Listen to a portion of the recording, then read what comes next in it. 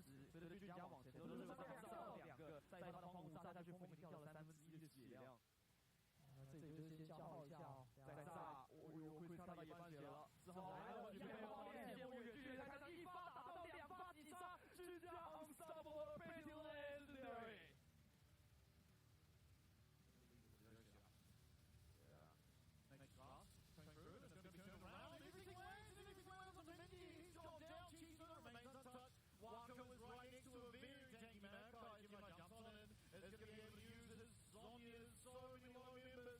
Jumbo finds his way onto the Israel. Israel trying to take on Kazante. Kazante winning 2v1. G1 is going to get it done. Oh my God, this guy's a menace. And some way, somehow, Frank gets the team fight win.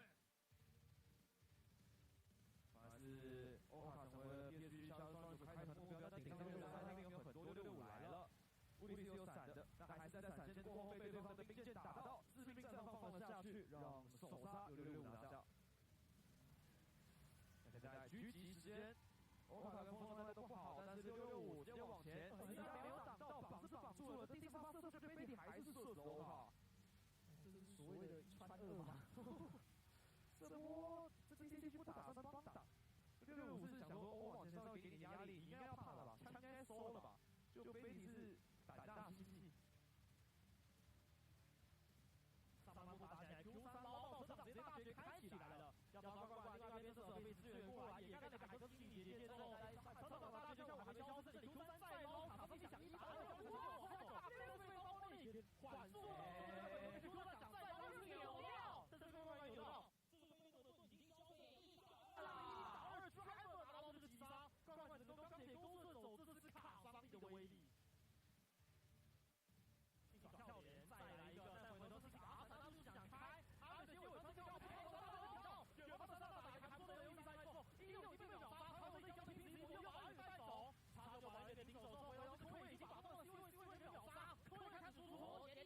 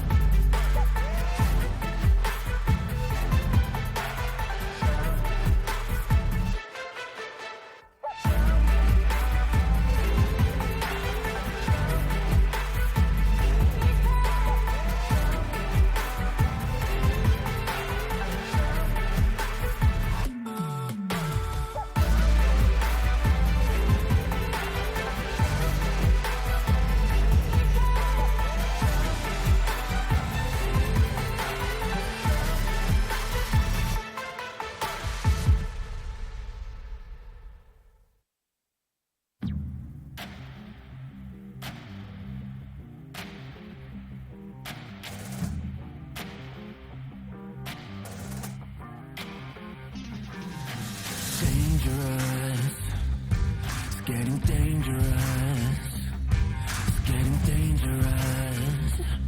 It's getting dangerous, getting dangerous.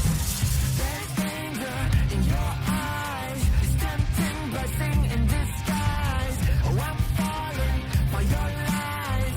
Welcome to paradise. There's danger in your eyes. It's tempting blessing in disguise. Oh, I'm falling for your lies. Welcome to paradise. There's paradise waiting for you.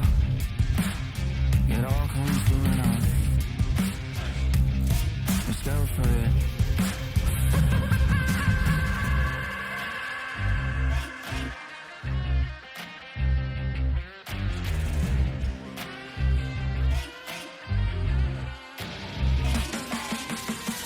There's danger in your eyes. It's tempting blessing in disguise. Oh, I'm falling for your lies. Welcome to paradise.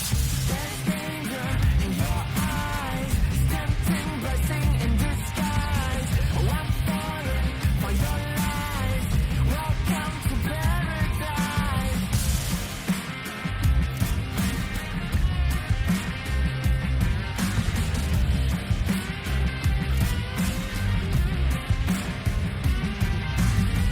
There's danger in your eyes. It's tempting blessing in disguise. Oh, I'm falling for your lies. Welcome to paradise.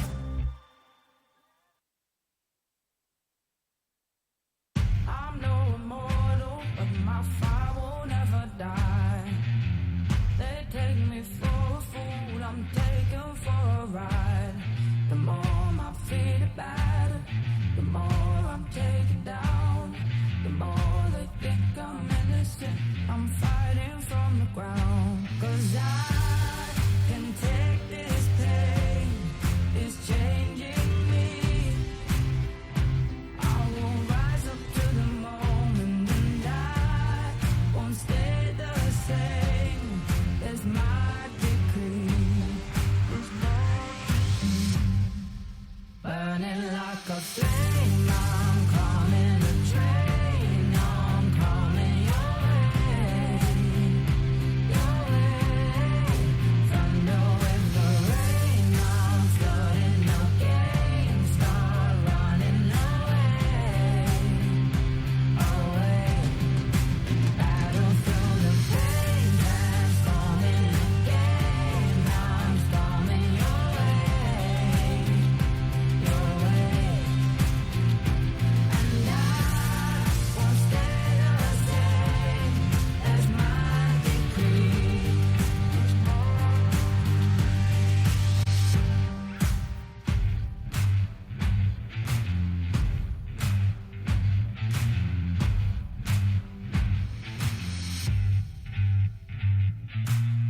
I'm no immortal, but my fire will never die. They take me for a fool, I'm taken for a ride. The more my feet are battered, the more I'm taken down. The more they think I'm innocent, I'm fighting from the ground. 'Cause I can take this pain, it's changing me.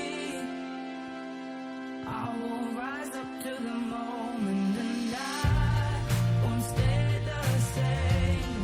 That's my decree. Burning like a flame, I'm coming a train. I'm coming your way, your way. Thunder with the rain, I'm flooding the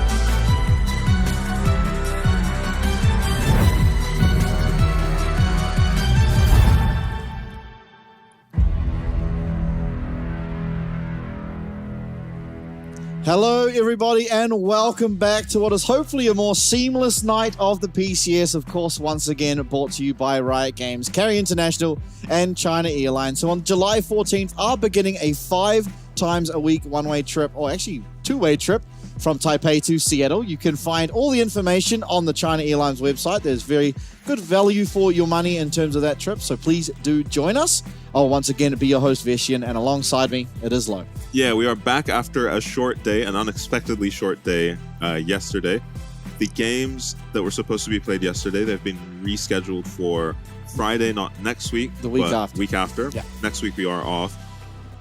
Today we've got Hellpigs up against Frank first, and you're in for a surprise if you're a Hellpigs fan, and if you're a Godtone fan especially. And then after that, I'm really excited for J-Team DCG as well. Last time that series delivered. Banger. Yeah, absolutely. Yeah. Always a pleasure to watch DCG, no matter who it is. But I think after last split, you have to be excited to see these two teams go up against each other. We've got the same, still really scrappy J-Team. We saw them against West Point for one game yesterday, and even from astronomically behind, they managed to fight back in that series. They were down like 3 dragons at like 17 minutes, 15 minutes or something, about as quickly as you could be down 3 dragons to 0. And they made that game very difficult for West Point. Yeah. So close, right? This honestly felt like they probably should have won at the point that they were coming back. And as Quadra kill on Azeri randomly. Yep. Yeah. A few mishaps. First game of the day, of course. Briefly did touch on it. Frank versus Hellpigs. Ooh. And there is a roster swap for Hellpigs. Multiple, actually. So do be excited. No, he's not against his old team. That's J-Team. No. Yeah, that's J-Team. But it is going to be exciting to see this matchup, of course. And then the second one is, as you touched on as well. Yeah, not only one roster swap, right? So Guangguan is gone in the top lane. No. For Hot Guangguan's there. I thought it was jungle. It's Hot Pot jungle. Yeah. So maybe Abyss. Yeah, we'll see. We'll see when the roster comes up. Yeah. I thought it was a top laner. I mean, exciting. Godtone, honestly, when he played on the Hellpigs, they had a better score than they have otherwise. Okay. The big difference is that they did have Tide and Taco at the time that Godtone was playing on their squad. So two very good players, both now, of course, on DCG. Time-tested now, very solid players. Yeah, and they've really found their mark in the PCS. Of course, the split Tide has been taking a backseat to Feng, but still always very exciting to watch them. And our first 1v1 of the day, Kiri, I believe, up against Jiang. So, I mean, it's Frank. You do expect it's going to... Kind of weird to not put Godtone in. Yeah. Well... But, yeah, we'll have to wait to see him in the 1v1. More, after a search of a win. I gotta... Yeah. I probably have more faith in Kiri. Heimer, Poppy, Irelia, Tryndamere, all very good 1v1 champs. No Poppy, 80 carry bans. Poppy unexpectedly good. Oh, Kiri doesn't plan on succumbing to culinary degradation. We've seen one Tahm Kench. It was against an Ezreal, and it sucked. I think we've seen another Tahm Kench. We saw I feel like two, we've seen one win. I thought we saw 2 lose, and they both lost by losing tower, but both of them like almost killed their opponent. Yeah. Bami Cinder versus a Vamp Scepter. But it's not Grasp or Fleet Footwork on Jiang. He's just gone the Vamp Scepter and the Dorans for lifesteal. So it's going to be hard for Carry to kill him until he's got some anti-heal, I think. I think it should just be hard. Opposite summoner spells. Yeah. As well. I think Tahm Kench should do well in this matchup, but... I would have thought so too, but it doesn't feel really like he should have kill pressure. Yeah. More just... Probably can play to try and force Jiang out of lane, you'd think. Yeah, I'm just not sure how you play around Counter-Strike, so... Yeah, this early on is always going to be hard, but once he has his Devour... Oh, Jiang dodging in and out of the bush there. Yeah, really canceling nice play. Carry's autos. A good vision play, of course. Have to wait for Leap Strike to be back up, which it is now. Counter-Strike as well, so Kiri has to be careful. Yeah, the problem is Tahm can't push his dash, his W, Abyssal Voyage, when the Jax has pushed Counter-Strike on top of him. So Jax just queues on, and I'm not sure what you're supposed to do as the Tahm, until you get very tanky. Bit of a moting going on. And Carry is definitely behind for now. Oh my. Yeah, that's a very clean trade by Jiang. Carry still gets some damage back.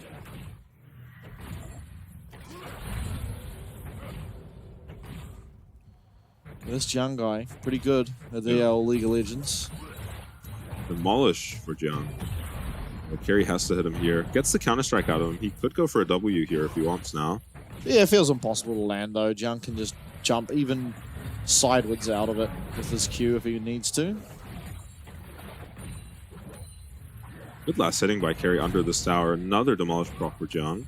He could be in a bit of trouble here. Gets stunned. Oh, well played by Carry. Yeah, Jung gonna have to pop that Ghost and Flash. Carry with both sums, but won't land the Tongue Lash. Yeah. And it honestly shouldn't be too bad for Jung. Loses both sums, so for the time being is, of course, going to suffer a little bit. Yeah, this position favors Carry, I think, for now, because he has Barrier and Ignite. Both still up. Oh, Jung is 6, though. Yeah, Jung going forward. Does pop everything. Carry. Oh, wow. The Barrier as well as that Grey Health. Not quite enough, and Jung claims himself first blood. Yeah, the moment he hits 6, he just jumps straight on the Tahm Kench. He's going to have a much better recall now if he's got his blade, because he's picked up some plates, too. Gotten every cannon and a kill. Might take another plate here. He will. May as well. Yeah, it's going to... I mean, he's going to have so much gold on this recall. The Empowered as well, just making it even easier. Yeah, if this is his blade at 2,500, it could be. Yeah, it is his blade. No boots for him, no sums for him, but it's going to be really hard for Carry to kill him now.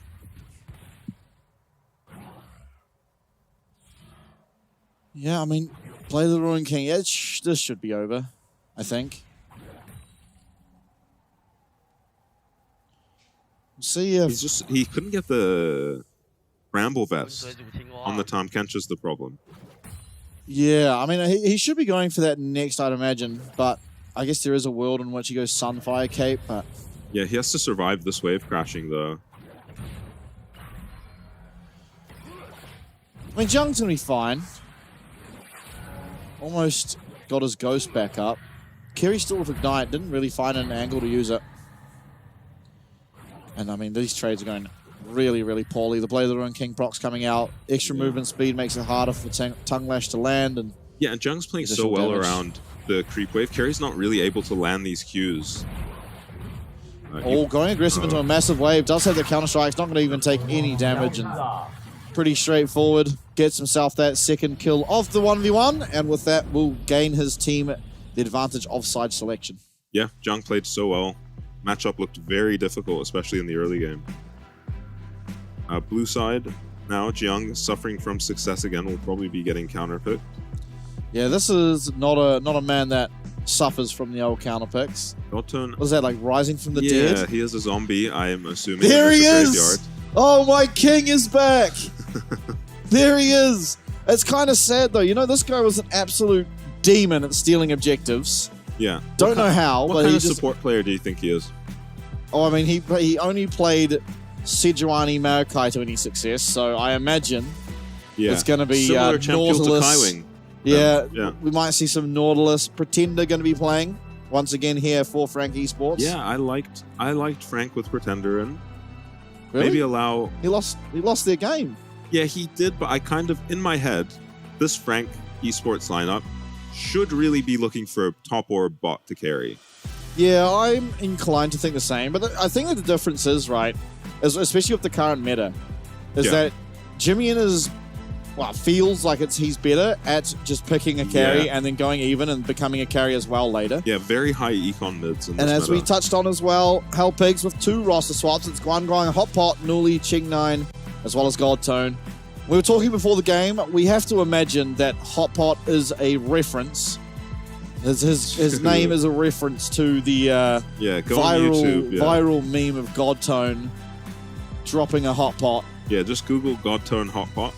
Yeah, give that a quick Google.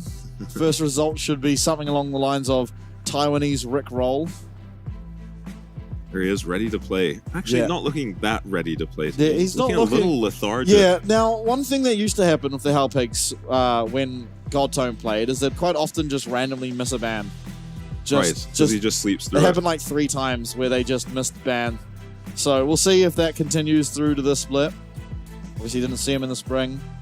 It was suspended for the first 3 of the Hell Pigs' games. I'm honestly surprised that Abyss has been taken out for Hot Pot. We'll see what how Hot Pot does today. As the featured matchup is going to be Guangguang versus Jiang. Jiang, an incredible top laner.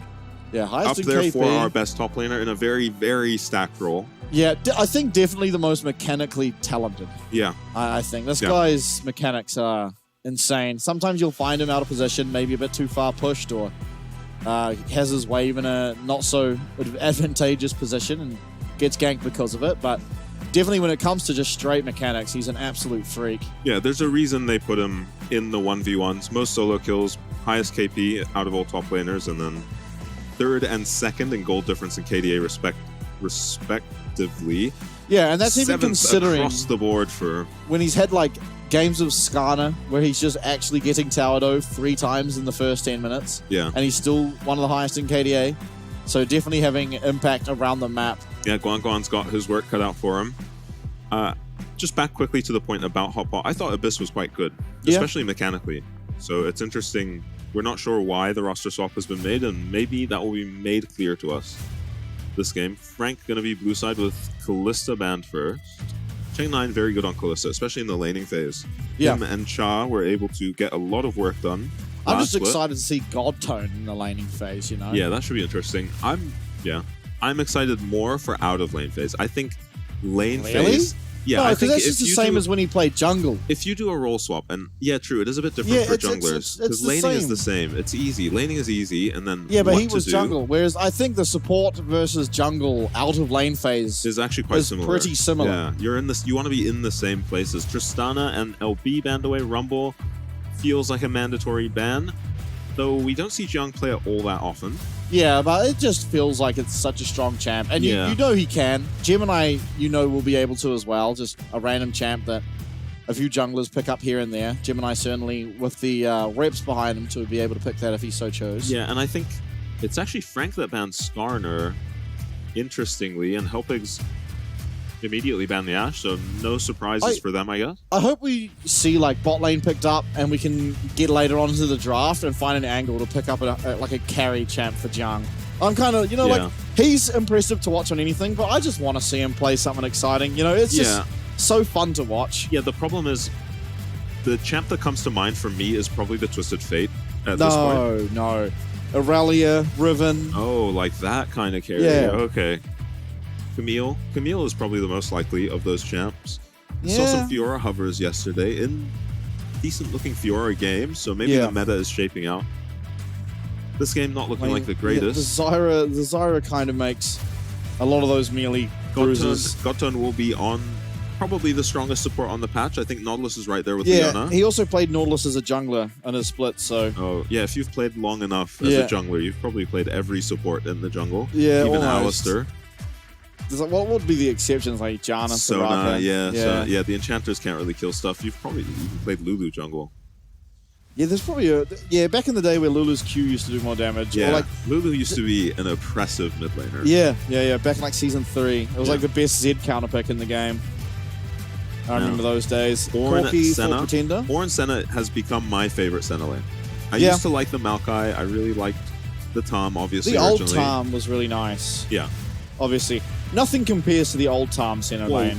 When his his Devour was on W, or W. That was incredible. W, you're right. Yeah, you just couldn't kill anything. Yeah. It wasn't even just protecting the Senna. You can't use your spells. No, it was... Yone, a pick we've seen a bit into the Corki now. Makes sense to go for an AD mid when you've got the Zyra locked in. That is certainly going support with the Nautilus on her team. Yeah, I don't think the Corki tends to mind all that much anyway. Yeah, jungle bans for Hellpigs makes sense, and probably top lane bans for Frank. They will have to blind pick top lane the way this draft is going. No, they just go for an Ezreal ban. That makes sense. Ezreal has been performing incredibly well so far this split. Little bit of play week 1, and then from then... Yeah, still not... I'm pretty sure we still haven't seen it lose. Yeah. Yesterday it looked like we might have saw the first loss, but Lil V turning it around. Yeah, that was an incredible turnaround. Lilia, the only thing left really for AP junglers, and Brand for Frank. Gemini was playing Brand already last split. He was one of the early adopters of the Brand pick. Yeah, Lilia as well. Yeah, as you said, Lilia, Brand. Yeah, I'm feeling like you want to be against a tankier lineup to play the Lilia. Well, I mean, it is a couple melees. Smolder locked in for Okay, G9. G9 on the Smolder. My support is Godtone. I'll just scale. Could be. Frank's turn to lock in their last two champions. They need a jungler and a top laner. Assuming this Ornn isn't going on Jiang, which would be Yeah, it's kind of a looking like tragedy. Jax most likely will be picked up. He does tend to enjoy the Jax, so... Will Guangguan pick Lilia? No way, right? I don't know if that's even still a counter. I mean, yeah, you also probably don't want that much AP. By the Yeah, it fact is that getting a bit literally much. everyone on his team will be doing magic damage. Yeah. Oh, is Yone magic or true? Magic. Magic, okay. And yeah, he might not even get a chance as Gemini. Highwing hovering the Lilia for Gemini.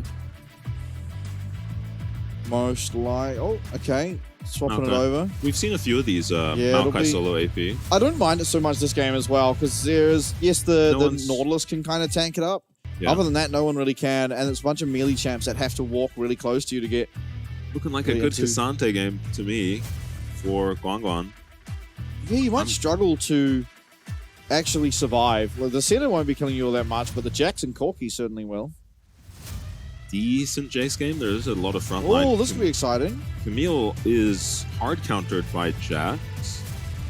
And this is an absolute staple top lane matchup. Yeah, I've seen plenty of this. This Renekton will be able to get very tanky this game too. So, for anyone new to the top lane experience, this is a matchup I have quite a bit of familiarity with. Played a lot of 1v1s.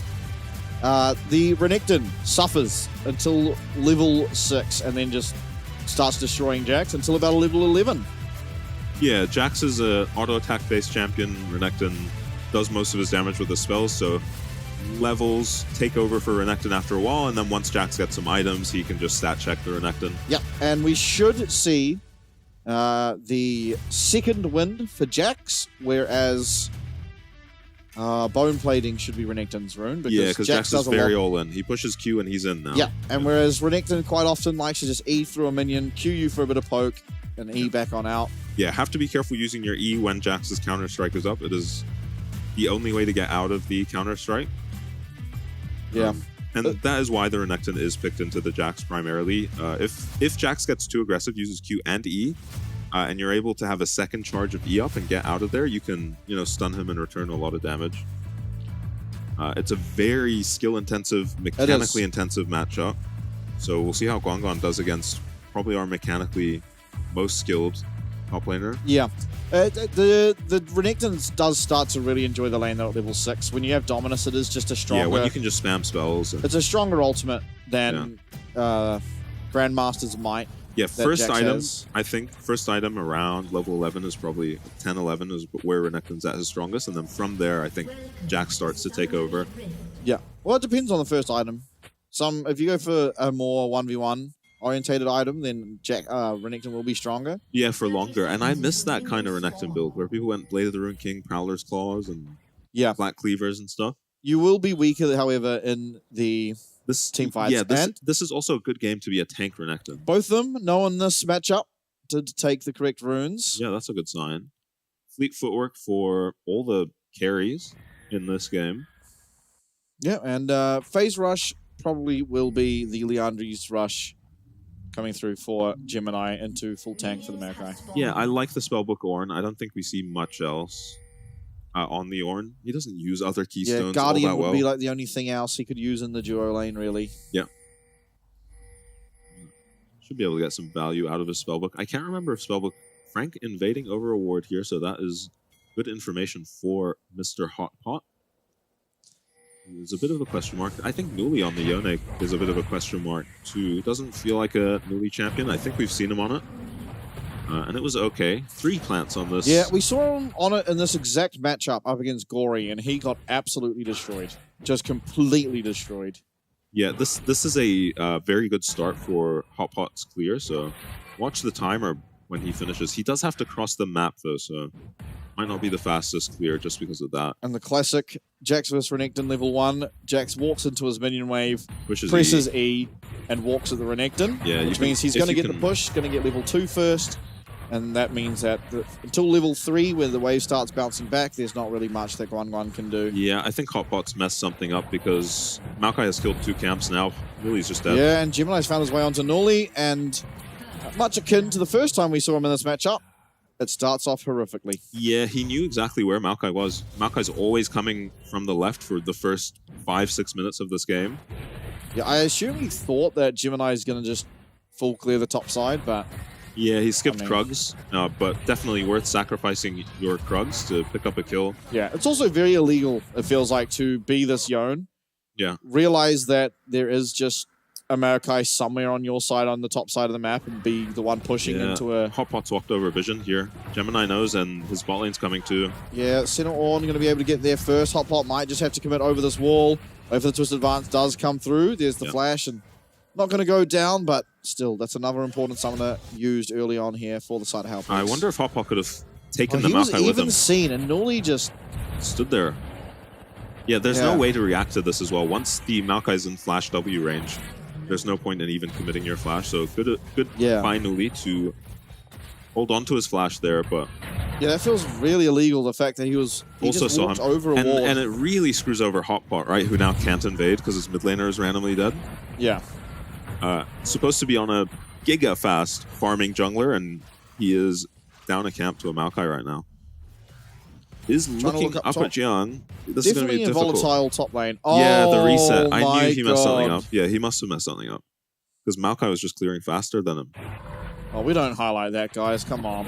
Because he had such a good start too. He got 3 plants on top of the blue. Nuli does not have his TP, but should get back here. Pretender has a lot of mana to push with though. And this wave trading. looks horrible for Guangguan. Look where the junglers are too. Yeah. Maokai's going to be here a lot longer. Yeah, and he even uses all of his fury. This is going to be really dangerous. Flash available for both top laners, and that should just be the dead croc. Yep, Guangguan gets solo killed. Jiang picks one up in a counter matchup.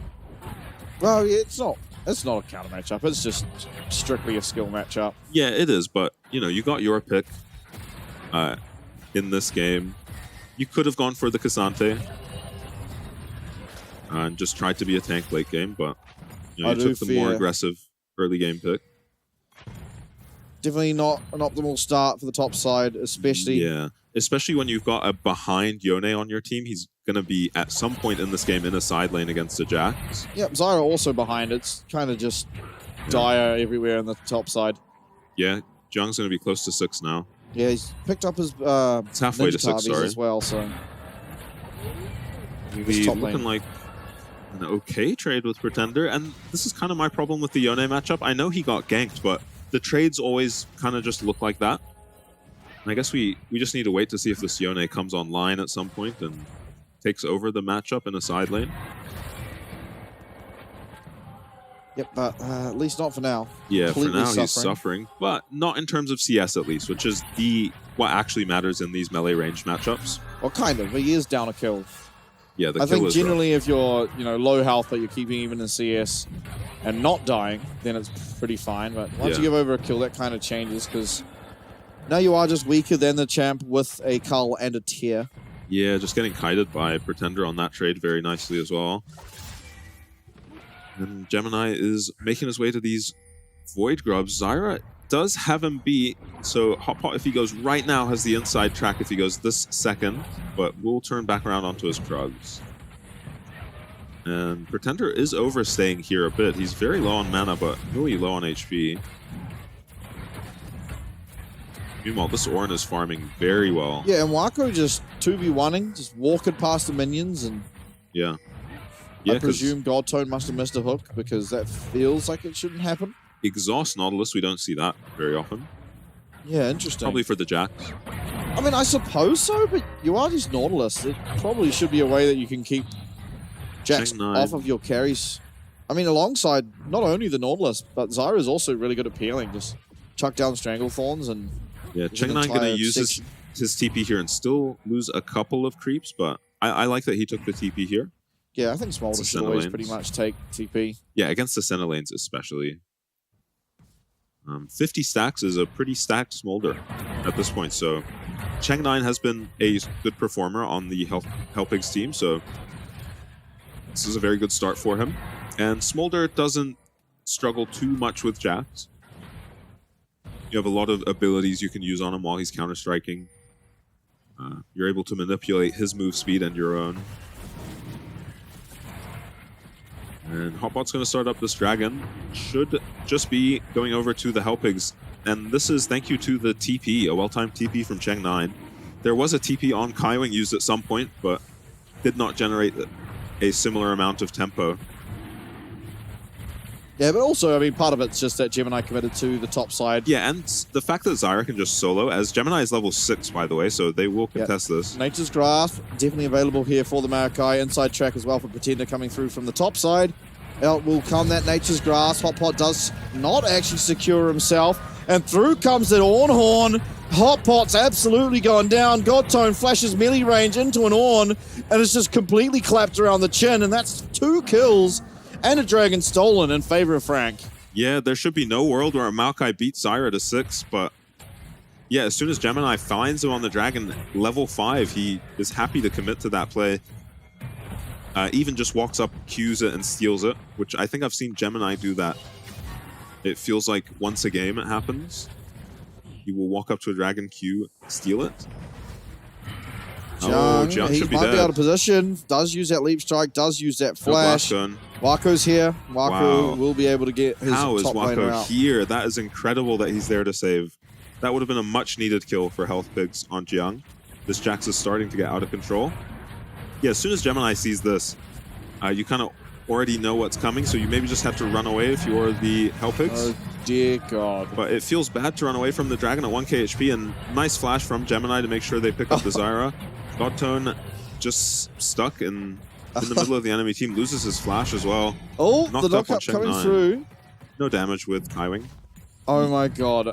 He's going to try freeze. That entire dragon series of events was... Oh, Godtone. That was appalling. I don't know what else to say.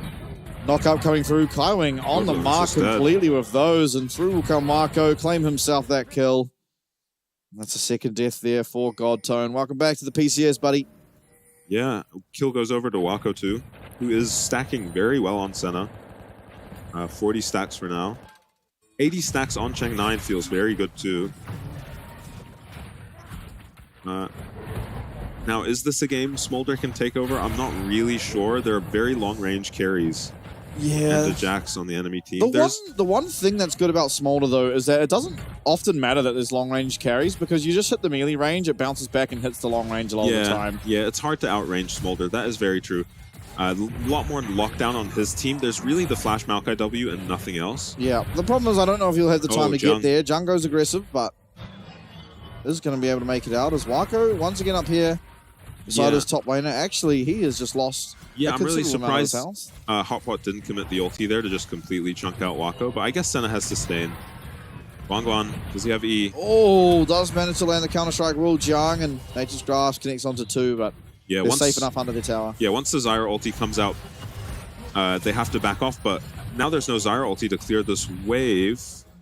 Hotpot is suspicious. Oh, Wako's dead. Wako might just go down, has the barrier, has the flash, has the root coming through.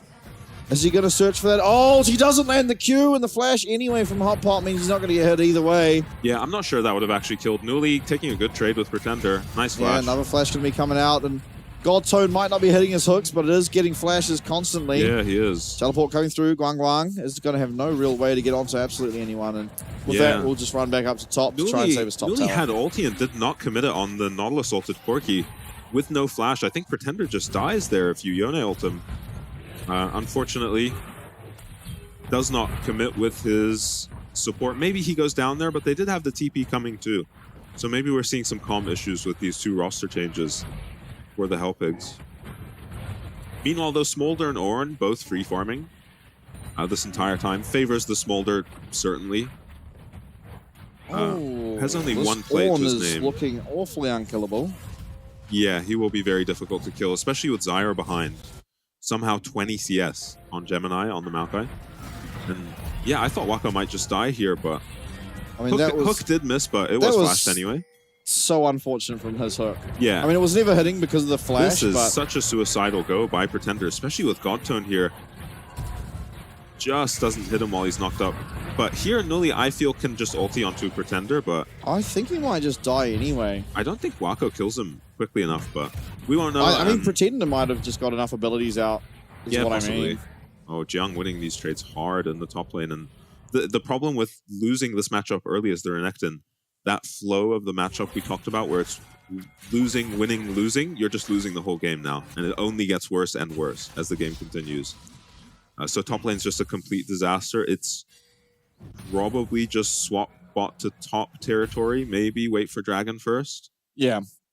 And sort of onto that lose, win, lose as well is, well, it sounds like, oh, if your champ is only winning for part of the game where the other champ's winning for 2, it should seem like it favors the champ that wins for 2, but in reality... You win hard. Yeah, when you are in that sort of strength of Renekton in the mid game, it means you are stronger in the side lane in the 1v1, and you are like 10 times stronger in the team fight as well. So you're just like best of both worlds for that aspect of, or that time of the game. Whereas later on, Jax is better in the side lane, and he'll make it a lot harder for you to play. But Renekton actually in the team fights, still all he needs to do is land a stun on one carry, and probably will be able to just almost 100 to 0 them. Yeah, Kaiwing getting run at by Godtone though dodges the hook very nicely. Extremely tanky. Not likely to even go down. Flat, flat, flat. Gonna get knocked up anyway. Ornhorn, Nature's Grasp, but he flashes into it. Under his tower though, and with Hot Pot being here, should be safe. Yeah, Maokai flash up now. Cheng9 has no cleanse, so gonna be hard to counterplay that. Maokai flash W. Doesn't look like a very contestable dragon for now for the Hellpigs. Godtone too low. And Jung is now ignoring Renekton and just taking his tower. Yeah, so I think maybe just give the dragon and swap your bot lane top now if you're Hellpigs. Because top lane is maybe an even bigger disaster than losing the dragon. Yeah, that is the dragon going down. Jung recalling, doesn't have teleport, but should be completely fine getting back. There's no tower plates anyway for Gongwon to take. Yeah, Cheng9 is going to stay. He does have TP to move around the map, but Godtone going bot right now is very confusing. Yeah, I don't think he should be. I think mid lane, starting to get vision around these objectives. Yeah, I think he is heading out to mid now. His mid laner is not on the map yet. If Frank just start this Rift Herald quickly, they may just get it. Yeah, they likely will. I mean, even if they didn't start it immediately, they probably just get it either way. The team fights don't feel like they're losable, particularly if Nature's Grasp up, which admittedly for now is still a little while away. Yeah, 20-ish seconds. Because of these lane assignments, this tower is just dead. Cheng9 waited too long to recall, and when he did, he just TP'd straight to mid. I don't think they can take a mid tower or anything. And I don't really think they can kill the Jax yet. I don't think Smolder does enough damage. It's going to be Essence Reaver. It'll be interesting to see what the Smolder build that Cheng9 goes for here. We don't see much Smolder these days. Yeah, this already feels rough. I mean, you are going to be doing absolutely 0 damage with an Essence Reaver. Yeah, for a long time. Bit of mana, sure. Yeah, you're kind of committed to doing not that much damage for a long time on Smolder. Is stacking well, at least. Cheng9, so is going to be useful pretty early this game. But there is a 3-0 Corki. Pretender has been the benefactor of all of this early game fighting. And the game doesn't even feel as one-sided as this 6-0 scoreline, right? Oh, I think it Just does. feels like Frank win every fight that they go to, and Gemini has been all over the map. 5 KP out of 6 kills. Wako, a little bit scary. But it is a blind hook from Godtone. Probably Rooted. is Godtone just going down. No, they don't commit They do to back it. off. I think it's wise. You never want to just randomly get caught by a massive combo coming out of Hot Pot, and it could just turn the tides of a fight really quickly. And especially when you've got so much pressure on the map, you can just back off. Yeah, it's actually Corki getting all the pressure tower. in the side lane against this Yone. With a tier and a cull as well. So Pretender is absolutely massive this game. And there's no one who can stand in front of him at all. TP from Pretender into the mid lane. They're going to go for mid tower now using this Rift Herald.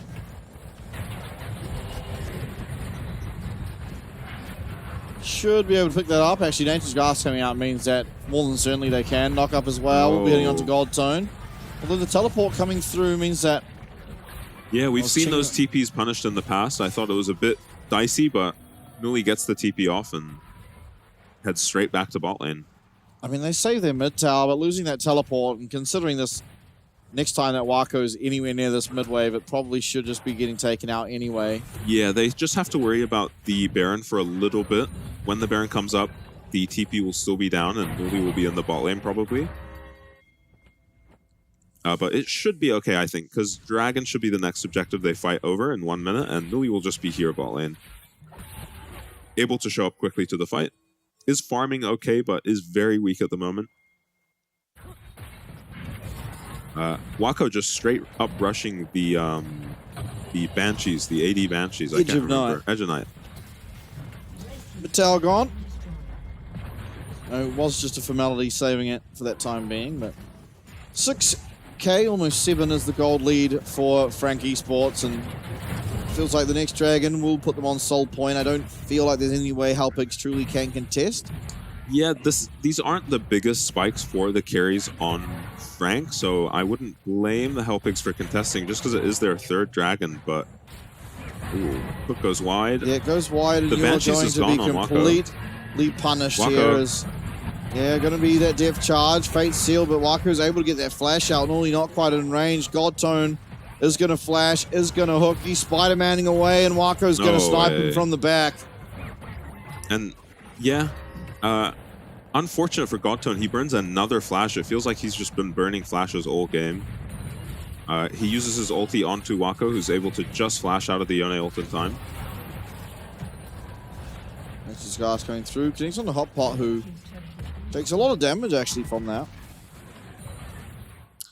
And yeah, that's a bot tier 2 gone in the blink of an eye against these ADC comps. And I think as soon as Wako loses his Banshees here, it was good discipline from Godtone to not ult him right away until Yone was in range.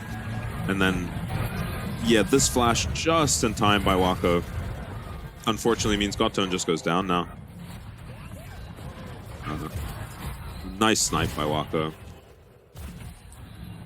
Yeah, Hot Pot not quite there in time, but that was actually just a 2v3, 2v4 essentially kill.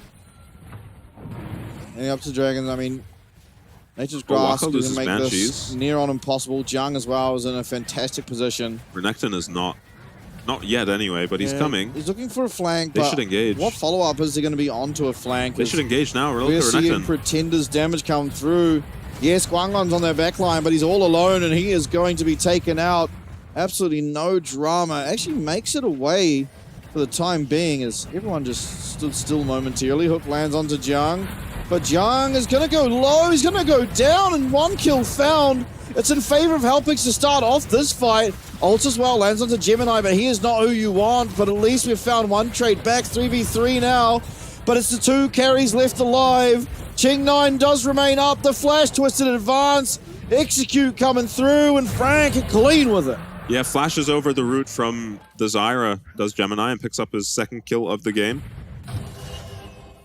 Little bit of a dicey fight for Frank for a second there. Well played by Halpix, but they couldn't quite make the flank as valuable as I feel like it should have been there, maybe. That was a Renekton in melee range of Corki Senna, so I think maybe they had to just commit Hot Pot's flash to help out the Renekton. Yeah, I mean, this is so insane for Guanglon. If he can get any help, or if his teammates can even just go on frontline while he's doing this, he can wreak havoc on the backline, but no help, unfortunately, for him. Godtone is spending most of this fight just zoning Jiang, and he actually sets up this kill for his team very well. And Guanglon lives for such a long time, goes down to Liandry's ultimately. So at this point, the fight looks fine. Nice hook landed onto Pretender, but they just don't have the damage to kill him. With their carries so low on HP, they can't walk up to hit him. Gemini, immaculately played fight, immaculately played game. Doing so much damage as a Maokai.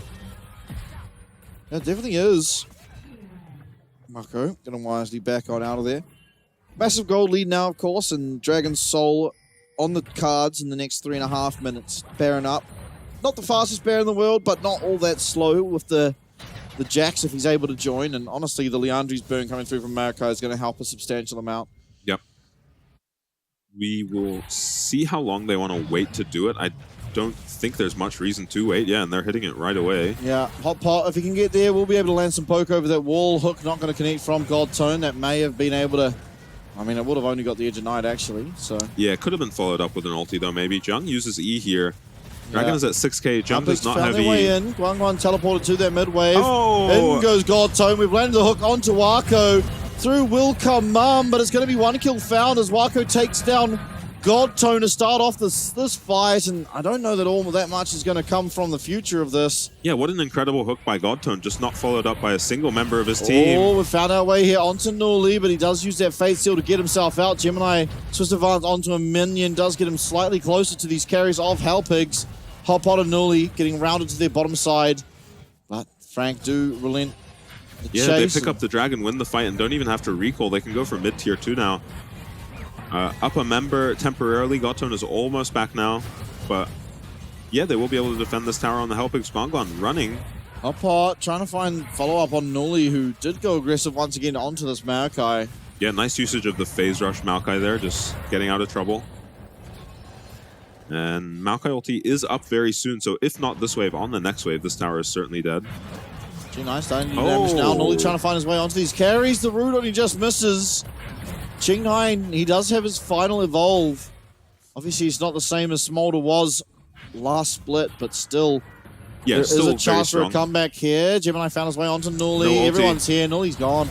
No ulti, no flash for Nuli. He's just dead. Frank is staying so long on this passage of play that is catching Hellpigs off guard. They don't get the tower, but they do get the kill in. Plans. Jung's actually going to flash yet again. So a couple times this game we've seen him caught out in the opposing side's jungle, but both times actually surviving. Yeah, and after getting the pick now, Frank can just easily pick up this mid tower, and looks like they Baku want is to keep getting going. low. Got to be careful. One of these cues from Smolder could actually spell his demise, but he does Maokai get ult healed committed. up. Very poor usage of the Maokai ult. The wave was already dead by the time he pressed it, so they can't actually hit the tower. So after that, Frank will just opt for a recall now, and no outer towers for them to take. Dragon up in just a minute, so that will be their Infernal Soul. They'll be planning to take that and then run straight down mid lane, probably. Rapid Fire Cannon now finish for Pretender, as well as that opportunity for Wako. So And, spikes, massive Quick spikes. blades for Jax. Oh yeah, I mean, I think he's just having a fun time now. Yeah, I'm not ready to trust Jung's Jax builds yet. Yeah, it's weird. He went for Triforce. I think Roa was best in slot here. Yeah, no, ever since Roa, I need to see someone else build Quick Blades Jax.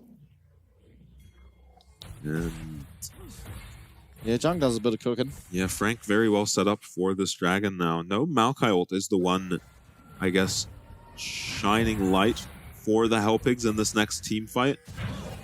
Godtone getting rooted up. A little bit of a chunk from Wako. Doesn't have his Warmogs yet, importantly. Wako... Land another hook, but I mean, Wako might just take him out. Oh, Actually, Death that's Charge the- is going to be committed. Yeah, that's the Nautilus ult wasted now. Jung with the Blast Cone. I mean, it would be very scary to go in 1v5. You might kill this Nautilus, but probably not worth it, especially with this Dragon Soul, which will absolutely be and easily taken objective for Yeah, Frank. that's I just mean, Soul at 25 minutes now for Frank. this should spell the end of the game. We should be able to just walk at their tower with a Maokai ult and Yeah. force something, because the lead that Frank currently have, I mean 12k, is genuinely an insurmountable lead. Yeah, they do have to push into a Smolder, but every once in a while Pretender can just do that and take half of Cheng9's HP off. Yeah, just whenever his rapid fire's up. Yeah. Does And- get that oh, what is the Ornn upgrade of Triforce called? Is it Infinity Force? Yeah, it that is. sounds right. Infinity And- Force. And Jung, if you give Jung about 10 seconds with a tower, maybe even 5 seconds with a tower, he is just going to insta-kill it. Nature's Grasp coming out. Only Gongon going to be able to defend this tower, and defend this tower he will not. Yeah. Taken out is that bottom inhib tower. On Horn, Call of the Forge God will commit and connect onto Hot Pot, who's going to flash again once again. Away from Wako and his ultimate as Oh. well, but Even, inhib tower gone, inhib gone. even these Maokai saplings with the Infernal Soul are doing so much damage. Yeah, just so far ahead. Yeah. Non-empowered sapling took off like 20% of Nuli's HP. Should be Rapid Fire Cannon next for this Corki. Not Rapid Fire, i.e. with the Rapid Fire completed. Yeah. Yeah, and that's should the be. problem also for the Hellpigs, is that sure, you're stacking the Smolder, and Yone scaling isn't horrible, but the scaling on the side of Frank is insane. Ornn, Senna, Corki, Jax. Yeah, and this Ornn is massive as well. I'm actually not sure who is killing this Ornn. Smolder does okay into these Mega Tank. Doesn't have an LDR or anything yet.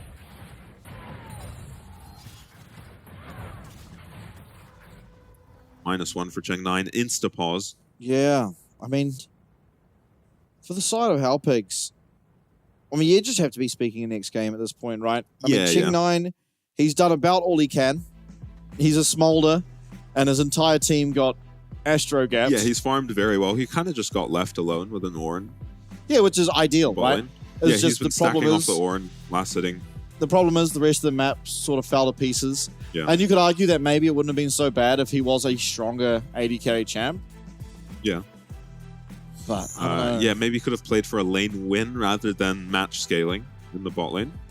Yeah, too many things really going wrong. I honestly think the biggest problem for Halpigs this game has just been coordination. Godtone is about 0.50 or 0.60, but he's actually found some really good goes and burning flashes all game. Yeah, but there just hasn't been anyone else doing anything with initiative. He's pretty consistently been able to take Edge of Night off Wako with his hook. Yeah, landing a hook. Which unfortunately sucks because that brings him closer to Wako. Yeah. Wako doesn't get stunned and he loses almost all of his HP. Yeah, but that's where coordination comes in. So if you can hook the Senna, you could just alter. Yeah, if your but teammate's the thing anywhere is, near you. because Senna doesn't get pulled in, the ult's going to travel for so long that Wako has a good amount of time to actually just get away. Nautilus does get pulled to the Senna. Yeah, but not melee range. Halfway. Yeah, halfway. But then because you don't get stunned at all, you just start running back immediately. You can even flash auto at that. There's a lot you can do if you do land the hook. It's not like it makes you impervious to Nautilus engage. I just think you can't really follow up on a Nautilus hook if it's spell shielded. Yeah, maybe not. Yeah, I don't think that's possible. There have been other amazing hooks. Yeah, there have been. No, I'm not. Yeah, I don't want to well. discredit Godtone. I just think those instances aren't really follow-upable. Yeah, there was one around Rift Herald, one around Baron, one around one of the Dragons, where he's just landing hooks onto carries and nice ultimates too, and there just isn't the follow-up you would hope there would be from a Yone and Zyra. Oh, back to live. That's Smolder always has. Yeah, we're back in. Smolder always has an easy time following up just because how much range he has. Yeah, you just chuck the ult down, a W and a Q. And that's all Smolder really should be doing to follow up. But it is, I think, carry, the onus, that's usually enough for a kill. Yeah, I think the onus is on to Nuli and Guanguan to get that follow-up. And Guanguan's found himself in decent positions, but... Oh, I think Hotpot. I think Hotpot needs to be using his flash a lot more aggressively than he has been. Yeah, I think maybe he's just too far behind and he can't now. Kind of just getting one shot. I don't believe... Yeah, he doesn't have his Zyra omnis. is a support champ traditionally, so she doesn't do horribly with the lack of resources, but in the jungle, you are expecting her to do damage. Yeah, and you kind of need to get to that point where you have some of those health AP items, right? Like the Rylai's coming through, the Zhonya's. Bongon loses about half his HP. Maokai ult is... Maokai is going to connect onto Nuli, and this actually might spell the demise of Halpigs, and Nuli gets absolutely annihilated. The range on Maokai ultimate. What a fantastic time for a carry. Hotpot down. Down will go Godtone again for... I've lost count how many times in this game, but it looks like Frank Esports in 28 minutes should be able to take game number 1 of this series and withhold Halpigs from a win. Just going to be finishing it. Yeah, Nexus Tower now the last focus. Frank, of course, love to get those last few kills in before the game ends. Yeah, pretty clinical. Pretty clinical 28-minute game from Frank. Not an incredibly fast game or anything. I think they should have been able to end it quicker. I think so too, but I was about to defend the pace that they ended. 28 minutes isn't exactly a long time. Right, but they gave them 18k gold. Yeah, but that's what I mean. They gave them nothing. They were up so much gold. 18k at 20 minutes, 28 minutes might be a record. At 28 minutes, that's an incredibly big lead, and it's because they gave nothing at any point. We'll have to look back. I can't remember how much DCG were up against. Oh yeah, they were up about Ground 30 kills, so that might be more. The Ground Zero versus DCG was 20 minutes long, and Cascada had 20 kills, so there was a chance that it was an absolute shellacking. I do think though, again, I think yes, they didn't give them anything over, so they didn't actually get punished for making go long. They didn't make a mistake, but when you've got a team like the Jax who can sit in a side lane or sit in front of your team, you got a Maokai ult, Corki, as well as the Senna. Very long range. You should be able to get that game finished a lot earlier. And the reason why I'm critical of it is it's Frank Esports. Well, it's a team that we want to be competing for top 3 against a team that we are potentially thinking is our last place team. You're almost certainly right, because at the end of that game, Gemini just pushed his ulti And they just walked in and pretty ended. suspicious Maokai ult, but that thing covers the entire map. Yeah. And if it hits anyone on the side of Hellpigs from this far behind, they just insta-die. Yeah. As you saw what happened to Nuli, because the Orin ulti following up the Maokai ulti is a very obnoxious combination. Yeah. Even if you're not rooting a lot of people with the Maokai ulti, The zone. you have to line up. You Yep. have to line up to dodge the Maokai ult in the first place, right? And Orin loves to, shoot his ulti at a lined Loves up lines. team. Yeah, true. But I mean, Maokai. it's unreal. I think really we do need to see Frank be able to get these games across the line quicker, because Yeah, I'm not it's also worried. I'm not no. worried You based off that got game. to think back. They lost to CFO after being very far ahead, because they're not like there's lots of times they're not taking the advantages they should be. Yeah, And you it's do give your opponents Right, opportunities. and so they're not punished against Hellpigs. Hellpigs weren't able to find a I way think back there into were the team game. fight opportunities that game for Hellpigs as well. Yeah, exactly. That's what I'm saying, is that Yeah. yes, they weren't punished, but they will be when they go up against these stronger teams. Because tomorrow, this Frank Esports team is against PSG. Ooh, that'll be fun. You can find advantages early on against PSG. Oh, that's going to be fun absolutely if Gemini is on this kind of form. Yeah, if he maintains yeah, this right. kind of form. Gemini is playing clean. Right, but you need to be able to get this game across the line earlier. And like, I know it sounds very critical. They played fantastically. Yeah. But yeah, I I'm know, only but we have critical to be because I want hard them because to be competing for top 3. yeah, and if you're actively. competing with PSG and CFO, that Yeah. means you could be the team, one of the teams we are sending to Worlds. Yeah. On the other side for the old Hellpigs? our solo laners both got counterpicked and got destroyed in their lanes. Newly at least got ganked and took a Maokai flash and then maintained even CS, but this Corki became a monster, this Jax became a monster, and just took tower in isolation against the Renekton. So that cannot be happening when you have counterpick, or you need to not be doing it on things that are like Yone and Renekton. Champs you cannot really afford to go that far behind on. Otherwise, it was okay. One other big takeaway is Maokai hitting level 6 before Zyra means you shouldn't have picked Zyra. That should never really be happening. You've made a horrific mistake if that's happening. That is because of the mid gank, though. You have to give sort of yeah, did they have to protect reasoning to their that. jungle level 1? No, but they should have respected the fact that there was a ward sitting there and watching Maokai run at you level 2, and just you're still that is pushing in the weird. minion Dying wave. on vision, and Yeah. it's not really the kind of mistake we see Nuli making all that often. He's a very solid mid laner who just keeps up in farm and shows up to team fights and contributes damage. That seems to be how he approaches the mid lane role. So it's weird to see him on Yone, who's kind of a playmaking champion in side lanes. And it's weird to see him die to a gank like that. I think maybe some communication issues with, as you'd expect with new players on the all Hellpigs. Yeah, exactly. You can't be too critical of the Hellpigs roster, because I think ultimately they were playing around their win conditions somewhat. The problem was their win conditions just found themselves so far behind so early on. I think this was one of the fights. Yeah, this fight, you need to just be flashing in on Zyra. Godtone is doing a good job of zoning the Jax, which is very important, because if you engage as the Hellpigs here, you're also getting flanked. So Godtone is doing the right thing by zoning Jiang.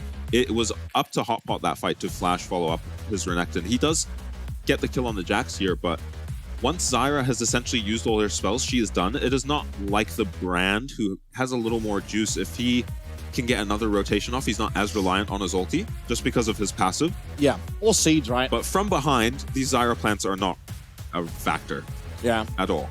Even if they're hitting Senna. Especially when she's playing passive, because at that stage they're only really going to be hitting and they're mostly going to be the ranged. Yeah, and well. she also, like, there's no, what is it called, heal cut coming through either, so Senna's just going to be able to heal people up. Yeah, I mean, at that point in the game, Senna can just ignore the ranged Zyra plants all she wants. You have to flash E when you get an opportunity to from that far behind on the Zyra. And we've seen a few teams pick the Zyra and not be able to execute what should be the game plan early on of just extremely fast jungle clears. And damage dealt.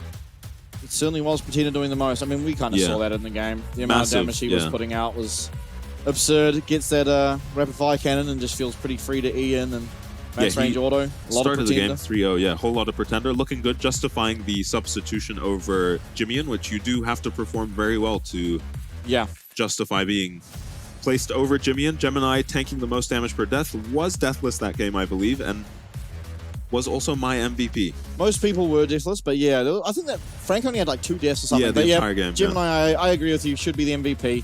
Pretty much set up that entire game. Kaiwing, Disagree. Yeah, I have to Disagree. disagree with this one as Kaiwing well. mostly using his ults There for was follow-up. some crazy knockups that he was finding though. Yeah, he did find a yeah. flash 2-man knockup in that dragon fight we just watched. Yeah, he was very good at the Ornn. But I just Yeah. think the entire game and sort of how the success played out was off the back of Gemini and his early game. But I don't hate this entirely. Yeah, I mean, this will be a cool replay coming up Yeah. because there will be something awesome he did this game that, we might have missed in a team fight. It's kind of hard to pay attention to the Ornn Yeah. in a team fight. In that last team fight, I just noticed at one point he ended up in the middle of absolutely everyone. Oh, okay, so this was... Yeah, so Kaiwing and Gemini are 6 for this first dragon. I think Hellpigs...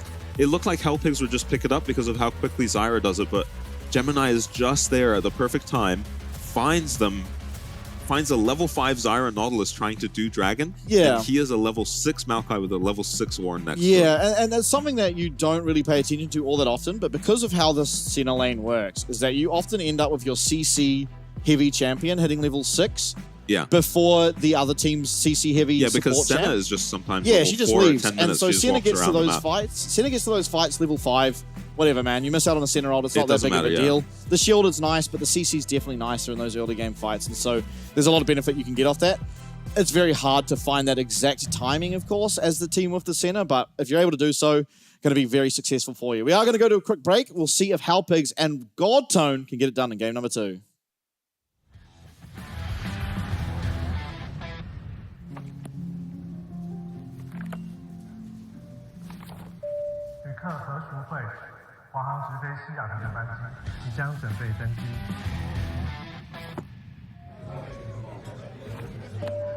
China Airlines passenger Michael Chen.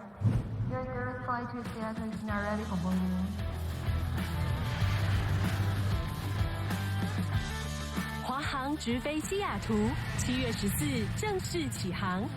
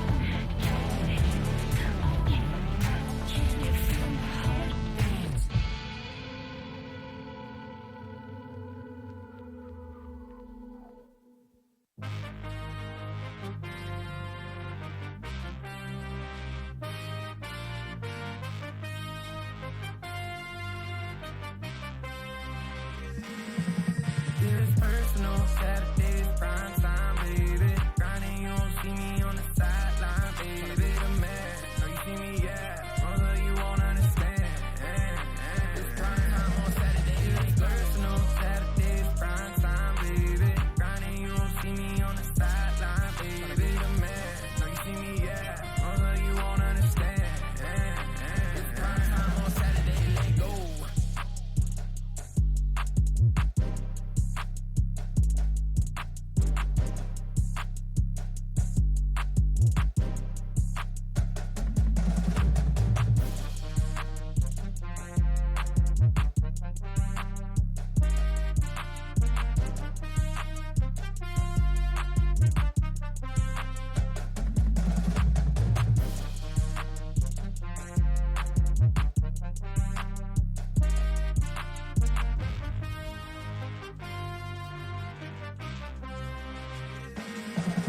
It's personal. Saturdays, prime time, baby. Grinding, you won't see me on the sideline, baby. The man, know you see me, yeah. Mother, you won't understand. It's prime time on Saturdays. It's personal. Saturdays, prime time, baby. Grinding, you won't see me on the sideline, baby. The man, know you see me, yeah. Mother, you won't understand. It's prime time on Saturday. Let go.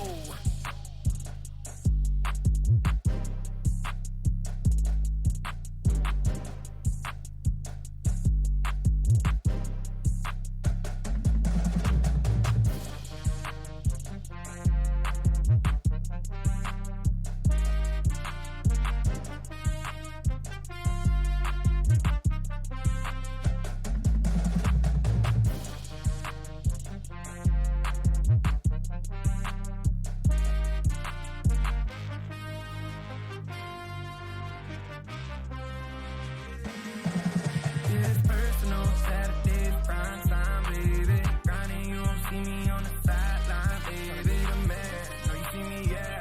Mother, you won't understand.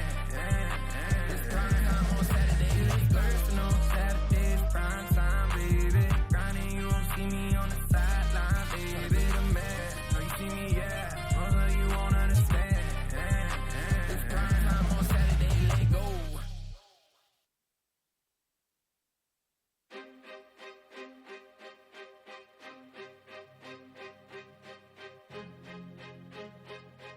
Yeah. Come from nothing in the world, but it's all good. Catch you looking at the stars like we all should.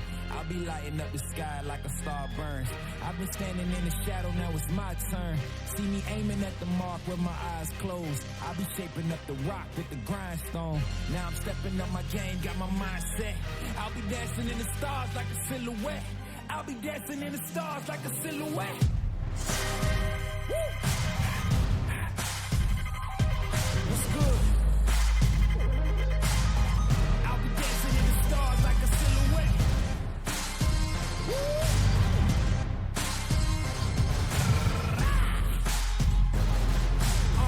I'll be dancing in the stars like a silhouette. When you hear them go wild, it's a home crowd. But you never slow down when it's sold out. I'll be ready for it, I can take it home. When you see me in the frame, I'm a Van Gogh. Watch the heads turn, see the sky burn.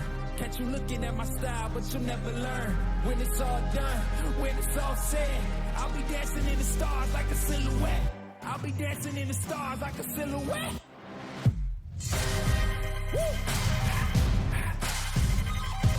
What's good? I'll be dancing in the stars like a silhouette.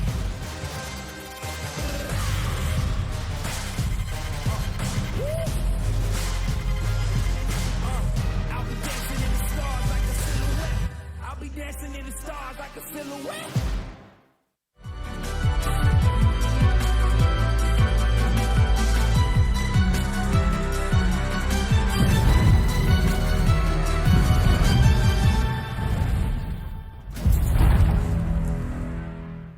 A dominant performance from Frank gets him across the line in game number 1 up against the new Hellpigs roster after seeing the return of the Asian God Tone.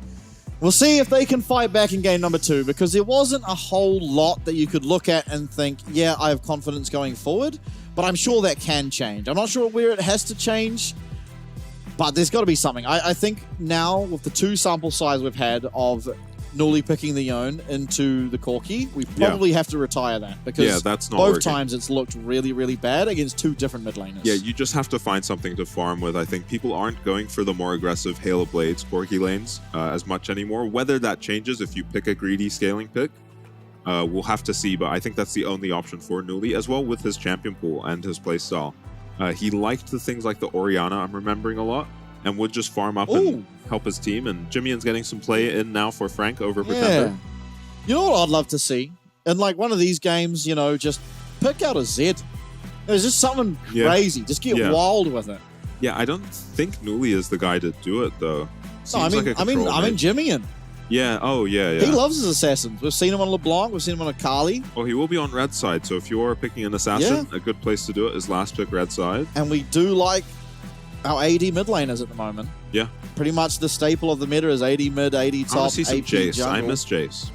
Yeah, but Jace, I've just seen a lot of Jace. You barely ever see Zed, you know? That's why I want to see Zed, is because it's a champ you don't see often. I agree, though. Jace is very fun to watch. Something fun. Let's just have it at that. Honestly, Corki's fun to watch. We'll see, though. As you said, Frank on the red side this time. Halpig going to have their choice of first pick. See what that does to change the draft. You'd have to think that looking at an early Corki pick is one way. Yeah. Possibly even just a ban. It doesn't... Corki seems near on infallible. Yeah, and I think Halpig should prioritize this draft just getting a safe blind pick for Guangguan in the top lane. Jiang is a monster without counter pick, so I'd hate to see what he's going to do with his choice of matchup in the top lane.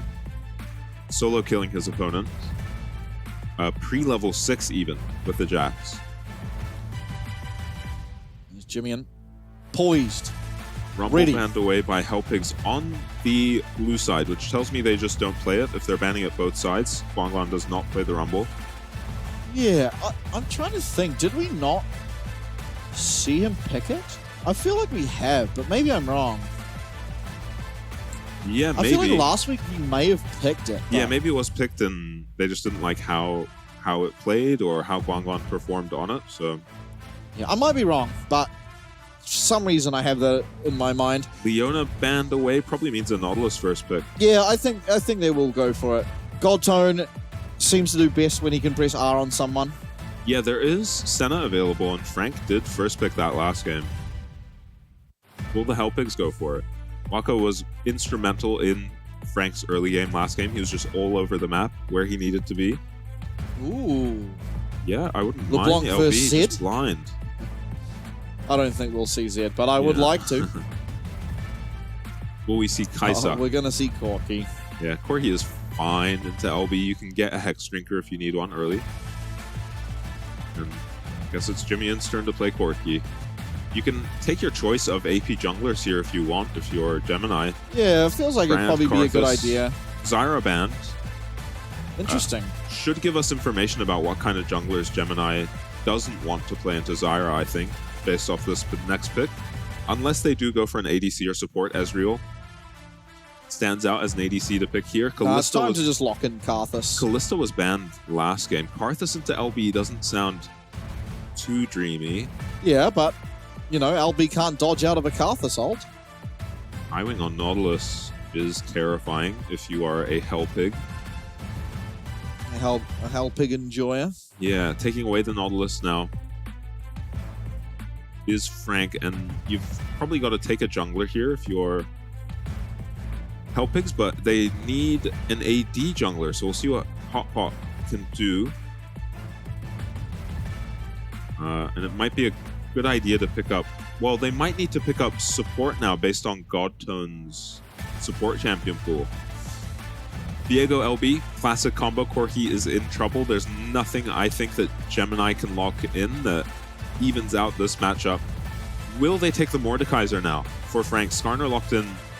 Mordekaiser has been pretty successful in the right hands as a counterpick to the Skarner.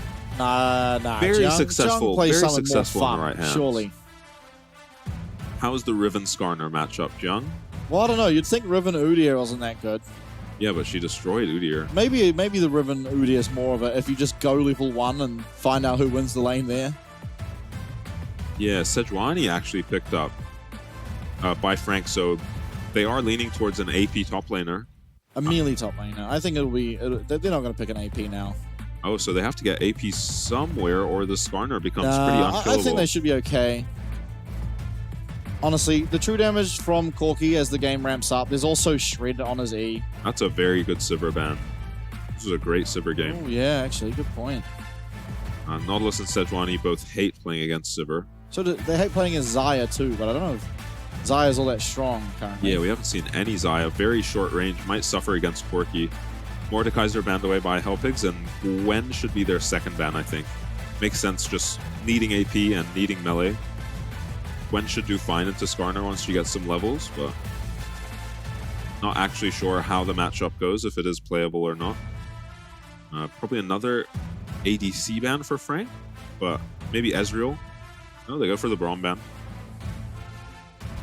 Yeah, Ezreal seems good here for the same reason Sivir is good. It can just get out of a lot of the scary lockdown that's been picked up by Frank so far. Hellpigs can throw another top lane ban here to protect their Skarner pick. So a Skarner pick with 3 top lane bans thrown in as well should perform very well this game. Renekton is the ban. Renekton Sejuani, terrifying combo. I think we're probably just going to see Cassante. Yeah, I don't want see to, Jax. But I think we will just see Cassante. Yeah. I think Jax kind of just gets rolled by... Do they pick it here, or do they secure Ezreal? Oh, no, that's a champ we didn't think of. Yeah, Gnar should be a good matchup. This is a champ that tends to do well against these really strong melee range tanks. Yeah, don't see Jiang all that often on the range top laners. Kai'Sa makes sense. It could be a very scary Kai'Sa game just because of her short range against Sejuani Nautilus. But she can follow up her teammates who all have crowd control for her, including this Rel if she gets locked in. Zeri makes less sense to me. She just becomes a Nautilus ulti target. They lock in the Rel for now. Yeah, well, I mean, she does become a Nautilus ulti target, but I think you probably feel okay, because that's the only way you're really going to get locked down. Maybe we're just going to see Smolder again. We see Giggles. Yeah, Smolder. Ezreal just makes sense. Giggle. Ezreal just makes sense to me here, unless Cheng9 doesn't play it.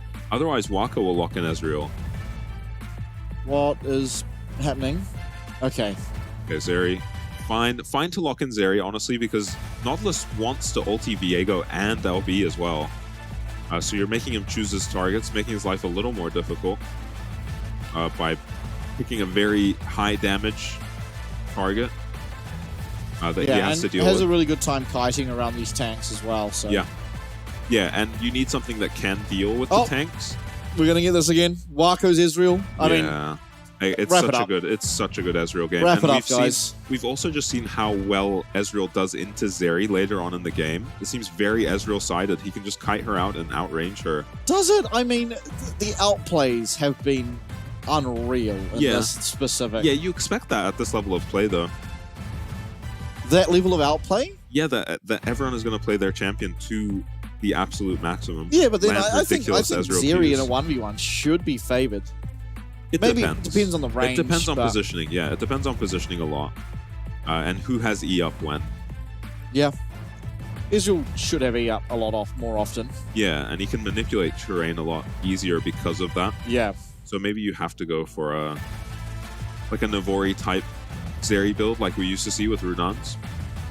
Should be good against this many tanks. I'm assuming Frank are going to swap jungle and support. Yeah, I think the problem is that if you go for the quick blades or the swift blades, you will then lack getting an LDR for a long time. Yeah, otherwise you have to go like... you can't go quick blades first, I don't think. It doesn't have enough stats on it. You need like Static Shiv or... Static Shiv, Runans, quick blades, LDR. Yeah, that's a very late LDR against I don't know if... I mean, yeah, true. Runans is really good against a bunch of melees. And it's really good with quick blades.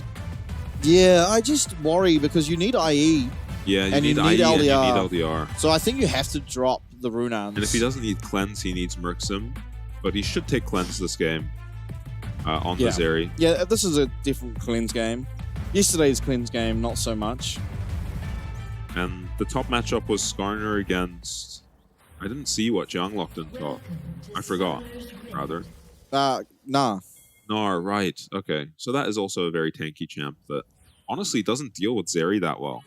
So this could be a very good game for Chang9, who has been a strong laner. Guangguan. Oh, Guangguan. Are you going for that honorable top lane emote dance? Wow, that is going to accelerate Jimian. You need a lot of gold on this Corki. Tears, culls, hex drinkers against the LB, so Jimian is going to be appreciating that extra gold. Very scary. Yeah, I think we're going to stop seeing this top lane dance very soon because it's been a few times now that the honorable emote battle just turns into someone getting chunked out. Yeah, this time Guangguan led to an actual death. Yeah, Guangguan not flashing when he sees the Nautilus there means he goes down instantly. So this is Guangguan POV. He sees Nar walk in. Doesn't see Kaiwing because Kaiwing wraps around in Fog of War and is just in auto range of him. Well played by Gemini, rather.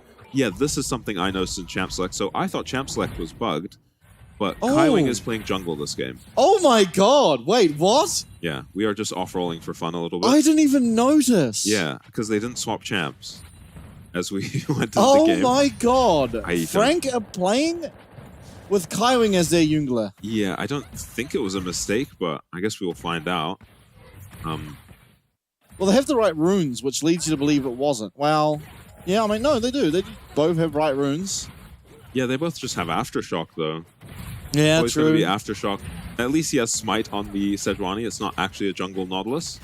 Yeah, which means they intentionally changed summoners because he wouldn't have gone into Champ Select with that Smite. I know you used to not be able to swap after 20 seconds in Champ Select. That was a rule for us. I think it's probably a rule for these guys, too. Yeah, it is. So maybe they just didn't swap in time, but could just be intentional as well. Gemini. Kaiwing lands that. Rough. Maybe. Oh, nice E by Wako. Yeah, Wako getting a bit crazy. Gold tone extremely low horrific. here. This is where you hate to be a Rel. Nice flash, but he is sort of in no man's land, but maybe turning it around. Gemini getting that shield up, but it is going to be a trade back. Ching9 picks up that first blood. Wako punishing his health bar even further. Yeah, Wave should at least be pushing to help it. So wait, there was a kill. It is fine. Oh, wait, no, that was the first blood. A kill aside, yeah. Skarner went down for first blood, so even trade in the bot lane should favor Wako a little bit in terms of CS. Yeah, he did miss that cannon just before we panned away from bot lane. Oh, that's a good sign. Just watch the E from Wako. It's insane. They're still looking for this fight after the hook is down, which is very suspicious. Two-man, you can't blame Godtone for going for the two-man stun, but the E from Wako onto Chang9 to just chunk him out ends this fight immediately, and Gemini goes for the flash hook. Auto, maybe. Yeah, he went for the flash hook instead of the flash auto, or misplayed it slightly. Means that it's a one-for-one trade. I think he did start his auto, but then maybe the flash cancelled it. I'm not sure. Some autos work weird. Something's happened mid. This looks like Jimian's about to lose his flash to me. Yeah. If Nuli can get on top of him or land a chain. Oh, he should have held his W. He killed him. Yeah, he's dead. Okay, nice. Oh, and loses the flash. His flash too. Damn. So with first blood, Jimian goes down. Was a very good start to this game for him. Getting to start with a tier on the Corki is insane. Massive by Nuli, who I may have misread as a mid laner. I thought he was a control mage only player, but has opened up the split. Some Yone and now a very good start on LB. It's not like we see Jimian get solo killed every day. I'm gonna have to just readjust that it is Kaiwing. I was about to say Gemini being seen on a ward, but wrong. It was Kaiwing seen on that ward. Yeah, Jiang's about to go mini as well. Oh, I mean, that was in front of Guangguan. I don't know if that's good or not. Guangguan with the flash. Kaiwing is an absolute menace. Yeah, nice flash by Kaiwing. That was insane. Prediction on the flash means that he gets Guangguan's flash and kills him. Guangguan can TP back into a big wave pushing towards him. Game has been paused. Guangguan is just... It's hard to have the bravery to go for a predict flash when you're jungling on any champ. You could look like an absolute buffoon. Spastic if it does look bad, but yeah, that was insane. I hope we get a replay. That was like, I hope we get a slowed down replay because it seemed on my screen that was near on instant. It was like flash and then flash at the exact same time. Yeah, it was almost. a prediction. I don't think it was a reaction. Oh yeah, it can't have been a reaction. If that was a reaction, Kaiwing is in fact AI. Yeah. Another technical issue, maybe. No stress on the faces of the Frank players, though someone has restarted their game. Yeah, I see the load screen back there. I'm not sure whose PC that is. Back. Looks like a bot laner. Yeah, Kaiwing, perhaps? Yeah, it could be. Yeah, I'm trying to tell from I think it's Wako's here. It looks like to me. Looks like the back of Wako's head. Yeah. And I just, yeah, it is support. It is support because it was highlighted down the bottom. Oh, okay, all right, it is. So that is actually Gemini this game. Yeah, but somehow. But yeah, it is. All right. So that is confusing if you're trying to figure out the seating arrangements of the Frank side. True. Do you reckon they swapped with their seating? Do they just maybe swap full to be PCs? closer to Wako, you want to be sitting next to your. Playing in solidarity, you reckon? ADC. Back to live. I mean, it was just that kill up the top. Nothing happened afterwards. We didn't get a replay. I hope we do. Yeah, nice maybe not. flash from Jiyoung. I'm not sure what difference it made. Hot pot. Nice steal away. I'm going to need someone spectating to just swap Nautilus and Sejuani down the bottom. Oh, yeah. Yeah, true. And Hot pot's actually taken these Krugs and he's taken the Raptors. He did only get the big Krug. So it's less gold, but I think it counts for your jungle item. Yeah, it is the big ones. So he's going to have a nice 2-camp advantage on his jungle item. Level 6 now is... Yeah, and he can actually put a pace on the Sejuani now. We'll see how Kaiwing deals with this. Cheng9 chunked. Yeah, good trades coming through bot. Godstone procs is aftershock, but... Helpings just have to take a base here. Wave is massive. They need to recall right this second. Yeah, should be Kaiwing headed down there. They might not recall, and Kaiwing might come down. This could be very scary for Cheng9, who's low HP and mana. Godhood there to valiantly defend him. And I can think of no better hands to be in. But I still think he probably should have recalled. Kaiwing can make his way, though. Viego's got inside track right now. He's straight onto Nautilus right away. Doesn't go on him. Godtone Hex flashes at Wako, but doesn't even feel like pushing Q after he does it. Yeah, and Gemini, he's playing support, here, but still 1v1ing the other jungle. Cheng9 has healed so much with his fleet footwork, actually, that he can stay here and catch all of the CS, keeping up perfectly fine. This base is going to be worse than the one he could have taken before, though. He's going to lose at least the melee creeps, if not the whole wave. Yeah, he cancels his back now. Godtone is 1 HP. To an Ezreal ulti and does have to take it back himself, and if Frank are onto him, they can actually go dive. Viego's on the opposite side of the map, so this is horrifying now. They're not doing this very quickly. They get Jimmy in to come down and help, but Kaiwing can run straight bot. Will he hit 6 off this dragon? He is left by Gemini to get solo XP. He gets 6. He does get 6. This is a disaster for Helpig's bot lane. They just have to base and give up this wave. Yeah, Gemini not going to allow this. Oh, they have to run. They have to run. Hits that ignite. Flash away from Godtone. Flash available for Ching, but they do actually both get away. Yeah, nice escapes there. They do get the Nautilus flash, lose their Zeri flash, and will lose a big cannon wave. So it will be Wako up about 10 CS. And a couple plates as well. So he's going to be massive on this Ezreal. Anytime you're winning your lane with a tier, feels very good. Jimmy struggling in mid lane, but keeping up in CS, has had to take a lot of recalls. But was able to help with the dragon. And we'll get his Hex Drinker now. And once he's got his Hex Drinker, he'll be perfectly fine in mid lane unless Hot Pot shows up. And a chain is landed. So things looking okay. Yeah, again, solo laners, top lane anyway, doing very well for Jiyoung. Gank to help him out. But so far, game is okay for Helpigs. I'm starting to think Kaiwing can just do whatever he wants. Yeah, main character. Nice. Dooley is so clean on this LB. I have not seen this guy miss a chain. Jimmy getting some stats now. The magic resistant AD on him means he can just auto the LB and trade back reasonably well. Godtone clearing some vision and should be a bit of a lull for now. Sejuani ult will be back up soon for Kaiwing. They can maybe go for this flashless Zeri on the bot lane. Yeah, Kaiwing will be able to clear his bot side here and then walk down to bot lane as another chain connects for Nuli. Jimmy is quickly running out of mana. No Hexdrinker yet. This might be Nuli's last chance to actually snowball this game and take over as the LB. And Frank seemed to recognize it with their support and jungle here, but it doesn't feel like Hellpigs really recognize how much pressure they have on Jimmy right now. They could get Godtone and Hotpot up here and just break the game open against this flashless Corki. Looks like everyone's focused on bot lane for now, though. Viego and Sejuani will run into each other in the river, and LB has prio, so Hotpot should fight this. Okay, so Jimmy now with the distraction bot lane.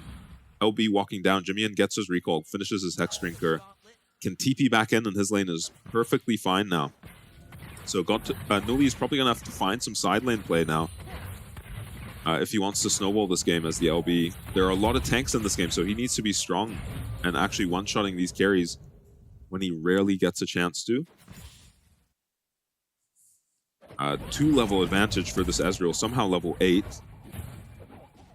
Oh, Jiang going aggressive. Yeah, can get a lot of damage on Guangguan here.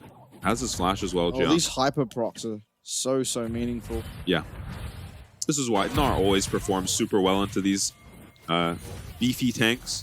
Well, Kaiwing might be finding Wako's some finding way, so much somehow a dive again. Going to be spotted on that pink ward. Level 6 Zeri. No flashes, remember. Got them last time they looked for this. Yeah, Viego coming. Still on level 5 here on Gemini on this. Ulti whiffs. Nautilus Ulti is, yeah, both ultis. Kaiwing. Not available now. Sejuani stunned up. Nuli coming in. Changing Doesn't to work. land. There comes the root. He's going to get away. No, he will not. Yeah. Execution comes through. It's Ting9 who picks it up and the reset as well. Yeah, Jimmy doing a good job pushing in mid lane, but very good pick made by Hellpigs, who outplayed the attempted dive by Frank.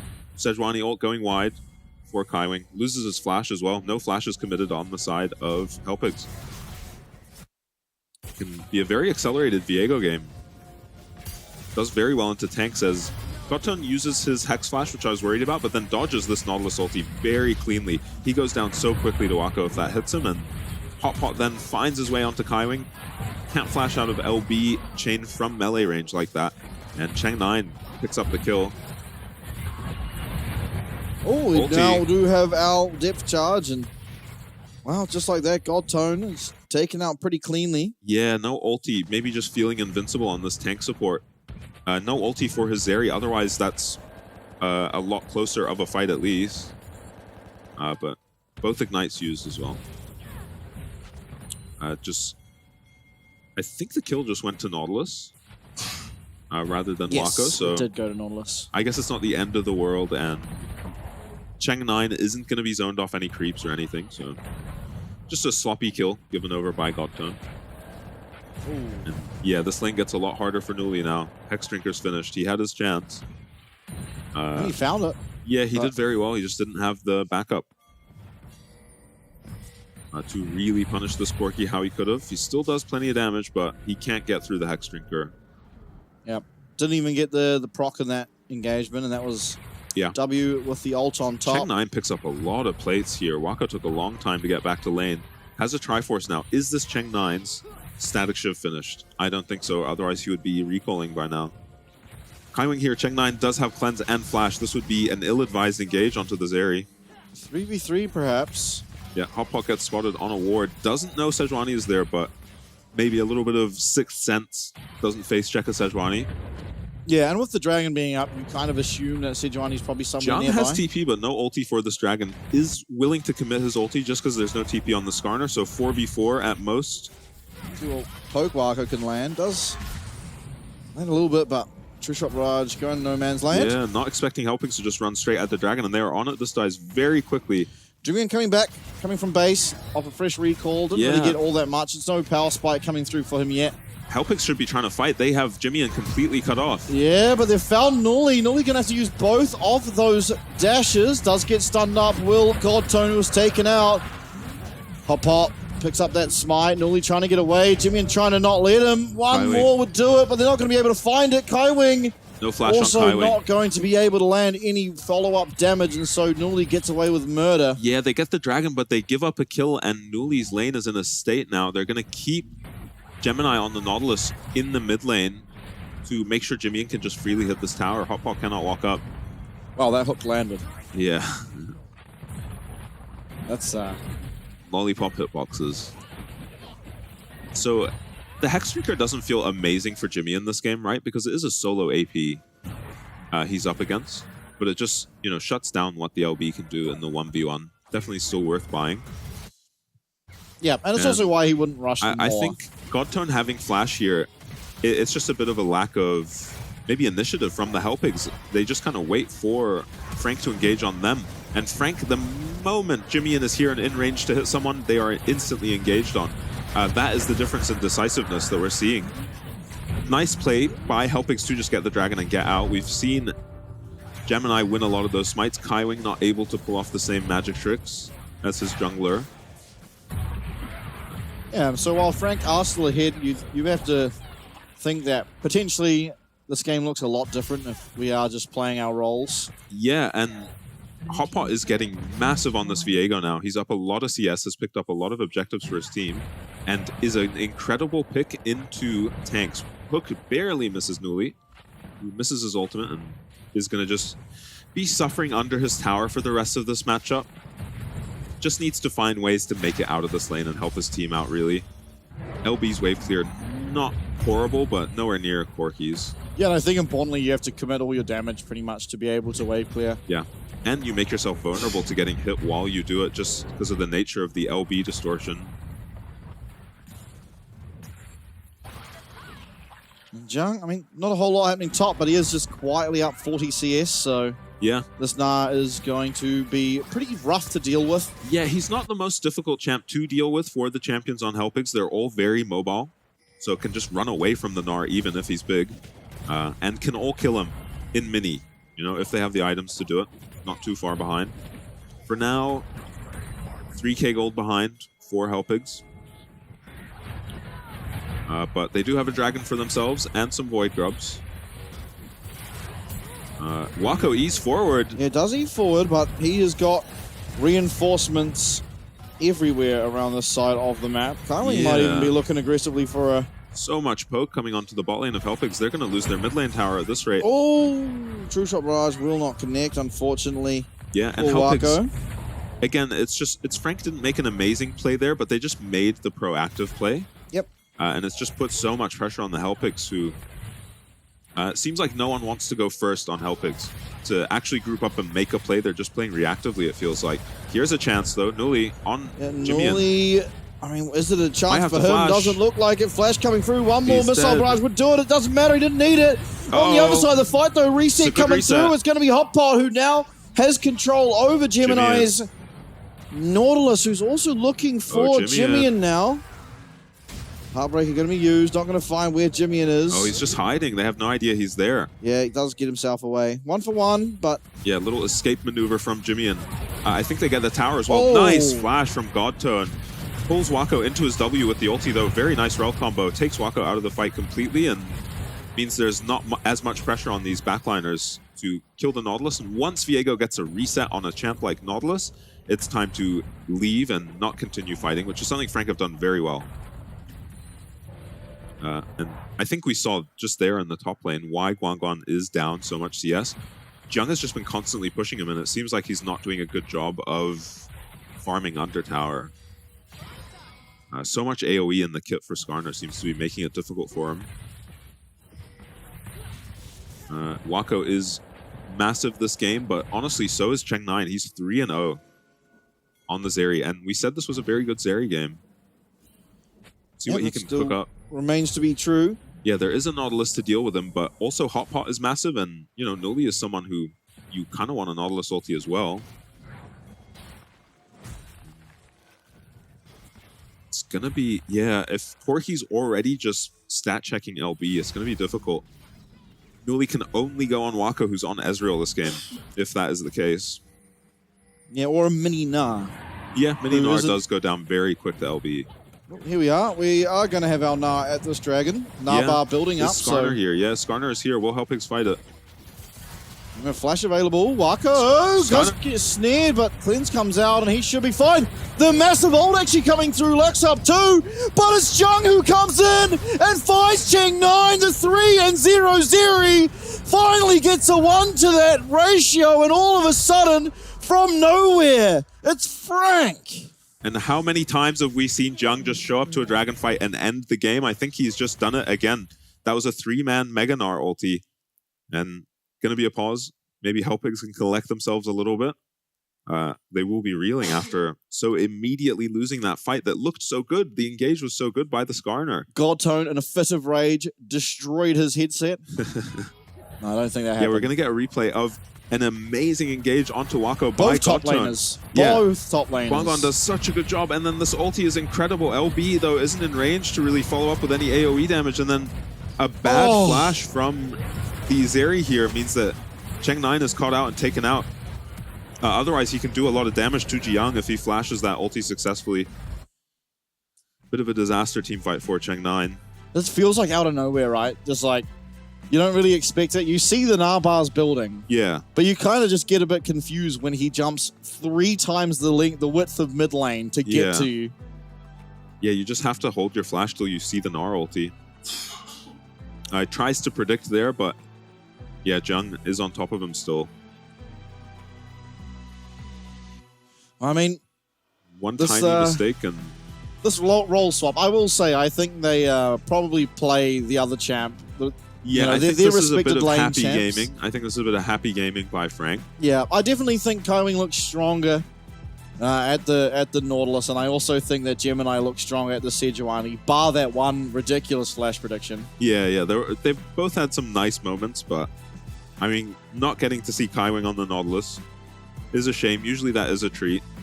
Yeah, I think maybe the difference is Kaiwing knowing when a Nautilus hook is going to land or miss. Yeah. Because it is the most confusing hitbox in the entire game. Yeah. Lollipop hitbox, right? Nautilus Q and Morg Q always stand out to me. Yeah. It's just like the most absurd times that you get hit. Sometimes even it looks like I should have been hit by a Morg binding and it's just gone straight through me. It's like, oh. LB chain used to be one of those hitboxes, but yeah, it kind of they've reworked it. Yeah, it kind of latched, right? Just randomly. Yeah. Magnet to your champion. I mean, Helpigs having a pretty decent showing. I mean, Cheng9 especially, there was obviously the most recent fight where he was finally taken out. But other than that, I mean, he's had to thwart off 2-3 tower dives bot, which consisted of ultimates and turned them around. Credit to Hotpot, the jungler of Helpigs. He has been in the right place at the right time. Yeah. To protect his bottom lane and let Cheng9 get off to an amazing start this game. 3-0 on Zeri. Keeping up in farm, but down some XP. Well, Cheng9 still got a smile on his face. Looking at Godtone. Yeah, he's a fed Zeri. And how can you not smile looking at Godtone? Yeah. He does just emit happiness, doesn't he? Yeah. Happy gaming. Yeah, you could see him in champs like cheering everyone up. Yapping away. Was a ridiculous engage that Godtone found, though. Yeah, in the mid lane. Yeah, I was taken aback when I saw that. Yeah, salvages the LB just getting straight up solo killed at Raptors by a Corki. Yeah, that was like Kaiwing-esque, that kind of rel engage. Yeah. Speaking of, yeah, so it's good to see he's an engaged support player. That's a lot more interesting. Oh, he was always going to be. Yeah. After seeing how he played the jungle, there was absolutely no chance he was playing any sort of carries or enchanters. Yeah. He's never going to be giving you little pixies as Lulu or blessing you with Tide as Nami. Absolutely not. It's going to be engaging. In your face, just brawling it out. Bullying your carries. That's right. Giving your carries a couple of kills occasionally. Yeah, it's given Cheng9 a bunch of kills this game. That's right. He's done pretty well. Both bot laners, actually. Yeah. Really, the only lane that's truly suffered was top. Yeah, top had such a hard time, but very impactful. Very impactful when you show up to team fights on the Skarner still. Was looking like he won them a team fight at that dragon fight. Yeah, that was so close. Both top laners popped off. I think if they had been able to get LB in on that Skarner ulti, yeah, that would have been a game changer. But yeah, unfortunately, It's Jiang who looks like the hero at the end of the day. Yeah. And Whoever looked like the better top laner would have just been a result of which team won the fight. yeah, because they both just had ridiculous team fights. And yeah, I guess that reminds me of Split 1, where all the top lane champs, it was Aatrox and Renekton and Cassante. It was Aatrox Cassante mostly. Yeah. Every game, and both top laners would just show up and be Thanos in team fights. Whoever got the biggest multi-kill would win the team fight between Cassante and Aatrox. It actually was most of the time on it. Yeah, Frank going to be picking up this dragon after destroying this team fight. Only Godtone making it out alive, it looks like. And this is maybe the slowest dragon I could think of. Nautilus and Sejuani wailing on it. I think ironically, Sejuani's got one of the faster dragons early on in the game. Yeah. But certainly when there's a bit of resistant health on these things, she will... Yeah, no Sunfire Cape or anything either. Jiang doing the most damage in that fight by a very wide margin, but yeah, Cheng9's still doing so much damage. If he had, just played the fight a tiny bit more cleanly, could have been a monster team fight for him. Did go for the Runans. We'll see if he goes for the Quick Blade builds or just wants an LDR. There isn't actually all that much resistance built yet by Frank. So if he greeds, he could have a couple of very good team fights. But if you greed your build on ADC, don't go LDR third, and then you fall behind, it becomes virtually impossible to come back. So it is risky, but I think he should take the risk and go for a greedy build. Because you are not looking to scale with this comp. On Hellpigs. You want to use LB and Viego to win skirmishes and get resets and crack the game open. As for now, Frank are just happily farming lanes. They win all their 1v1 lanes in isolation. So you gotta group and make some magic happen if you're Hellpigs. Yeah, just random Baron start. Yeah. Pick one of these carries off, and honestly, Frank's team comp completely falls apart once these carries go down. Specifically the Corki, I think. Wako is terrifying on this Ezreal, and it is a good Ezreal game, but a lot of the damage on this comp is coming from Corki. Yeah, who got first blood and then got solo killed, but now is 4-1. Yeah, massive. Way out CSing Newly, as you expect in a side lane. Gemini caught out here. Yeah, caught out. A lot of it's being used onto him. That's CC. on the block ult as well. I think Gemini might go down a 4-man two-shot barrage comes through. And Jiang's found his way onto Cheng9, who is just going to be quickly made like Werdakov. 2-man, Heartbreaker to try and get Hotpot out as Guang gets absolutely evaporated. And all of a sudden, you found your Nautilus pick, but everyone has been found by Halberd. Frank all appeared out of nowhere, and even somehow Jiang appeared behind them. It looked like they were catching out the Nautilus, but they were apparently getting flanked by a full Rage Bar Gnar. Really impressive damage landed by Wako in that team fight onto Cheng9. Means he gets insta-killed by Jiang when he shows up to the fight. 21-minute Baron for Frank might be on time to beat last game. So Gemini, goes down very quickly here, and watch Zeri at the start of this fight as well. They pick off Gemini very cleanly, and then Cheng9 is going to E over the wall here to dodge the Sejuani ulti, so it's such a good start, but Wako landed a W onto Cheng9 somehow, and then that ulti, he takes like 80% of his HP off. Yeah, that was absurd. Yeah, kind of unreasonable. Hotpot cannot even get out with his ulti here. Another disaster team fight for the Hellpigs. Baron goes over to Frank. Gemini stunned up by Godtone. I don't think you want this. Surely we learnt Gemini not particularly killable. And yeah, these rockets are starting to sting from Jimmy, and he's got his Muramana now. LDR, not LDR, but Cyrilda is next for Wako. Keep an eye on this Narbar. Yep, he's gone Mega, so he can't team fight for a while, but when he goes mini with this Baron buff, he's going to be very annoying to deal with. Yeah. Going to be making sure that this tower goes down. Gets dead. There it goes. So, an outer claimed for this Gnar. Gets 700 tries gold to get in his vision pocket. somewhere. Kaiwing fishing for an ulti here. Could go for Hotpot. Actually, it's... Godtone. Ooh. All right. Yeah, Godtone engages there without his Zeri around, so his teammates decide to not follow up. Yeah, he just flash queued and Yeah, could have maybe still been a kill. They do have a lot of lockdown. Wako gets chunked. Wako! He's dead. Nuli finds him in the back, and Qingna's going to be able to take him out on a nice ult from Guang. Godtone knows what he's doing. He baited everyone into thinking it's free towers, but it's just free kills for Hellpigs. Yeah, Hellpigs pick up 3 kills in a 4v5 even. Jiang not able to get a bottom tier 3 or anything, doesn't show up to that fight. They were That all feels good. shutdowns. Yeah, and I think 2 of them at least went to Cheng9. I'm not sure who got the other one. Nuli didn't get it. Must have been Cheng9 Diego. is laughing. And Just what is this, by the way? What is this? yeah, this Zeri is too He far just away. lags? If he waits a little bit, because the 2 guys rotating, the Skarner and the Zeri, can both dash through this big wall.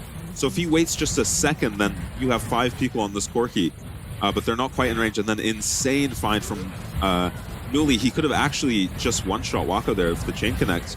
Jimmy finds himself way out of position without his other backliner alive now. And yeah, not even a close team fight. When you find these LB angles, you just eliminate a carry, right? All talking about LB angles, we have on our hands a Nar angle is, despite the flash and the dashes coming through from LeBlanc, Jiang almost finds one. Yeah, that is miraculous. Jiang didn't even use his own flash. Yeah. To get a flash out of an LB, very impressive. Makes a big difference for his carries. Dragon Live, it's being taken out here by Kaiwing as the rest of the boys trying to take down this mid lane inhib tower. Not going to do so. Realizes everyone has recalled and are going to go help out. Yeah, very slow Giant dragon, but ball. no one's coming. Here come both the carries from Frank, and that's 3rd dragon now for Frank. Hellpigs will have to figure out how to contest the next one. 3 tanks with an Ocean Soul Oh my, is not going to be playable. Picture in picture. Oh, Hold up. Godtone. Gemini lands a hook onto Godtone. No flash from last play, remember. And Magnet Storms, but doesn't really matter as Jimmy is going to feel completely Yeah, fine Godtone taking uses him his out. ulti. He might regret that in 30 seconds when he respawns. Because Frank will go for the push here. There isn't a lot of wave clear. You do have a Runon's Static Shiv Zeri. Can they protect her to actually hit this wave, though? There goes Sejuani passive hook lands. Hook lands well there onto Hot Pot. Guan trying to do what he can. And what he can is a 2-man ultimate. It might just be good enough. Wako trying to find the damage, but not able to as he's taken out, and Hot Pot's going mental. Hot Pot with the Heartbreaker of Jimmyin with the snipes. Jimmyin's going to be able to get this one done. Jiang finishing off Nuli. Should finish off this game as Frank had to play out of their minds, but they're able to. Yeah, Hellpigs almost win another 4v5. Here's Godtone up, trying to defend. I don't think even with ulti he could really kill this wave. I think it might just be game now. Guan up in 15 seconds. Can he get to the wave somehow? No, he's got the Ignite Foxes down. Ignite That's on not going to Jiang. do anything at all. This is just one round against 3 very strong members of Frank. Crash down back into his base, tail between his legs, and Nexus crumbling to the ground. It's Frank Esports who do take the 2-0 win. Yeah, 26 minutes. So cleaner win, even though the early game wasn't as good for them. And we were also off-rolling. Yeah, maybe the fresh comms helping them play a little more aggressively, play like they're the better team. Yeah, maybe last game they played a little too conservatively, but I think so. this time around, just willing to skill check and Yeah, I mean, take fights. good evidence for it being that technically I think their comp is harder to push towers with. And they managed to be down, up less gold, off-rolling, and win quicker Yeah, than that's last game, interesting, where yeah. it was just a straight stomp the entire time. Yeah, it was also, Hellpigs also had a comp where once they fell behind, the game's over. You have an LB against 3 tanks. Yeah. And she fell behind. Nuli did play the early game so well, and it's solo such kill a shame. somehow. It's such a shame that this Corki wasn't just getting dived on repeat by the Viego Rel. Should have been just an unplayable game from Jimmy after he solo killed and continued to get chunked throughout the laning phase. A couple of mistakes made by Cheng9 in those fights that you just can't afford to make when you're 3-0 on the Zeri from behind. Yeah. You just have to play perfectly to win that game, really. Yeah, I mean, well, obviously true in that one team fight in particular. Probably needed to flash more safely. Yeah. I think ultimately is just You flash. have to react to the Nor flash. You can't flash Yeah, first. yeah, Because you- then you even there's even the opportunity for the Nor to flash after your flash and then ulti. Yeah, for sure. Obviously, yeah, that one team fight, but I think the rest of it, it's pretty hard to beat Cheng9 in all honesty, because most of the time someone was dying on his team. Like a lot of the team fights, and even the ones they won, were actually just 4v5s, where either Godtone would die or Guan would die really quickly. There were some great moments from everyone on the side of Halpigs, but it kind of like everyone had their great moment in different fights. Yeah. And so it like didn't really matter that everyone was playing well at specific times, and it was importantly, when they were winning the fights was when there were no objectives to take. Yeah, it was between the dragon spawns, between the baron spawns, and so they didn't get anything from it. Yeah, not grouping as much as Frank did at all that game. With the comp that probably should have just been grouping more, even if it's just S3, S4, you can do a lot with the Viego LP, and Nuli was doing a good job at finding chains. You're right about, I agree about the consistency problems with each individual player, even just within one game, where Nuli is 1 minute destroying his lane, the next minute just getting one-shot solo killed at Raptors, and then the next minute just finding a pick on Wako, who's not the easiest player in the world to pick off on an LB from behind. Yeah, just lack of coordination and cohesion from the Halpigs. Frank, on the other hand, even with a bit of a role swap shenanigan happening, looking very clean, looking good for their matchup coming up. I mean, now we just have two teams that are cooking, right? We have DCG and Frank, who instead of just cooking random drafts, they'll this put their support into the jungle. This follow-up was so insane. Hotpot, this fight goes so insane to get all of these resets and then also hook this Corki and do so much damage to him. But watch, Cheng9 walks up to hit the Corki, does 0 damage to him, and just essentially gets squashed like a fly. I mean, you say walked up. He was actually just about to die to Jiang, 1v1 down the side. Away. He was running and for so his he life. E'd through the wall to get away from Jiang, who was solo killing him. It was a heads-up play. It was a very good play to get onto the Corki and get away from the Gnar, but he just didn't have the damage. Jimian was pumping damage by the end of that game. 5-6 kills at that point already. Jiang doing a lot of damage, somewhat fraudulent. Like, yes, he had that big team fight, but he was sitting there and just taking off half of Guangwan's 2000 HP bar the entire game. So a lot of it is sort of hidden damage that you don't notice it in the team fights. Obviously, big team fights out of him when he was a part of them, but didn't need to be a part of a lot. And I mean, I believe Jimian did do the most damage in the game, although the highest percentage did go to Cheng9. Yeah, Cheng9 with a lot of work to do this game. We didn't swap over the character frames here. Both his solo laners just behind again. Unfortunately, that's been the problem this series for the Halpigs. Yeah, I think I do want to see Kaiwing as the support and Gemini as the jungler. Yeah, after trying it out, it was worth a try, fellas. But let's just play regular roles, I think. I think there were a few more hooks missing that probably wouldn't have. As well as like one hidden OP thing about Nautilus is actually how you just use the ult. Yeah. Because you can who was it yesterday? Was it Char? Who found this flash ult and it knocked up knocked up 4 3 people. You can ult flash even. Yeah. It was really well first. played. And that's certain things that you don't have to do them as Nautilus, but if you can do them, can have a huge impact. Yeah. A lot of Jimian, it was Jiang picking up the MVP. I think deserved. That one team fight was massive because at that stage the game was actually fairly even. And even within that team fight, it looked like Halpigs were about to win the team fight and get a dragon and start snowballing their own dragons. But plus he had the counter pick, admittedly, but he did end up like 50, 60 CS just in lane phase. And just took his tower organically 1v1. Did get one gank to help him out, but after that one gank was already doing very well, and then after that one gank, top lane was just over. Yeah, that is what you want out of the counter pick. Ridiculous. Yeah, incredible by Kaiwing. Yeah, that was insane. I hope we get that as a replay. Jiang technically involved in it. Yes, this is the fight where Jiang just essentially ends the game with an amazing Gnar ulti here. Yeah, he's here. They see him. He's auto-attacking, and then he does the double Gnar jumpy. Godtone tries to stun him, and fail flash by Cheng9. Gets him still stunned, and essentially just one-shot by the Gnar. I don't think anyone else was even really hitting him. This is just a very fed Gnar. Yeah. So, top laners can take over those mid-game team fights, so the top laner who won his lane by 50 CS in a tower has a lot more impact when he lands the ridiculous combos they're capable of doing. Because Skarner did the same thing, but he's just so behind. Yeah. That it's less impactful. He needs actual follow-up. Jiang just killed the Zeri by himself. For sure, and to be fair, it's like the opposite for a Gnar, right? In a team fight, generally the Gnar needs setup to be able to pull off what he does. That team fight, you have to say it, like, obviously, yes, it was good for Jiang to find it, but it requires a misplay to be found that well by Anar. This should have been a very difficult game to kill Zeri. Yeah. Yeah, it should have been, woulda, coulda, really, as things go. We are going to have an interview, however. Kai Wing and Patty, so please do enjoy, and we'll be back right after. Say hello to the fans first. 欢迎来到今天的赛后采访。我们邀请到是 FAK 的辅助选手凯win请凯win先跟大家打声招呼吧。Hello， 大家好，我是 FAK 的辅助凯win。So first, congratulations on winning against HPS. I want to ask you about your feelings after today's win. 非常恭喜你获得今天与 FPS 的比赛，想问一下你赢下来之后心情如何？其实今天我是蛮开心的，因为都有玩到我想玩的角色。I'm really happy about today's game because I played all the champions I wanted to play. I want to ask you about facing against Godtone as a support player on the bottom lane. Have you expected this to happen today? How do you feel after playing against him?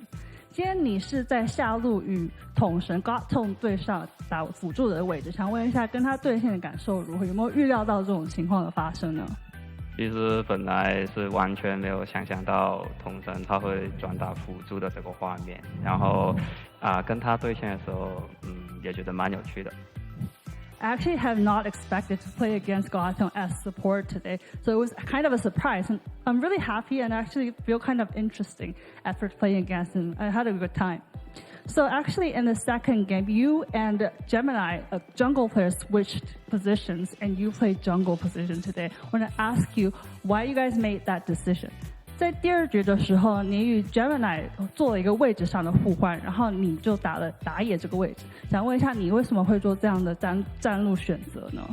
因为其实我打了职业那么久，我一直拥有一个想去体验一下在比赛里面玩打野的这个心，所以在最近就是终于得到了队员跟教练的允许嘛，可以让我有机会在比赛里面完成这个梦想，所以我觉得蛮开心的。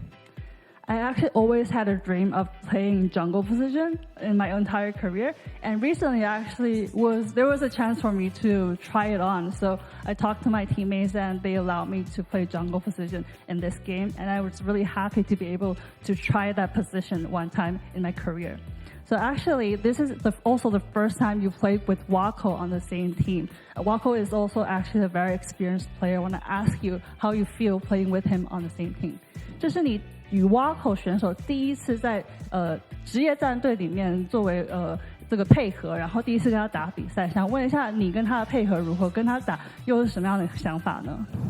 其实我觉得他的属性也是蛮适合我，因为我们都是打得比较激进一点。然后我觉得如果我跟他能够再多一点的时间去磨练的彼此的那个默契的话，我觉得应该会有蛮爆炸性的杀伤力在下路线。So actually, Wako is a very aggressive player, which is also my playstyle. So I think my match with him is actually a very good match, and we play together more and train together more to be more familiar with each other. We're going to have a very explosive pair, and we're going to make really good decisions and results for the game and for our team. I want to ask you about engaging support champions in this meta because it seems to be very popular in this patch. I want to ask you how you feel about this patch and the support champions that was used in this game. 其实在这个版本开战型的辅助角色都非常的好用，你自己也比较擅长这类开战型的角色，想问一下你自己对于现在这个版本辅助的这个使用以及你自己的适应度如何？这个版本的辅助 meta， 然后我肯定笑开花了，因为全都是我熟悉的英雄，然后我基本上对每一次开团的辅助的那个理解度都已经我觉得是封顶了，所以我觉得如果在之后的季后赛只要不要太大的改动，我觉得基本上完全是没问题的。I'm very, very happy about engaging support champions being popular in this patch because I know all these champions very well. I'm very familiar with them. So I think in the future games, if the meta doesn't switch that much and just continue to play well, we'll have really good results in the rest of the season. Thank you so much for the interview and congratulations for your win. 再次恭喜你们获得今天的比赛，我们把镜头转回主播台。One game, he reckons. Yeah, one and done. That's good news. We'll see. We'll see. Yeah. It is. I like that she asked him what he thought of playing against Godtone. He refer to him as interesting. You refer to the entire experience as interesting. Yeah. Maybe mind broadening, horizon widening. That's right. Yeah, quite possibly. I mean, it's got to be. He I would imagine it would be. Yeah. You don't expect it. I mean, he's a jungler, right? And he's like not a jungler. Yeah, they wouldn't have expected that at all. Really going to expect to but just they had randomly some come in. curveballs to throw of their own. Swap their support to jungle. Why not? They did. Yeah. Well, one jungler went support, so I was like, damn, other jungler can too. Yeah, Let's just Gemini's do it. turn on Nautilus. Yeah, what a respectful jungler, you know. He's like, oh, fine, I'll be auto-filled. Competitive game and getting auto-filled. Can you imagine it? I can. I just saw it. Break time. We are going to go to a break, and once we're back, second series of the night, J-Team versus DCG, so please do stick around.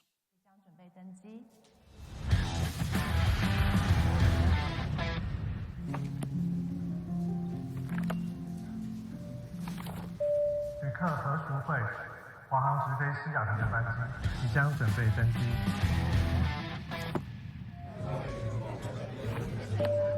China Airlines passenger Michael Chen. Your direct flight to Seattle is now ready for boarding. 华航直飞西雅图，7月14正式起航。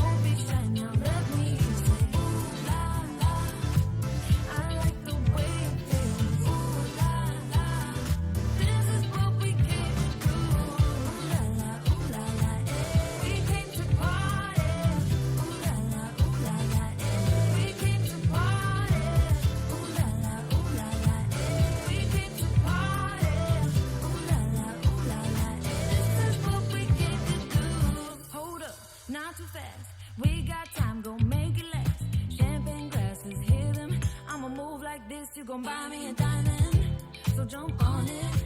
Come on, I know you want it. Raise them glasses to the sky. It's our time, we own the night. We got tonight to be happy.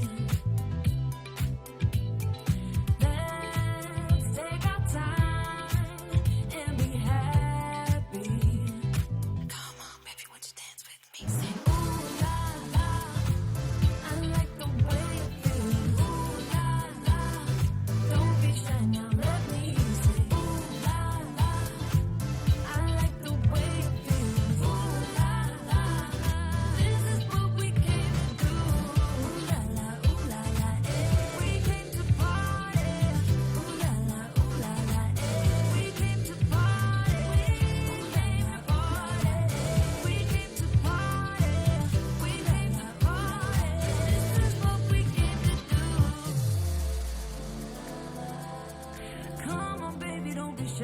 Come on, 'cause you and I, we own the night. We gon' take it slowly, right up till the morning. You know it.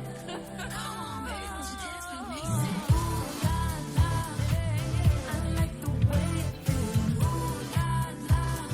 Don't be shy now, let me say, ooh, la, la. I like the way it feels. Ooh, la, la. This is what we came to do. Ooh, la, la.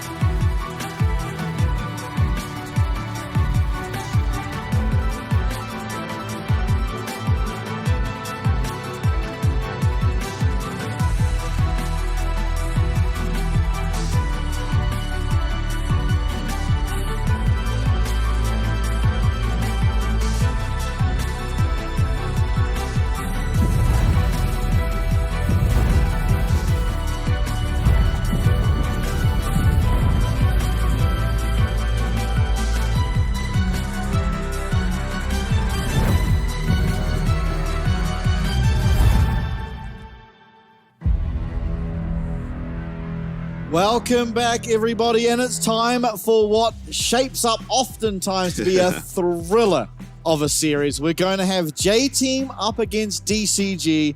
Every time we get to see these two clash, it is an absolute slugfest. Yeah. There is no way to know who's going to win until the Nexus explodes, and I am personally excited. Yeah, that almost feels like just what you get when you sign up for a West Point game in general.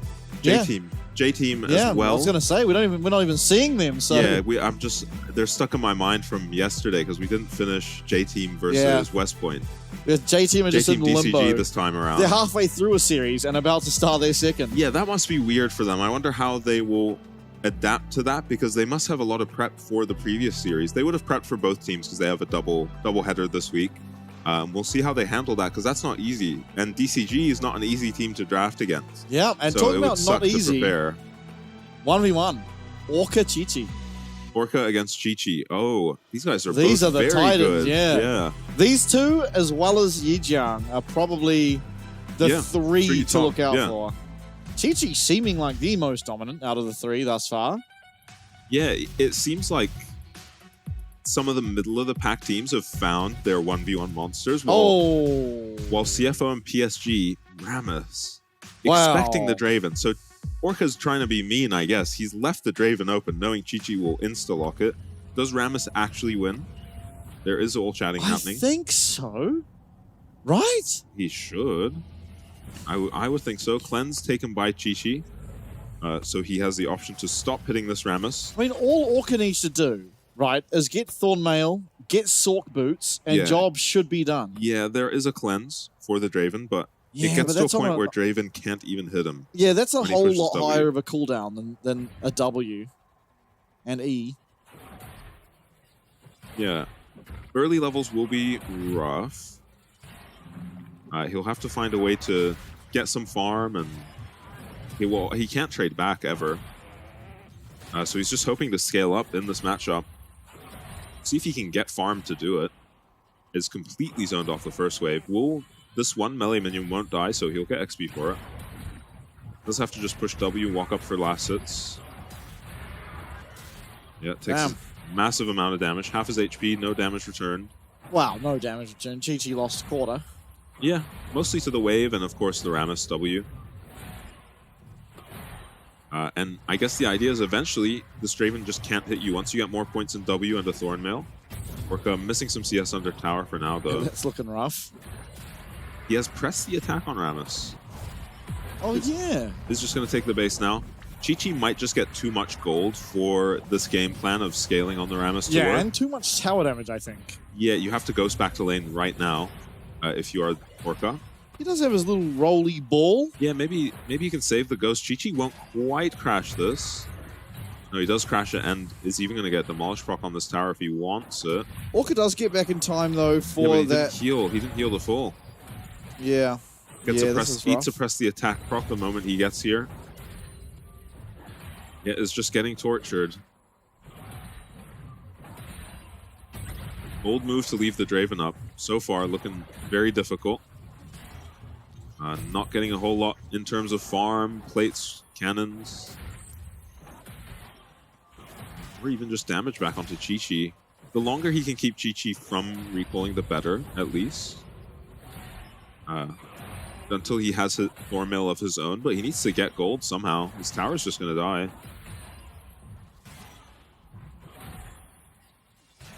Yeah, very 8 uneventful. CS to 30 is a rough timeline. Need to get this cannon. Gets the cannon. 200 gold is massive. That's the equivalent of 10 creeps, but Chi-Chi's also been hitting all of these cannons. And charging up for something is Orca. Jumps on. Should be the cleanse immediately, even the ignite coming out, but Orca... Nice dodge. Dodging out of that whirling death. Needs to dodge it on the way back too. Will do so. Eats the ignite out of Chi-Chi. Did use his ghost, didn't use his ignite. Got the cleanse. Orca. Yeah, and got the cleanse out of Chi-Chi, so... Now, what does he have? Sork Boots is the correct answer. Alright, he's going Tabies. It's an FF.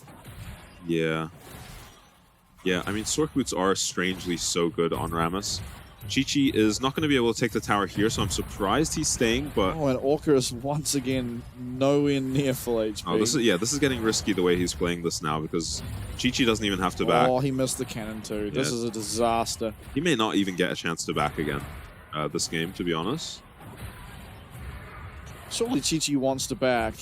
Yeah. Like, I think he's comfortable now that he can. I'm pretty sure he has a full item in base. Oh, he should, yeah. So many plates picked up. No kill or anything, but just so much money on this Draven. And Rammus can only run at this Draven while his ulti is up, because otherwise the E from Draven... With the stand aside? Stand aside will interrupt the Rammus roly-poly. And he will lose all his damage. Sonic the Hedgehog on in. Yeah. Chi-Chi greedy for another Demolish proc. Decides to stay, not really, can stay as long as he wants. Oh dear. Yeah. -1. Yeah. Oh, CSing is looking very hard on Rammus at this moment. That is a full Blade of the Ruined King. We do have anti-heal on the Rammus at least, and an Ignite. Cleanse is going to be up very soon for Chi-Chi. Orca cannot even crash this. And it's a disaster. He's going to have to commit ulti to even get a recall off here. He has to just ulti on top of Draven and the wave, and it might be just a good death angle as well. He's just going to stay. Oh, he's going to recall, rather. Interesting. Chi-Chi not feeling like he can face check the Rammus at least, though I'm not sure if he could or couldn't. Okay, Orca full HP, Ninja Tabi is purchased. Yeah. Never ever will he be getting to Thornmail. Yeah, not this game. Not until he kills Chi-Chi right now. Yeah, and Cleanse is up, so... Yeah, which seems like a stretch. Yeah. Now, Chi-Chi with a Blade of the Ruined King, even with anti-heal on Orca, is healing as much damage as he's getting reflected back to him. Knock-up lands, Cleanse used. Orca trading well. Yeah. Keeps his Ignite, keeps his Ghost. Trade is decent, but he has to ulti to trade decently. And Blade of the Ruined King's just going to heal Chi-Chi back to full. There's nothing Orca can do to stop that. And he's popped the Ghost, so it's go time. Yeah, all stand aside. As you said, no ult. It's a disaster. Whirling Death will secure it. That's one kill. Probably the tower as well. And yeah, Orca is maybe now recognizing he has overcooked this plan. Chi-Chi was willing to pick Draven. Blind into anything, and Rammus was not the answer. Yep, that was a disaster. But nonetheless, well played to Chi-Chi. Yeah. I think remaining undefeated. Yeah. Monster in these 1v1s. And has been just steadily improving. Every time we see him, it feels like he's playing a bit better. Yeah, that is truly retribution for his team fight at the end of game number 1 last night. Yeah. I guess it was the first game of the night and the last game of the night, actually. Yeah. Looking good. Chi-Chi, he's looking a lot better than last play. Yeah, he's looking like the standout member of J-Team. Yeah. When they do get their wins or have opportunities to claw back from behind, it's usually Chi-Chi up to something. Yeah, definitely has been playing well. No roster swaps yet again for J-Team, which is always good to see. Lakai, Lalva, Minji, Chi-Chi, and Enso. Yeah. Performing pretty well this split. I'm worried we haven't really seen Chi-Chi on Ezreal. Seems to like to go for Zeri, who... No, he played Ezreal. I can't remember. He played Ezreal last time, not last night, but the night, the week before. Yeah, do you remember who they were playing? No, but I remember he popped... Yes, I do. They were against Frank. It was him and Wako just picking Ezreal back and forward. Oh, yeah, and Ezreal won every game? Yeah, and he popped off on Ezreal. Okay. Okay, so that's good. If he can play the Ezreal, because it's starting to look like we're first picking Ezreal. Yeah, we aren't yet, right? But it seems like it's just that champ will not lose. It refuses to. Yeah. No one is first picking it. Maybe there are some matchups that we haven't seen yet where the Ezreal struggles, but so far he's had perfectly fine lanes and then amazing mid and late games. Even when he doesn't have perfectly fine lanes, we've seen like Little V yesterday from 40 CS behind against a very hard scaling champ in Zeri, just still take over team fights once he gets his items online. And this is the most exciting roster to watch, potentially in all of LoL esports. It's Deep Cross Gaming, Taco65, Chris Carter, Feng, and Orca. These guys, I mean, you just don't know what they're going to pick, and it's awesome. Yeah, seems like Feng has slotted in reasonably well. Has tamed some of the Orca shenanigans, though, it seems like. They're not putting Feng onto the Senna so much. Yep. And just putting Orca on default engaged supports, which he looks perfectly fine on. Has his moments, has his great moments, but he's not carrying games like he was on stuff like Wei. Or even just a farmed Maokai. Right? Yeah. Or even just like a farmed Maokai, right? Yeah, true. Feels like Orca does quite well with resources. Rarely do you get the resources as a support player, though. Yeah, it seems to be oftentimes as Senna specific. Yeah.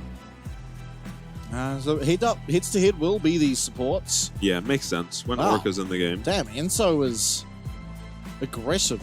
First in kill participation. Yeah, and forward percentage. Yeah. And Yungle proximity. Yeah, considering J-Team's record is not very good, these are very impressive stats for the support to have, right? If you're playing Nautilus and Leona on the losing team, you're probably just dying a lot, getting caught out warding a lot. But his KDA is fine, matches Orca's, and then has great kill participation. Those stats get inflated a little bit, right, when you're losing, because when you lose, you just group and fight, right? So everyone's getting assists. True. Will naturally have very high KP, but still impressive stats for Enzo. Definitely. Playing pretty well this split, and you're kind of getting to see it through the success that Chi-Chi's finding it, of course. Yeah, he and Chi-Chi have been laning very well also. J-Team have played some very, very strong teams, and their bot lane has not lost them the game through bot, which you see all the time when you're up against Shun, Betty, and Wako. For sure. With their respective supports, they're very strong laners, and you can sometimes just lose a game. And where I would usually try and guess a pick ban phase, yeah. I will decline to do so against, well, when DCG are there. You can guess the bans, they do ban pretty traditionally. But then the picks, you never really know exactly. Yeah, Rumble ban for J-Team on blue side is surprising. Yeah. Is a very good first pick. Yeah, I guess Taco is one of our Rumble players, just plays it all the time. Yeah, I guess Lakai doesn't want to take it first pick, so gets banned away for now. Twisted Fate as well. So I'm not really sure what the first pick we're setting up as J-Team. So far, Corki is open. I mean, Taco does like playing the Twisted Fate as well. So, Skarner is open. Yeah, Skarner is open. Cassante as well as another top laner. Let's see. What do we go for? Draven? Yeah, Draven banned away from Chi-Chi. Yes, yeah, true. And here we are. Yeah, We're talking about it. are. We're talking about the Israel first pick, and just we might first pick this champ. It's so good. Especially when the meta is just always Leona Nautilus in the bot lane. He's so impervious to these champs. Skarner is something you've had to give up to do this, though, so Lakai's going to have to show us as Mordekaiser more than likely. Yeah, it's either try counterpick and destroy the Skarner, or just pick a tank that's going to be a little less useful. Yeah, Cassante and Na, obviously we just saw that the Na seems to do completely fine. Yeah, Admittedly, it is Jiang. You know, you can never really tell if it's the champ or just him. Yeah, well, you'd never pick your top laner Jax into Renekton and tell him to kill his opponent at level 5, but Jiang did somehow. But Nidalee, been a noticeable and pleasant lack of Nidalee of late. Yeah, 665 was thinking about it, but has swapped to Zeri. This is a matchup we're seeing a lot of lately. It doesn't go for Kalista, which is open and I think should be pretty good into Ezreal. Same with Kaisa, a very popular pick into Ez, but for this game, going to be the Zeri. And J-Team, if you have some funky Skarner counter pick, you need to pick it now. But Corki is open and has also looked like an amazing pick. Really started shining once people found the build for Corki. Does this mean we're going to get a Yone, a Lucian? Well, probably one of those two out of Chris Carter, because those have been what he picks into it. The Lucian looking better than the Yone has. Yeah, the problem is he's already played those champions this split. Yeah, he's played 2 games of Lucian now, though, so he's already committed to the double up on that. Yeah. Kriskata is just fearless draft. He's fearless drafting without anyone even making him do it. He's doing a split-long fearless draft. He knows it's coming. Okay, so Cassante, we're just going to have an honorable tank v tank up at the top side, so shouldn't see too much action up there. We have seen this matchup fall apart for both sides in the past, so you need to make sure you're careful on either side. And Leona insta-locked, actually, for Orca now, so... I don't hate it. Not the easiest to land onto Israel, but honestly, I feel like you need to be landing it on Israel all that much. Just the pressure, getting a fight started as that Leona. Bit of follow-up coming through from the Skarner. Zeri as well likes to have these beefy front lines in front of her. Yeah, and just getting the Leona engage on Corki will do.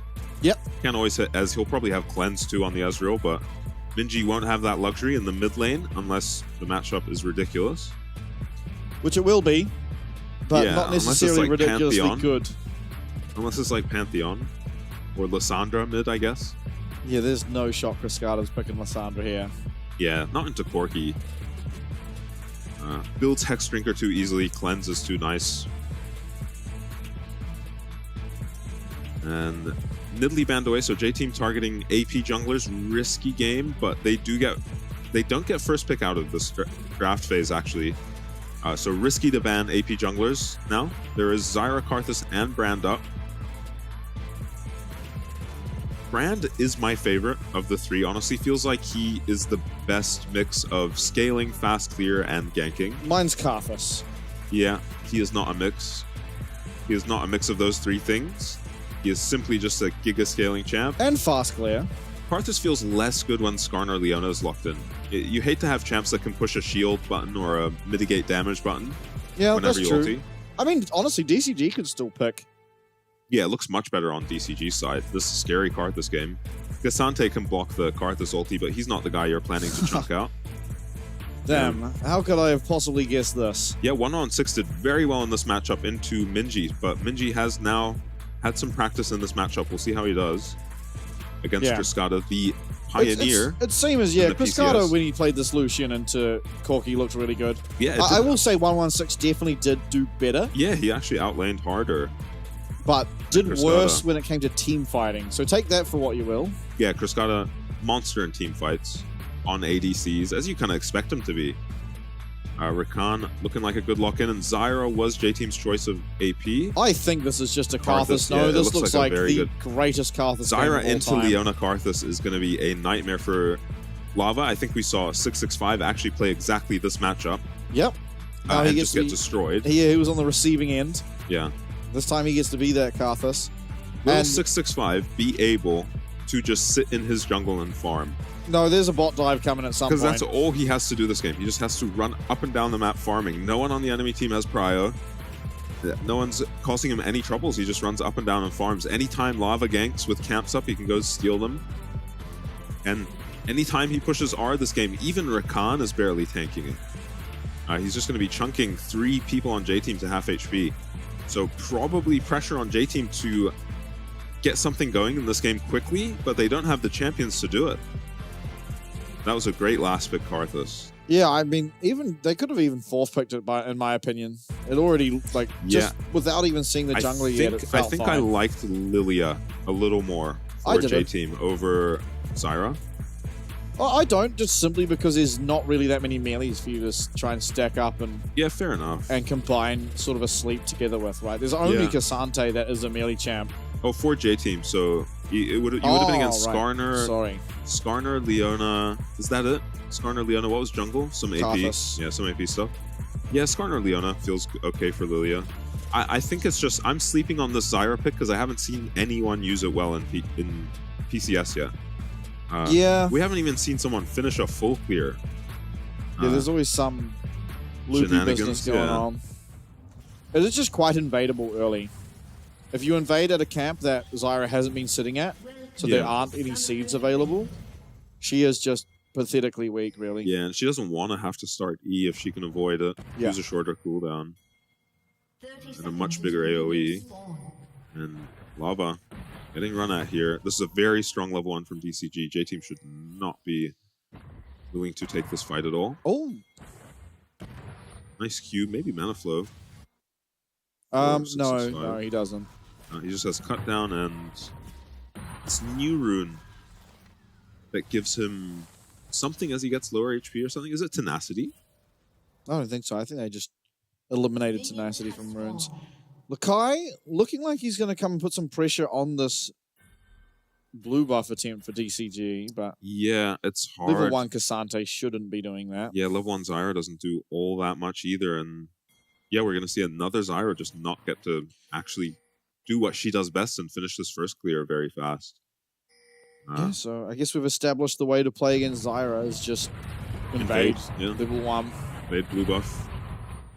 And again, for the points I said sort of just before, it makes sense. If she doesn't have seed set up, then... Yeah, he will be able to cross this game and farm Karthus' side of the jungle. Yeah, bot lane with Prio is going to help that. They were just in lane first. See if they can level 1 maintain it. Leona means they should get Prio here for J-Team and maintain it. You always want to be pushing as Ezreal if you can, because it lets you land poke like Chi-Chi is landing now. Positioning very well. Might have to cleanse if he gets queued there, but he doesn't. Yep, good damage coming back from DCG's side. But level 2 coming much sooner for J-Team. The minions have died in a strange order, so a bit delayed on their level 2 there. And Zyra has just finished 3 camps and is heading up to Karthus' jungle now. Karthus already finished 3 camps. I think Lava was a little late to get to his buff and had to set up plants. That's a big deal with invading Zyra as well, because she has to leave all the plant seeds behind when she moves. When she switches the side she's on, and 665 couldn't help himself and has run down here to this blue buff. He'll seal it. Oh, Lava does manage to pick that one up. Orca. Yeah, ends up getting aggressive. Gets stunned up. Has to flash, is slowed, but away. Looks like it should be okay. Wow. And Chi-Chi has flash, could have maybe commit for that kill. Might be a little risky. Yeah, it's very risky. Oh my. Ooh, Minji, close one again. Keeping up in farm fine, and we'll just TP here.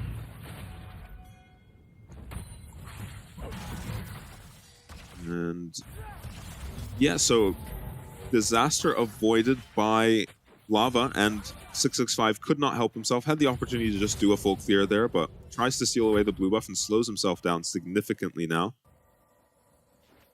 Is doing fine in terms of jungle farm though. And this is the trade in the bottom right of your screen right now in the mid lane. Very close to Minji going down. Karthus is looking at a gank here. Fang, nice dodge. Yeah, dodges out of that grand entrance.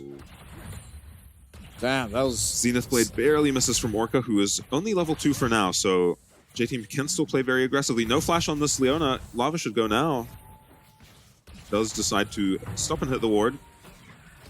And while he's here, should probably just help his bot lane shove in, I would think. Oh. Minji, no TP, completely zoned off the wave. Valkyrie's out of the Lucian queue, very nice. Not a great mana trade though. Cruscata has disconnected from the game.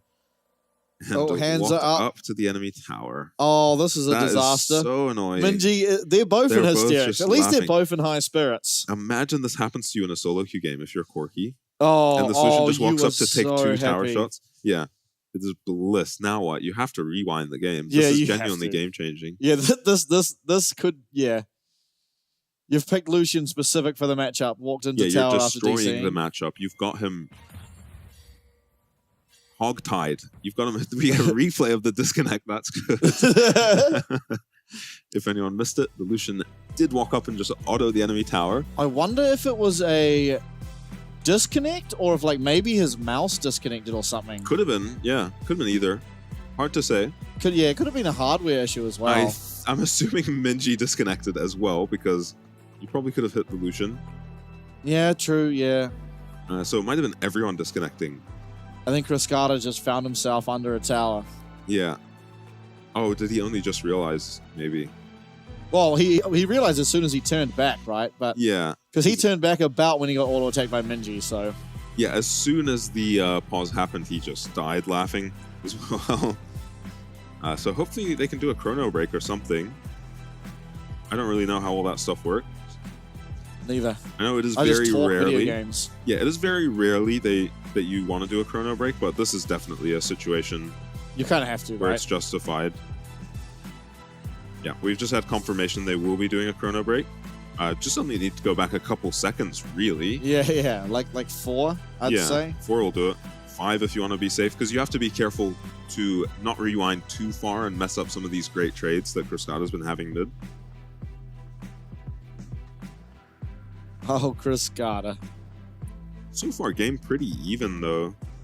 I think there were maybe opportunities for J-Team to make plays on bottom lane while Orca has no flash, and all 3 members down bot for J-Team have their flashes. Dan, this is 2 days in a row for J-Team. Feel sorry for them. They must be getting PTSD at this point. The guy seems unfazed. Actually very dialed in. The guy. Yeah, look at him.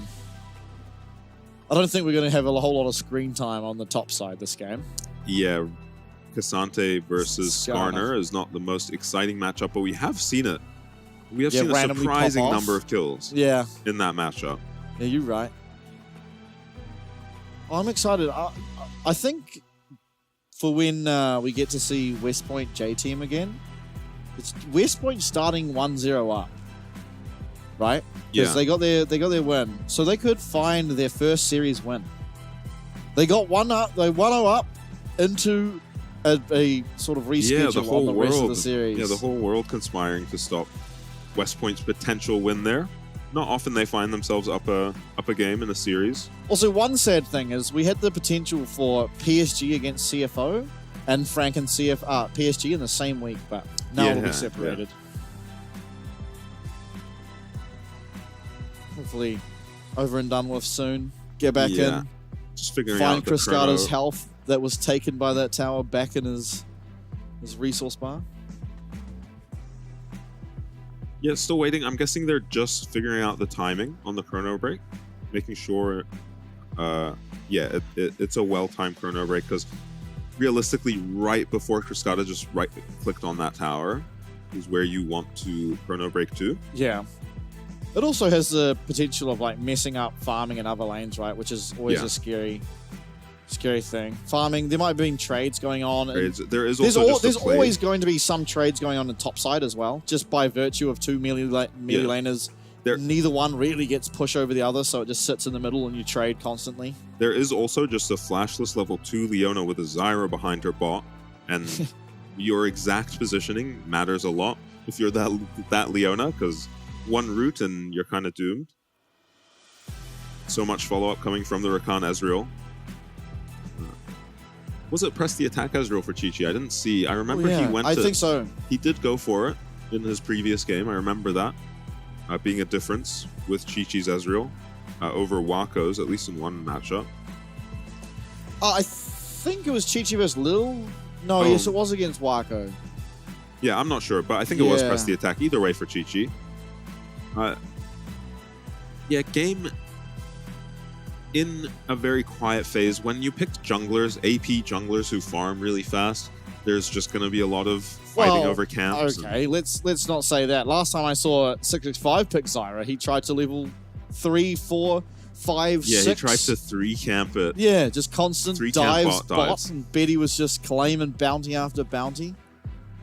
Yeah, that was interesting. Yeah, and some of those plays as well were so close to working for DCG, and then Betty would randomly pick up kills in the 2v3s and make it not worth it all for DCG. Meanwhile, Junjia is power farming every camp. He was farming 3 jungle quadrants the entire game. He farmed so hard that game, he pushed R at 30 minutes and got top 5 plays of the week. That was, I still remember that fight as well. I remember at the time it was like, they're obviously so far ahead. All they have to do is go forward. Yeah. Their initiation was Karthus ult. No. It was Leona landing an R onto Zyra into Karthus ult. Yeah. That was their engage. And then we just had Maple just Valkyring in, flashing in, and just firing off like these rockets that are just half-healthing everyone as well. It was insane. They were exceedingly far ahead. And the only team so far that we've actually watched beat DCG decisively. That's true. Yeah, that's they're the only team that's actually being able to really do it. Like, just clean 2-0, get out of there. Yeah. Usually you're not in for that kind of night when you're up against DCG. Doesn't matter who you are. Yeah. And PSG know that too. They lost last split. They straight up lost. Best of 3. Yeah, 3-1, I even believe. Yeah, honest as well. No one subbed out or anything. Just an honest. I believe that was also the series where we had Cascada blast cone into the middle. Was it that series? Yeah, I'm pretty sure. Now, we are, while working out the chrono zone, Chrono break. Going to go to a little break. Once we're back, though, we should get right back into the game where we left off.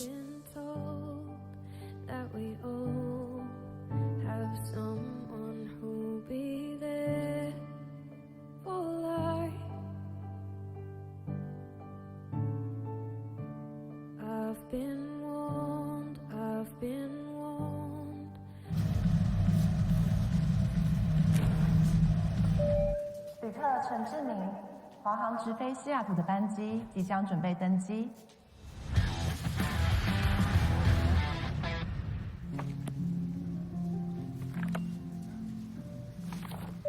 旅客何淑慧，华航直飞西雅图的班机即将准备登机。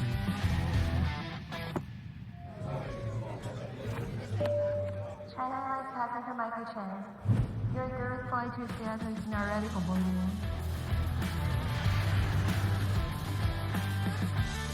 华航直飞西雅图，7月14正式起航。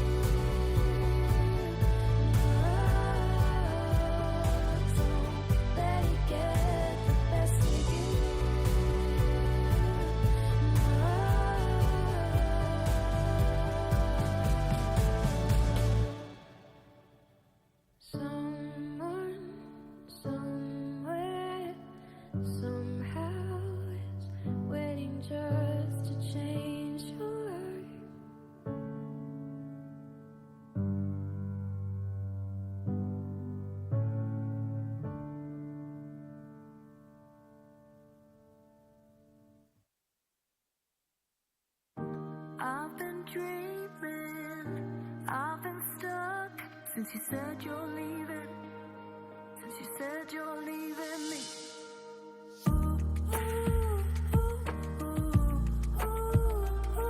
Since you said you're leaving, since you said you're leaving me.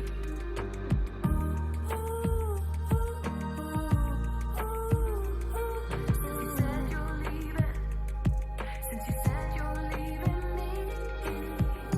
I've been dreaming, I've been stuck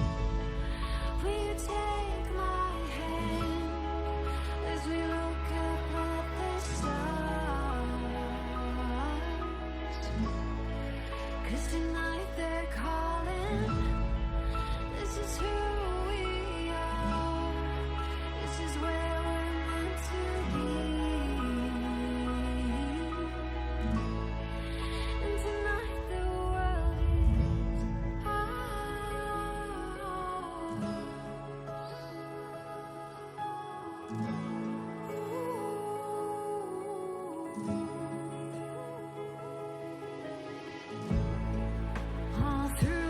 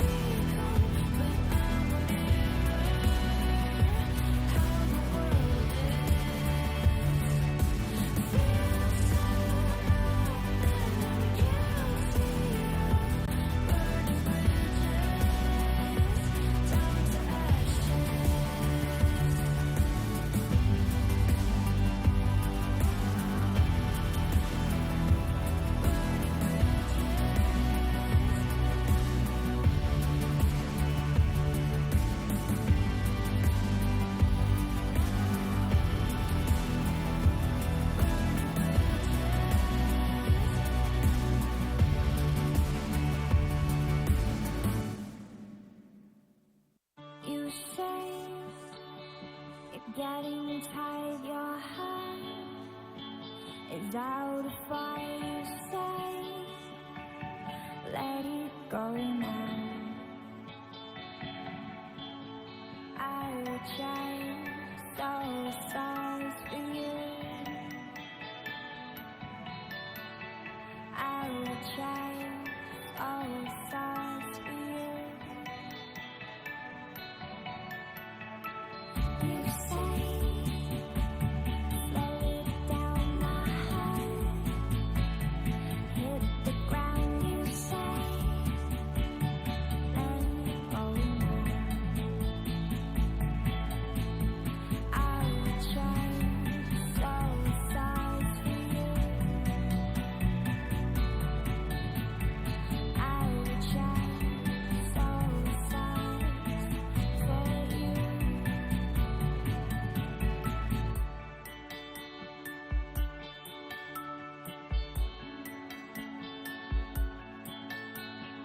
I will chase all the stars for you, my heart.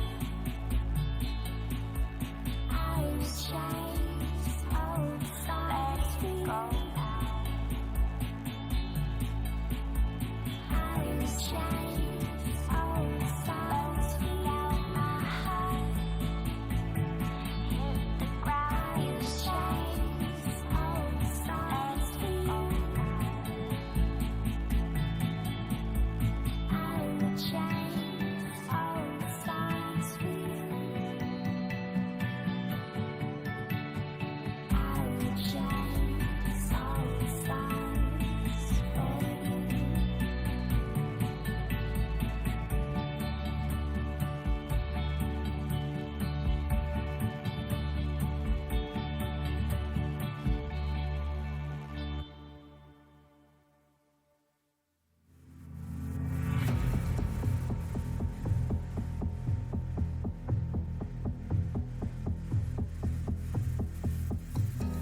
You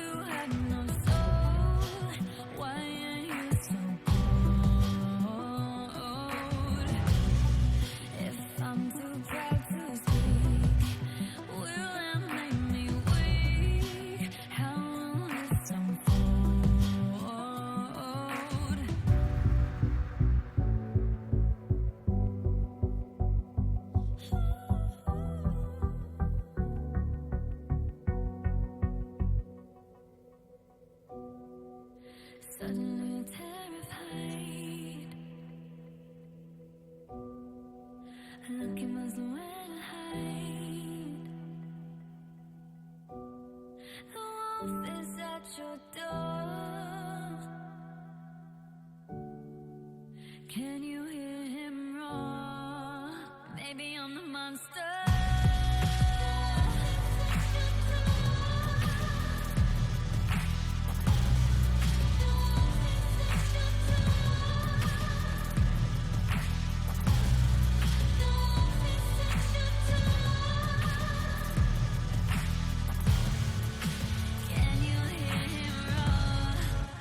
Maybe I'm the monster.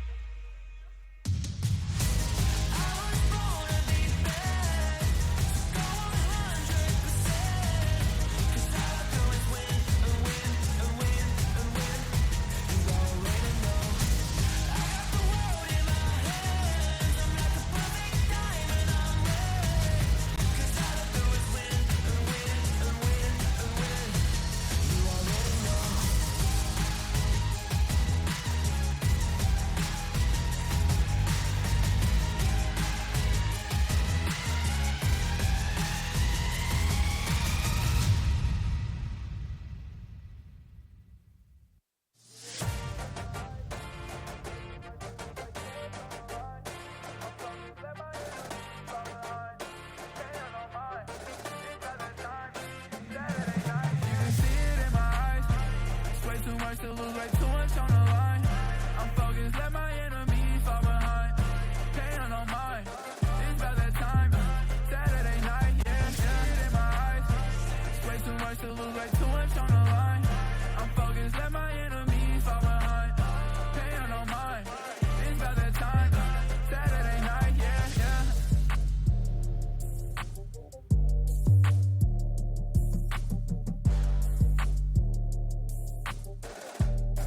behind. Pain on no mind, it's about that time. Saturday night, yeah, yeah. Too much to lose, way too much on the line. I'm focused, let my enemies fall behind. Pain on no mind, it's about that time. Saturday night, yeah, yeah, in my eyes. Way too much to lose, way too much on the line. I'm focused, let my enemies fall behind. Pain on no mind, it's about that time. Saturday night, yeah, yeah.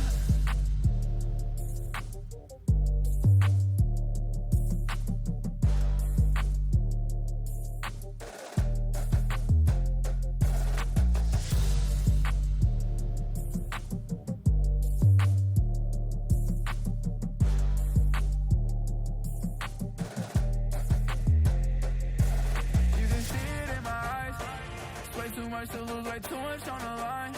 I'm focused, let my enemies fall behind. Paying no mind, it's about that time. Saturday night, yeah, it in my eyes. Way too much to lose, way too much on the line. I'm focused, let my enemies fall behind. Paying no mind, it's about that time. Saturday night, yeah.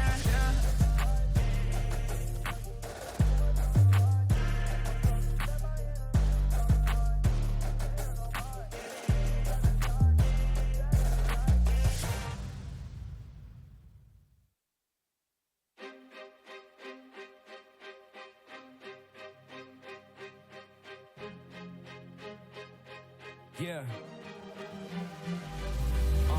Come from nothing in the world, but it's all good. Catch you looking at the stars like we all should.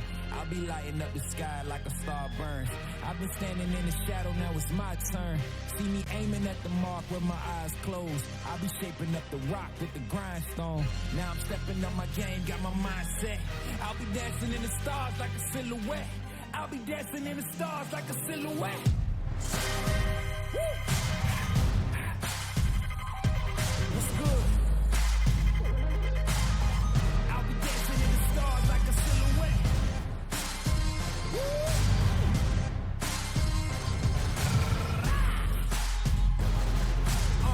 I'll be dancing in the stars like a silhouette.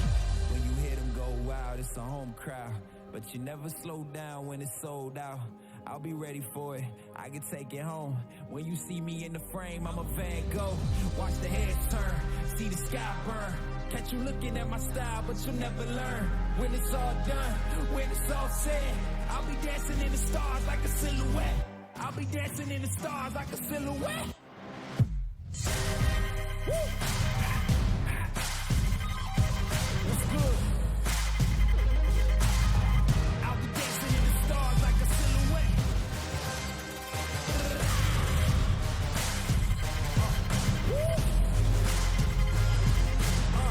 I'll be dancing in the stars like a silhouette. I'll be dancing in the stars like a silhouette.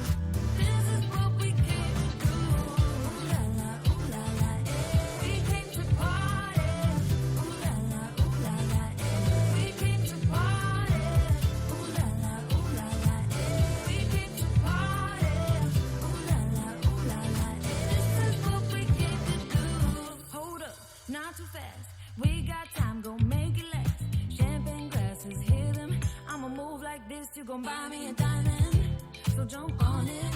Come on, I know you want it. Raise them glasses to the sky. It's our time, we own the night. We got tonight to be happy. Let's take our time and be happy. Come on, baby, won't you dance with me? Sing, ooh la la, I like the way it feels. Ooh la la, don't be shy now, let me sing. Ooh la la, I like the way it feels. Ooh la la, this is what we came to do. Ooh la la, eh. We came to party. Ooh la la, eh. We came to party. We came to party. We came to party. We came to party.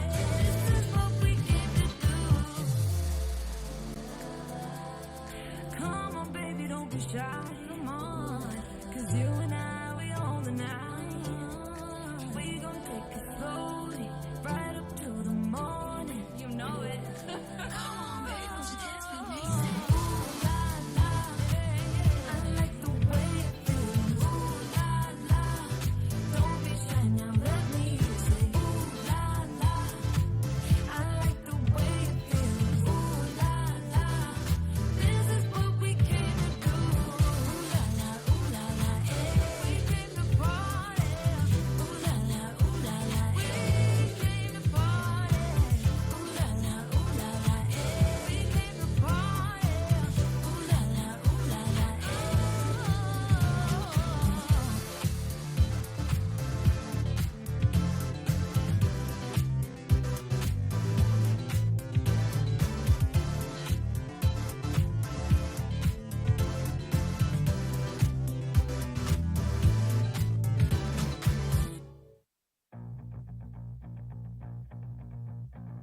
what I believe in, I just do.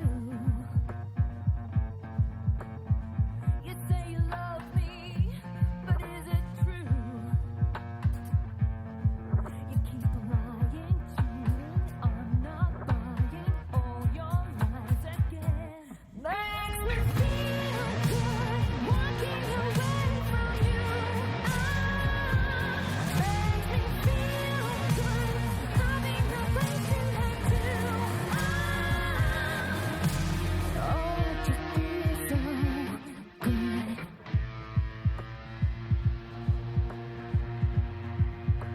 Oh, it just feels so good. You keep lying, cheating, I'm not buying all your lies again.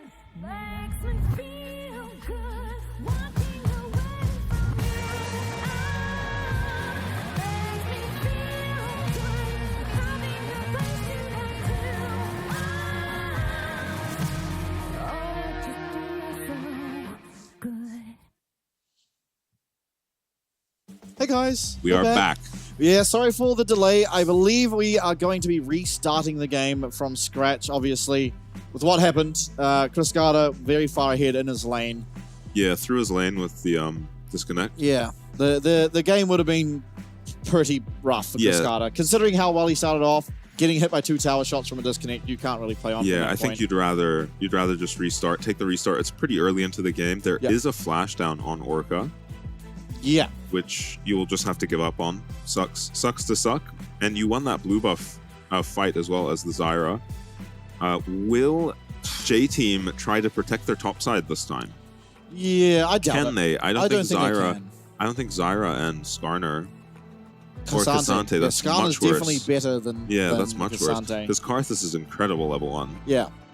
And obviously it is going to be same picks and bans going through. Just going to speed through the draft here. And yeah. And hopefully get back in and no continual DCs is the hope. Yeah, and I think you're appreciating this maybe if you're Lava, because the early game could have played out a little bit better for you. Yeah, maybe. I mean, he did get ultimately the blue buff. Yeah. Which was the goal, but he lost his top side. Even just something as small as he took the whole bot side. of Karthus. Even something as small as getting to choose where your plants go on the Zyra. So he could just sit at red buff now and start with a bunch of seeds on top of it. No, we're just starting the exact same way. Yeah, this is straight up deja vu. This time, Lava in less danger, just stood here to scout out and make sure they actually were going for the same cross-map play. I think Lava should go walk to the enemy blue buff. His bot lane is far superior level 1. And Enzo's walked in by himself a little early. Yeah, I think this means you can no longer go to enemy blue buff. Does get a bit of heal back. I think you should still force your way through if you're J-Team. But Kriskada's here, and I don't know where Minji's been this entire time. Nobody's showing this up is now. really bad. He's not going to have a single seed down. Yeah, he can get a big leash, though. Leona is running across the entire map currently, congregating with her teammates. Orca, what are you doing? Yeah, I'm not really sure what's happening right now in this game. Well, okay. Okay, it will be starting as expected now.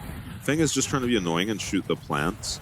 Recognizing that jungle clear speed is going to be really important in this game. And no one is doing anything similar to that to 665 on the other side. So he is off to a much faster start, already clearing up wolves now. On his way to Grom. While Zyra is still hitting wolves. Does have a very healthy clear to Zyra. Yeah, Minji throwing out that Q before Kriskada had used E is always going to be detrimental to the trade, although Kriskada staying in those minion aggros for a little bit too long, perhaps. Yeah, seems to be the idea of the matchup now that Corki is maxing Q instead of E. Makes his laning phase, adds counterplay when you're laning against him, when he has to max Q, because you can dodge it. And I think that's the idea of the Lucian counter. That and just superior poke until at least level 6. Yeah.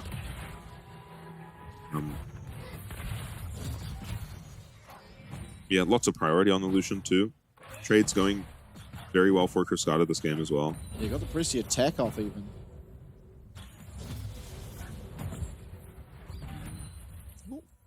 Phosphorus Bomb did hit. Yeah, so this time the jungle shenanigans have amounted to just a slightly faster clear for 665, who's about a camp ahead of the Zyra now. Yeah, but both these junglers just clear so fast that it doesn't mean anything in terms of scuttle crabs. Lava, I mean, maybe 665 can get an extra back and go for the spot crab, but if you look at where his bot lane is standing, he can't really. He still has to go just top crab. Lava is running at Kriskada. Kriskada in trouble now. Yeah, this is awfully close. Relentless Pursuit! Arcane Comet! One auto will do it. Oh. Lava could even just flash auto him there if he ever gets in range, but Kriskada holds onto his flash there is kind of incredible. And in the meantime, Lava didn't get to do the crab, but I'd be surprised if 665 contests this crab. And I'm very surprised he still ran to the bot crab. Is interrupting a recall right now from Minji. Minji has not Valkyried, so should be perfectly fine. Oh, Dark Harvest proc, that's nice. Bot lane for DCG actually having a hard time. Ezreal very strong as a laner. Lands E there, Arcane shifts in. Feng has to barrier, yeah.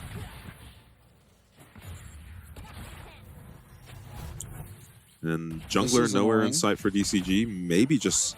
Yeah, I agree with Lava here not allowing 665 to clear his top side again. Because Zyra should be quite a bit stronger at this point in the game. So he should be happy to fight the Karthus. Should not be allowing this. Even with Skarner here. Yeah. Even with Skarner here, it's okay. He's playing on top of the Blast Cone. Oh! Oh, we're trying to groove on them. It's going to be DCG who end up getting that Blast Cone. Yeah. Kai's here now. Pathmaker. 65 is going to go down. It's going to be First Blood. Who will pick it up? It's Minji on that Corki. Now Taco has to get out of this. Yeah, Taco just has to base in TP now. Nice contest from Lava and the rest of J-Team, playing that very patiently. A lot of junglers would get frustrated there after losing the camp. But oh my god, from behind. Kriskada, Relentless Pursuit available. Flash as well. He's going to have to find timing on it very soon. Phosphorus Bomb hits. Oh, auto attack as well. What? I thought he would die for sure there. Minji should have probably been the one to flash auto just because of how much more damage the Corki auto attacks will do. But yeah, somehow he lives. Nothing commit from the side of J-Team, though. So all this does is really mess up a counter matchup for Cascada. You know, he wants to be pressuring at this point in the game, not being forced back to base. A good start here for J Team. Minji just tank Corki this game. Abby's finished. Versus a Cull on the Lucian. And Lakai is benefiting a lot from this roam Taco's had to make, but here is 665 behind him. Yeah, Lakai flash has available, but I wonder if that's even enough. Nice dodging, but Dark Harvest at least is propped from... Look, Taco's completely out of mana. Yeah, so it was just a 1v1. The Defile on for too long as well for 665 means he's never really going to be able to chase further with those Qs. Will also run out of mana. Yeah, both junglers have made their way here. Corki has enough points in Q now to two-shot backline, so is essentially matching the Lucian in terms of wave clear. Still should be losing trades, even with a better recall. 665 going to be close to level 6 after finishing up these Void Grubs. Yeah. Yeah, that's the big thing for Karthus, right? Not a lot to stop this Karthus ulti. Really just Rakan shields. Rakan does have Guardian, so he can pick a teammate and save them. Could probably look for this blue. Completely uncontested if he does. Yeah, does he know though? Well, he's going to get the notification from this dragon going down, so... Yeah. Yeah, he's in the area still. He's getting Taco to go in first for him. Completely out of mana is 665 as well, by the way. Yeah, he's getting a Scuttle Crab. Level 6 now for him on this Karthus. Yeah. Should have enough mana. Oh, Xenoblade connected. Go back, Mark, go back, Mark. Okay, nothing. Both these champs, it's Rakan and Ezreal. They're even if you hit the Leona stuff on them. Yeah, just what like, you got to be concerned because no Karthus ult can come down, especially after this blue buff's taken. We'll be completely fine on mana now for the next. Yeah, it's fine now, but his bot lane might not be. This is a level 6 Zyra very soon behind his bot lane. Oh, it's just late, I think. Just too late on the Zyra 6, but Xenoblade in. Yeah, Xenoblade going aggressive here. Obviously, there is the follow-up that can come through from this Requiem as Feng. Finding a lot of damage back. Yeah, this has to be a very clean dive. You are against Karthus. Orca, base is cancelled by the Zyra. You're low on mana. This looks very scary now for DCG. No one's coming. Good poke landed by Chi-Chi. Chi-Chi has to be careful now, though. Mystic Shock misses. Feng, he's got to try and clear this anyway. He's going to be fine. He's going to be fine. Yeah, Feng has ulti. You just have to bail now. A Zeri ulti almost puts Chi-Chi in Karthus ult range already. So well played by DCG's bot lane to trade when they did. Yeah, and 665, meanwhile, just farming, continuing to farm up on this Karthus, up to 64 CS now. Yeah. Is going to be answered back by Lauba by taking this bottom side, but... Yeah, just more efficient so far. Has 665 been. And Lakai on the receiving end of a bad trade, but has TP advantage. So is in very good shape in this lane. Not an amazing Cassante game. You can probably make this Karthus miserable in every team fight. And just kill him, but there's a lot of just raw damage on the side of DCG as well as CC. So even as a tank Cassante this game, you're not going to feel tanky. One upside is he probably just doesn't have to build MR for the Karthus.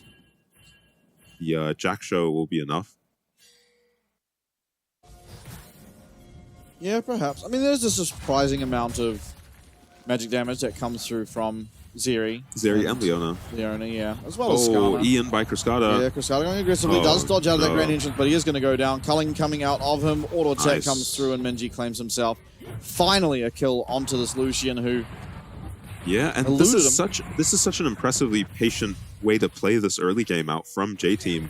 They just kept repeating the ganks on Cascada and committing 0 every time they did it. A couple Corki rockets that time. No flashes used, nothing drastic done. And Feng has to be careful he does not win this. Yeah. Lakai recalls for his full Iceborne Gauntlet and TP's back in. That could be trouble up top, but I think Cascada's about to E in now that Minji's Q's on cooldown.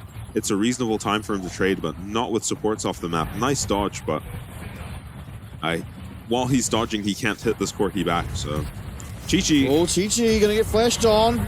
Is going to be taken out. 65 going to claim that one for himself. And now where are you going to go? And so he's going to flash away. Is going to have that battle dance up and available to get to Minji, get to safety.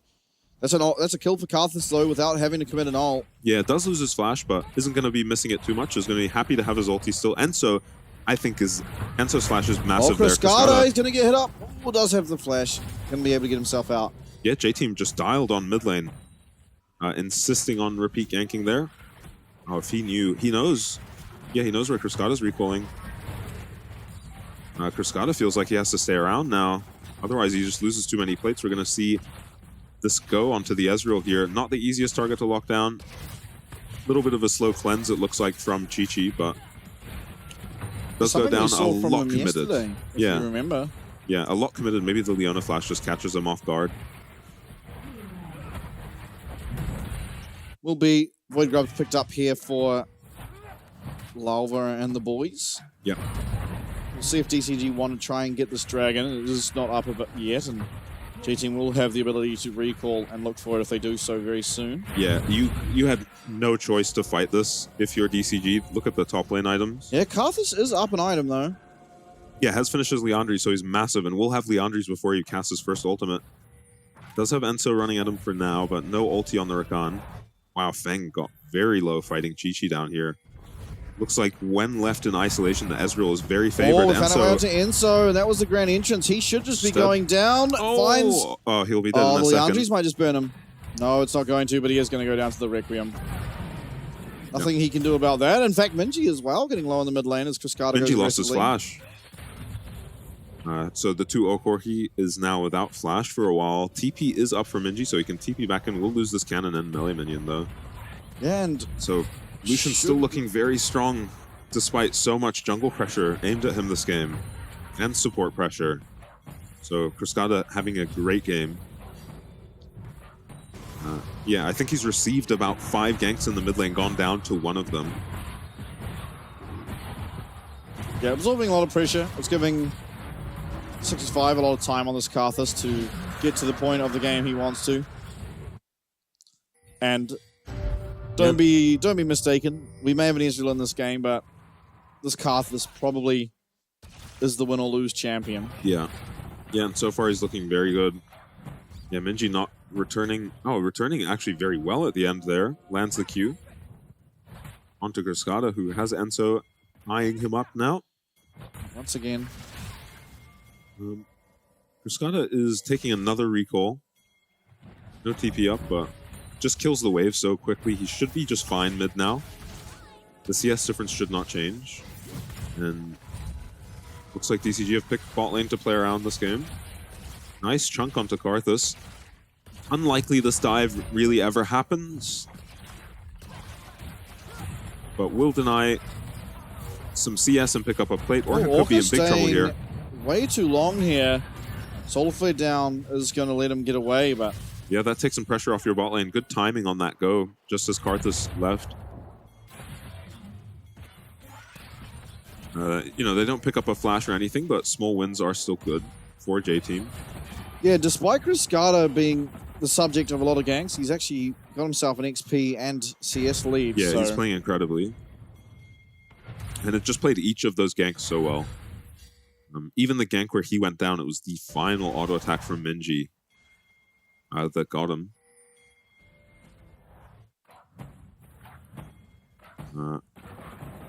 Does have his Kraken Slayer completed before he's even finished his cull on the Lucian still, so barely feels like he's been slowed down. Yeah, a lot of tower plates. Damn, DCG very, very ahead in that regard. Yeah, yeah. Riftfield is spawned. Yeah, and this was the problem with J-Team's draft, right? It's that they don't have the early game champs, but they have to win the game before it goes late game. At least I think so. Maybe they're okay late game, but they just deal so poorly with Karthus ulti. Yeah, Karthus ulti is a scary thing, but honestly, it should be okay. It does feel like, obviously... It will be a long time before it's half-healthing people. Yeah, and maybe you could argue that they just have better poke as well. Yeah, outside they have of the poke. Karthus ult. They have incredible poke. Oh, going aggressively, grand entrance, but Cascada is just going to eliminate that Rakan. Feng having a barrier. Will no longer have ult available for himself, but Chi-Chi with that True Shot Barrage is also going to have that down. Taco trying to take out this ward. 4v5 as things stand with Enso being down, is spawned and can walk back. Xenoblade lands. Pathmaker for Lakai. He's going to be completely okay. They're back on the Rift Herald, but I think J-Team should look to fight this probably. They've got Rakan coming. Yeah, Orca half HP, and honestly, everyone on J-Team are feeling pretty good in that regard, but we've found a lot of CC. Lakai He may be the tankiest champ on his team, but he's almost burnt down to the Igniters. Cascada's getting low now, and will come this Requiem. It's not going to finish off Lakai. There is no world in which we're killing that Cassante just yet. And J-Team do brute force their way back into this Rift Hero and should be okay to pick it up for themselves. Yep, J-Team pick up the Rift Herald. A well-played fight by J-Team. They punish DCG for overextending onto this Cassante very well. Lakai does lose his flash, but gets his team the Rift Herald, and a small team fight win for DCG. Every team fight win counts, especially when the game is this close. 2K is the advantage for DCG, a lot of which is, of course, coming through CS as well as tower plates. 665, he's not having any downtime on his farming, immediately down to the bot side. Nice play from Lakai to save his tower. I don't think his team can get this fast enough, though. They engage onto the Skarner. Yeah, Skarner getting low. Taco. Taco needs to be very careful now as Stranglethorns come through. Lava as well, flashing away. Actually goes down. It's a 1-for-1. Yeah, really poorly played by Lava, unfortunately. He holds onto his ulti for so long for some reason. Probably not expecting to just 100-0 these Skarner like that. Chi-Chi, 1v3, flash away. Is going to at least get that culling out of Cascada, but... Yeah, I mean, that flash burned by the Wall of Pain, essentially, and nice TP from Cascada to save this top tower. Bot tower won't be so lucky, though. We'll just get taken out. Taco cannot TP to this yet. So, 1-for-1 tower trade, but a kill goes over to J-Team in exchange for losing their mid tower. Solar Flare comes down, actually lands the stun. Enso's got a lot of work to do to try and save his Corki here, if he even wants to, but... Currently, it looks like there's no way you can. Cascada pushing in that minion wave, and Minji training aggressively, but will eventually go down. Yep, should be mid tower down now, though. DCG can just go take that. Maybe Taco can TP and clear the wave. Ezreal does take these towers very quickly. Rift Herald drop now, and Lava is hopping in it. And we are going to see basically perfectly played by J-Team, except for Zyra. Lava on Zyra just not ulting immediately. It buffs the plants. He has these 2 plants hitting Skarner the entire time that could have been buffed up by his ulti, as well as the crowd control from the ulti. Ends up losing his flash and dying just because he wasn't as committed to the play. Meanwhile, Lakai... Yeah, back to live. Taco finds a 2-man. It's on 2 fantastic targets, but the Stranglethorn's in a perfect position. Fing does get knocked up. Fing gets taken away by that all-out, but he's lived. It's a 1-for-1 at the moment, and Requiem still very much available here for the side of DCG. Health bar's not so bad outside of Fing.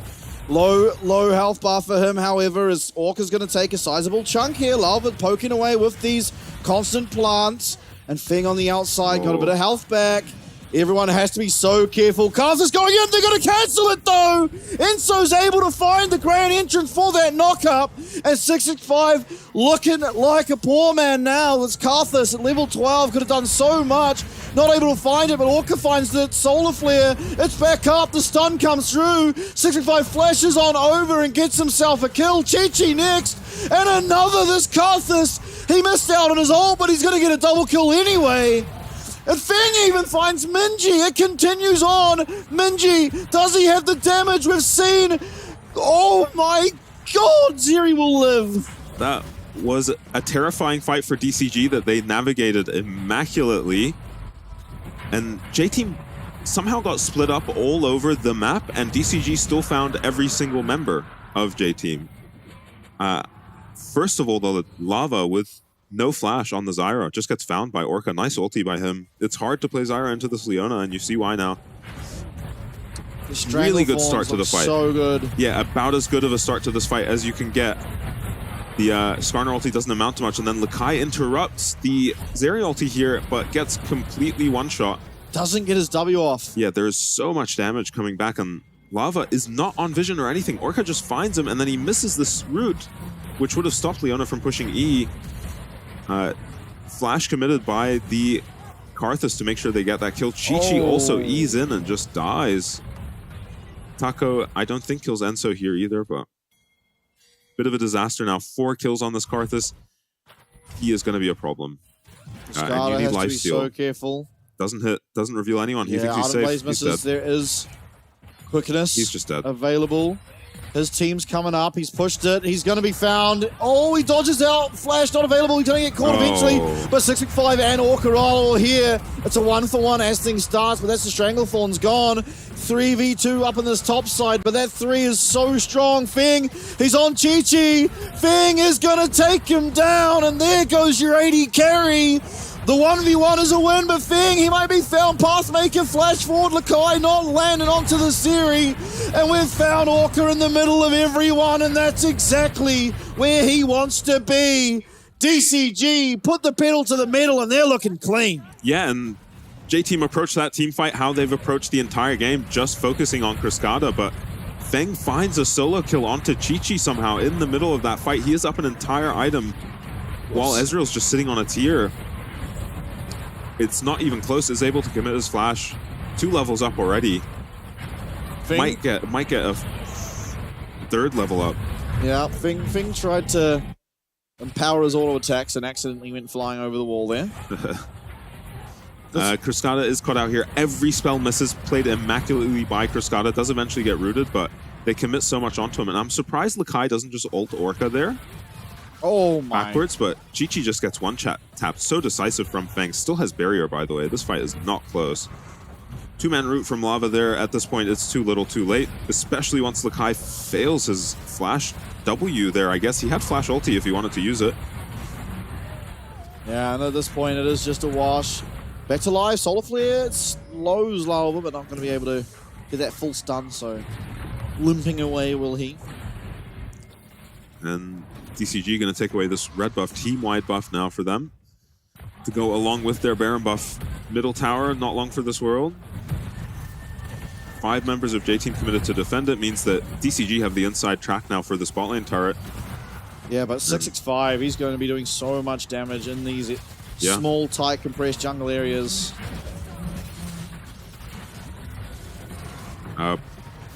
Saving grace for J-Team is top wave is nowhere near them, but they will lose at least 2 tier 2s here, guaranteed.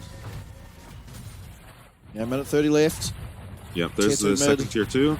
And Taco is wall riding, grinding on into that top lane. Yeah, it's already a 3.4k gold difference off of the Baron. Just purely Baron diff. Yeah, and 10k is the overall DCG with a bit of an insurmountable lead. Yeah, anything else they get with this Baron is just a bonus. If they want to go for this tier 2 top, they can. They have still a minute on their Baron, but they probably have a lot of gold to spend. You've got to watch out for 665 dropping an ult for a top 5 play. This is very greedy by DCG. If J-Team can get here, but they just don't have members. Yeah, and no one right now can actually take out that cannon either, so does allow them to pick up a 3rd tier 2. Great progress made on the map there for DCG. Yeah, one condition of playing Ezreal is you pretty much need to hit your 2-item power spike before the enemy team gets Baron, which isn't always that, it's not really that hard of a condition to play the champ, but Chi-Chi was not able to do it, and then he's up against Baron minions as Ezreal when he'd like to be fighting. He's at his strongest point in the game, probably at 2 items,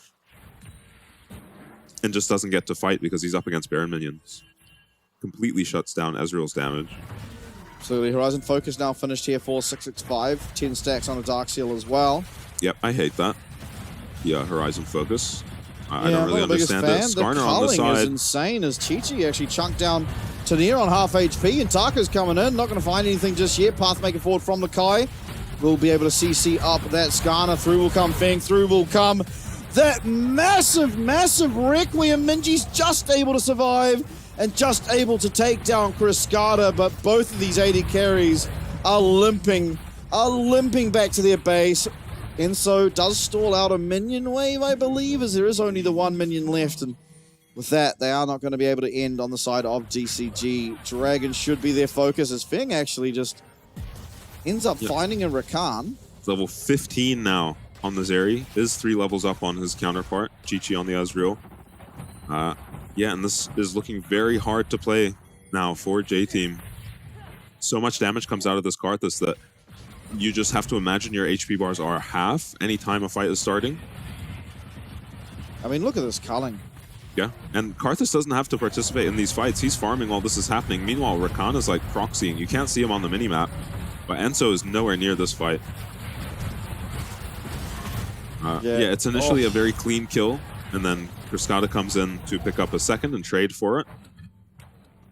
So for a 4v5 up against Baron, I guess not the end of the world if you're J-Team. Speaking of Baron, minute 45. And it feels like it should probably just be DCG's. Don't see a really realistic way for them to find their way through one of these team fights. This Karthus is just hitting for way too much damage. Yeah, they need lifesteal on these carries.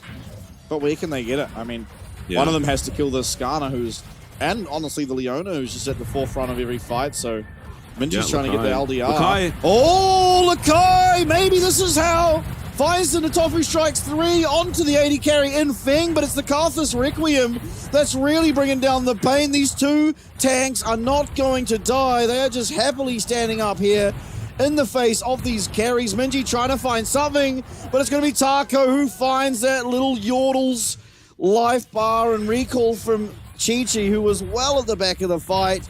There will be a defense. They should be able to hold on, but it's just another team fight, another amount of gold into the pockets of DCG. Yeah, and I think that was a level 16 Karthus ult, because once it came down, it didn't even matter that they had picked off this area essentially for free. Feng didn't even get a chance to push ulti, and still they just did more damage because they have a Karthus ulti. Yeah, Lakai, I mean, Lakai found about as good of an angle as you ever could. No, I can't imagine a fight starting any better than that for J-Team, so gonna be difficult to win this one now. Certainly will shut down. Didn't see who picked it up, but was claimed. Yeah, I think Enso got it even. Oh. Yeah, worst case scenario there. This is a very good Zyra game. Lava walks into his jungle. He's dead to Requiem, by the way. Unless Rakan can get to him. No. Oh, the burn. He's dead. The Andres. Oh. Rakan died top. Rakan's dead. Enso caught proxying another wave, I guess. Yeah, I don't know. He was completely alone. I'm not sure. Lava did end up living, though. So not the person we thought would die, but someone did die, nonetheless. So Karthus is now just doing 4k damage every time he pushes his ulti. Now let's have a look at top. The Baron should just be picked up. No worries. Yeah, I mean, it's pretty straightforward, isn't it? Wow, I'm surprised. Rakan is such a difficult champ to catch, but with the help of Karthus ult. Recall's delayed by an Ezreal ulti, but yeah, bit of a drop in the ocean of the advantage that DCG have. Yeah, we've got some recalls, some teleports out coming through, and should probably be the last siege. Wait till Requiem is back up. Yeah, DCG just want to end now, even instantly TPing to keep tempo up on the map. Yeah, we're just waiting for Karthus ult. Once that's up, we should probably see a decisive team fight. I mean, the fact that Lakai has a Negatron cloak right now against this composition, just shows how strong this Karthus is. Because you'd really want to stack a ton of armor if you're this Cassante right now. Yeah, but the 6-1 and 8 Karthus isn't letting you do so. 4 items, also a 10 stack. Dark Seal. Tower on the bot side should be going down. Nice stun onto Lava yet again, and this Zyra's having a hell of a game. Gonna get absolutely eliminated. Through comes this Requiem, and everyone now on 1 HP. Lakai is going to go down as Chi-Chi last to be up, and we are fountain diving and surviving. Wow. Triple kill for Feng. Game number 1 for DCG. Yeah, not a member of J-Team left alive to tell the story. Feng even diving the fountain there, and you kind of saw it. Enso made a sick play in that team fight to get onto the Lucian. He got a 2-man ulti onto the Lucian, just one-shot Cascada, but all the miracles could happen for you in those fights, and it would not matter. Just because you're half HP. You are actually starting... I think your squishies in that last fight were starting at like 40%, 35% HP even. It was... against champs like Lucian and Zeri as well, who are super mobile and can just one-tap you from that HP. First mobile champs. So good comp put together by DCG. I think Karthus is probably getting underpicked. I think so too, because every time we've seen it, it's looked like a damn near free win. Yeah. The only time I think we saw it not win was Halpigs when they picked it. I think we have seen it mostly into Zyra. Yeah, but we'll see the draft in a sec. But I think the Zyra was picked into it. Before, the PSG game, I believe it was Zyra picked first, and then Jinjia answering with a Karthus, if I'm not mistaken. Yeah, but this time around, it was the other way around. Yeah. Oh no, it was a last pick Karthus. Never mind, it was last pick Karthus. Yeah, in the first one, I think it was first pick Karthus for Jinjia. First pick Karthus and then Zyra to respond. I think so. Honestly, it doesn't feel like the matchup really matters. I think who gets Leona matters in this matchup. Well, I think it's just what lanes get priority because your mid lane, Cascada, he was getting ganked so often and still had priority pretty much whenever he possibly could. Yeah, he was still winning lane. And yeah, he'll be pushed up to Corki's tower and survive on 1 HP that many times where it was like, well, this must just be an insanely good Lucian lane. Yeah, it has to be. It has to be. I mean, obviously he was it makes holding sense. onto his flash. He was tanking Zyra roots and everything, and they just didn't have the damage to kill him. He walked out. Yeah, and I think more than that, it's like, now that you're maxing the Q and there's a lot less damage on your E for the Corki, all you have to do as Lucian is hold your E until you dodge Q. And because in a straight up auto attack battle, you're going to win even by just runes because you have press the attack, he has fleet footwork. Yeah. And so you're just going to win by that. Your abilities do more damage. I mean, your Q does more damage. At least it's... Maybe it doesn't do more damage, but it's going to hit more often than not unless Valkyrie out. Yeah, Corki can Valkyrie the Lucian Q. Right, but that costs like 120 mana. Yeah. You are not using that to dodge your Lucian Q, and if you are, you're losing the lane anyway. Yeah, you'll because run then out of you mana. are just going to get E'd on. Yeah, even if you could do it like a Scripter, you'd still just lose the lane because you're running out of mana. Yeah. Yeah, so very good Corki counter. Coming just in time as it feels like Corki finally earned his place as a high priority pick with this new build that everyone is doing. It looks very strong. So it's nice to have a counter pick right now for the Corki because the Yone is not it. We have not seen the Yone succeed against the Corki yet. Yeah, no. There was Gory who played it, and it like obviously sucked early, and he then popped off later on, I believe. I'm pretty sure it was Gory. But I think when it comes... Yeah, you go. I think when it comes to the Yone versus Corki, it's more like the Yone sucks in lane, kind of. Yeah. But then you get to the side lane and Corki struggles to deal with you. Yeah, I've got the exact same sentiment. It seems like if you're an insane Yone player, you will get an even lane against Corki. If you want to play Yone and you're cracked in team fights on it, like Gory is, Corki is a good option for you to play it into. You won't be punished, and this was such a massive outplay by Cascada. They use every spell on him, eventually get him down, but by the time he's dead, his whole team has showed up. But really, honestly, the biggest win in this fight for DCG was Feng just killing Chi-Chi. Yeah, Once and then this living happens, as well. Once this happens, it just means all of J-Team are dead. It's an ace. It goes from just like a random kill to an ace and gets Lakai's flash and gets out too. It's just so doomed for J-Team at this point, and the game becomes borderline unplayable from this point forward because you are behind against Karthus. 30,000 was the damage almost for 665 on the Karthus. Yeah, I think 665 deserves the MVP. Or Orca, actually. I think Cascada. Oh, yeah, he did get out of a lot of ganks, but there was also a little bit of happy gaming at the end there. Just dashing on in and getting killed. Got the job done.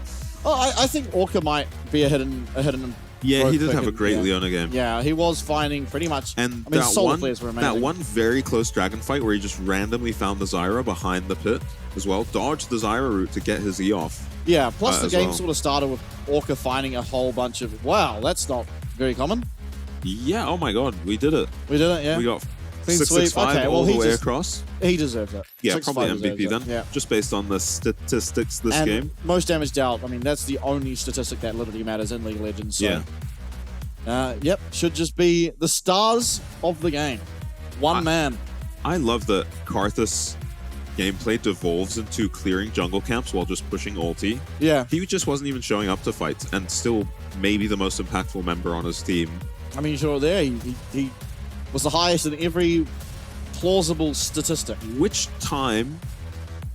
ulti will be the play of the game here for 665? Because he did push R a few times this game. I think it might be that one mid where Cascada ends up flashing under their inhib tower. Well, it looks like it's going to be this team fight where watch Cascada get caught by this nice play from Enso. But we're going to get a zoom in. Okay. Oh, this is actually much better. Mechanics this is much matching. more interesting, actually. Mechanics matching. And fights it. What's happened to everybody's health Instantly bar? over. Fight was already not going great, but now suddenly Chi-Chi, who was fighting Feng relatively evenly, kiting each other around, is just instantly on half HP and fountain dived. To the point where, Feng just strolls Minji, under who his followed fountain. up very nicely on Enso's engage onto Lucian, one-shot him, is dead from half HP. One thing I think we can say is that game does not look like that if not for it resetting, because Cascada did end up taking 2 towers while DC'd, so I'm glad it did reset. Yeah. All things considered, it felt pretty fair, I honestly think, because generally there wasn't that many advantages garnered by either team. 665 and DCG in general still just got the same opener where they went to enemy blue buff, and it actually probably, if anyone, favored J Team. Because they got to start on the blue buff, on the enemy blue buff, which is a bit faster and safer. The difference being they didn't gain Orca's flash. Not that the early game flash should be that impactful, and I honestly think it was better that they then focused Cascada. It was a shame he lived on 1 HP, and we probably need to commit a flash somewhere in one of those engagements. But game number 1, done and dusted. Let's go to break, come back, see if J Team can bring it back.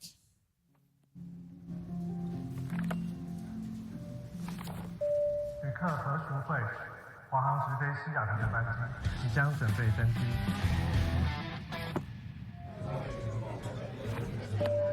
China Airlines passenger Michael Chen. Your direct flight to Seattle is now ready for boarding.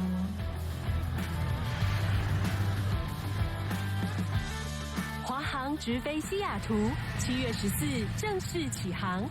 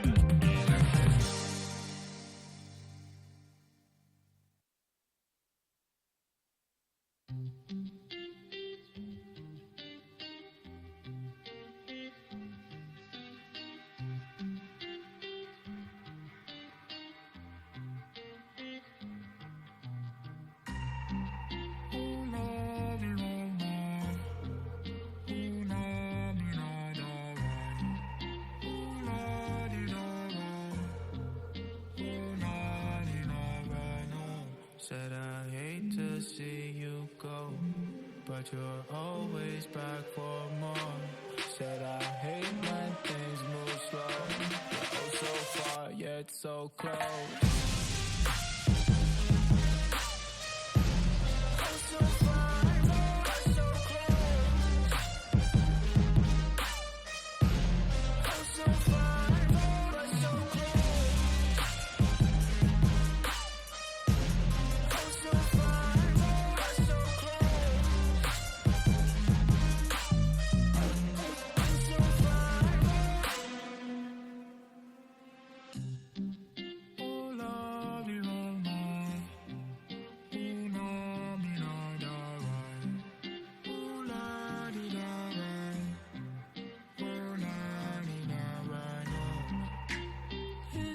Hello paradise, I can't decide. Show me the light, show me a sign. Said I hate to see you go, but you're always back for more. Said I hate when things move slow. You're oh so far yet so close.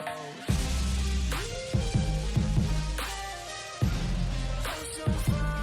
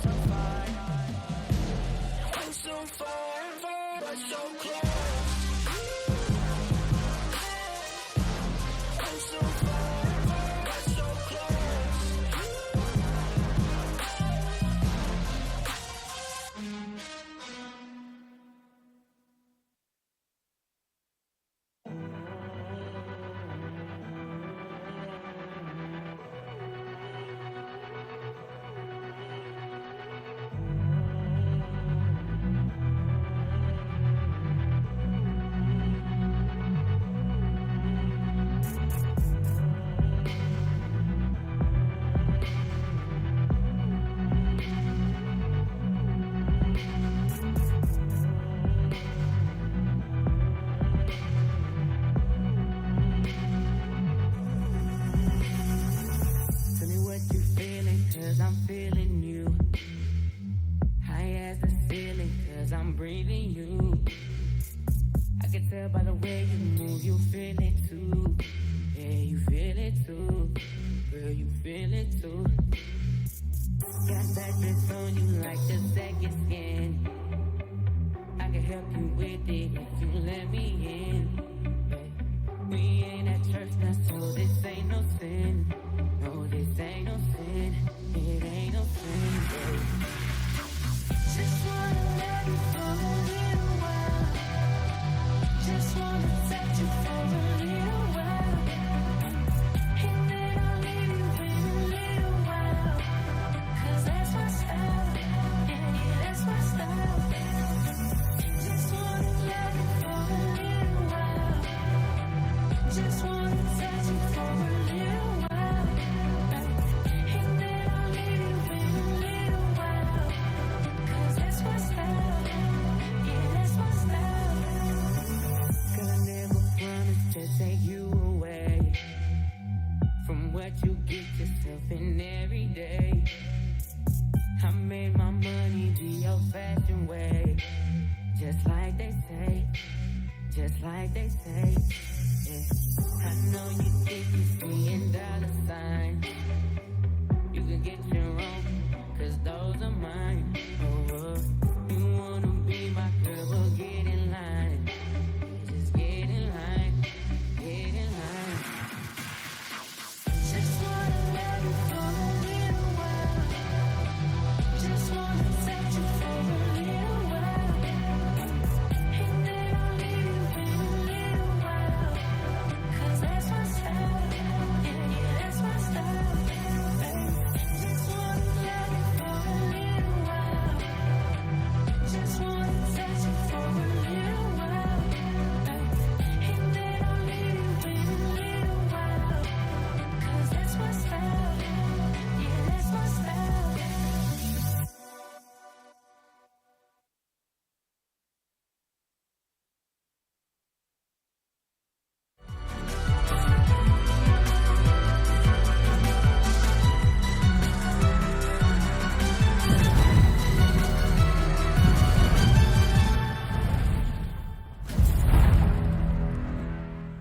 Welcome back, everybody. Now we are up 1-0 as DCG did take the win. And honestly, a hard-fought battle despite the massive advantage they ended up finding for themselves.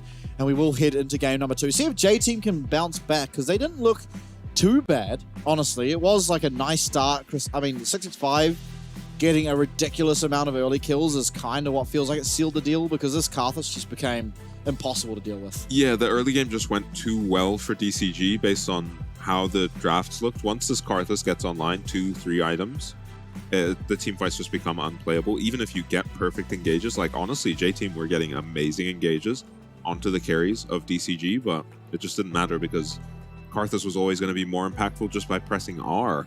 Yeah. So maybe that's a contested pick. It was a very, very powerful last pick Karthus. Yeah.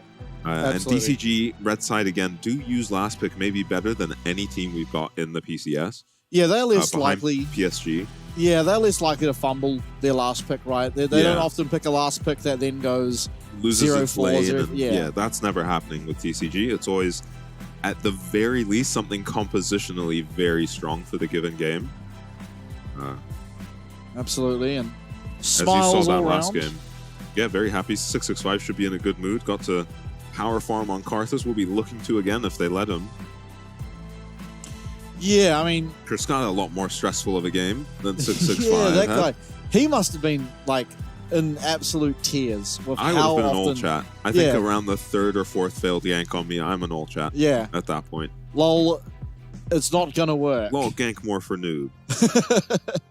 Yeah, unfortunately. They did eventually find him. You do wonder if just somewhere you flash, right? Like there had to have been. Yeah, there Going were back- definitely. There were 100% opportunities for Minji, especially to flash. There was one time where Zyra, Lava on the Zyra, commit his flash. And the auto wasn't enough damage to finish off the Lucian. A Corki auto probably does the trick. Rather than a Zyra auto. Bit of true damage on her. Same draft so far. Yeah. Rumble banned away again by J-Team on blue side. Was Twisted Fate last, which was a little perplexing. Yeah, Twisted Fate is a strange ban here. I guess they just don't want Skarner into the TF because you could leave Twisted Fate open and take Skarner. If the worst they have for it is a Cassante, though maybe it is just worth banning the TF. Skarner taken away now, so Ezreal might be worth first picking. You could try first pick Karthus, see what DCG have in store for you if you do that. That might have been our first Israel loss too, by the way. Yeah, could have been. Yeah, it could have been. I'm not sure. It looks like Ezreal first pick is the go again for Chi-Chi. Oh my god, are we throwing it back? You'll want to change something if you're J-Team. Because the way the game played out, they even got a redo on the early game and they couldn't stop their top side being invaded level 1. Yeah, I mean, at least it's going to be somewhat different just by virtue of Skarner not existing this game. Yeah, very early Zeri pick for DCG. Maybe wanting to use their counters a little more on red side, preferring Leona over Nautilus. Yeah, Don't I mean, hate after it. last game, I don't mind that at all. Yeah, seems like Leona is very good. Probably just a personal preference for any given player. Oh, this is a nice Braum pick. Yeah. Okay, definitely different drafts, same carries. Yeah, if you go double ADC now as DCG, it's a little depressing into a Braum. I think you probably still do. Yeah, the Lucian just looks too good in isolation against the Corki for the entirety of the game. Oh, Cassante- okay, we're going to be cooking. If this leads locked in, Cascada has got something in store for us. Yeah. He doesn't want to play the Lucian into the Braum maybe, and we'll last pick some strange mid laner. There is LB available, and we saw that do extremely well last game in the laning phase. Definitely well enough to set up dives. This is true. We'll see if that's what they opt into, though. Not looking like the greatest LB game yet. Yeah. It kind of feels bad to be LB into Braum because he can just jump, put his shield up, and block everything you try and throw out. So, Cassante now gets 2 bans to protect him. Lucian banned away for J-Team. Not convinced that Cascada is off the Lucian. I'm just wondering what we're going to get from him. TF ban, what's the other ban? Maybe just like a Gwen. Maokai banned away? Okay. Only feeling like they need to ban the Jax in this matchup. Our DCG. Yeah, it is striking me as a fairly decent win game thus far. Okay, Karthus. Karthus banned away. Makes sense. That was a very powerful last pick. It's Might Yasuo. just be Diana Yasuo, yeah. Amazing Yasuo game. Problem is, once you lock the Diana, it's very obvious it's a Yasuo. Yeah, what can you do about it at this point? There's not a lot. You want some lockdown in jungle. Maokai banned away. The Maokai would have been a great pick into the Yasuo. You'd no longer need an AP jungler. Sejuani Braum, classic. Can lock in another blue champion with Gwen. So they'll be very blue coded on the J-Team side if they do go for the Gwen. Gwen seems good with Sejuani as well. Yep. A lot of auto attacking. And 3 melees on the enemy team is surprisingly good for Gwen. If she can ever hit multiple targets with her Qs and ultis, oh, it's disgusting. She completely takes over team fights, and she will have opportunities to this game against, especially if Yasuo is locked in. Yeah, plus we've already seen in the past Lakai on the Gwen, and he pops off. Yeah, I'm liking what J-Team put together. Yasuo insta-lock, no surprises. Yeah, this is just such a monster Yasuo game, though. Corki, Ezreal, Gwen all hate Yasuo. Even Sejuani ult is going to be blocked by the Yasuo wind wall, so... Does Braum Glacial Fissure? I was thinking about that. Yeah. I think it might. I think so Stop. too. It I'm might pretty stop sure it's a at the wind wall. projectile. Yeah. So, yeah, Monster Yasuo game, they have to play very well around the wind wall. There is a lot for Cascada to try keep track of to work out what he wants to actually use Yeah. the wind wall on, because, I mean, needlework stands out as something that will cut down the damage coming through from J-Team a lot. On the bright side for him, J-Team's comp is probably not coming in from multiple angles. They definitely can. I don't know, I've seen Lakai on Gwyn before, and he very rarely is in the front. Yeah. And yeah, no one on DCG except maybe Leona really wants to be dealing with this Gwen.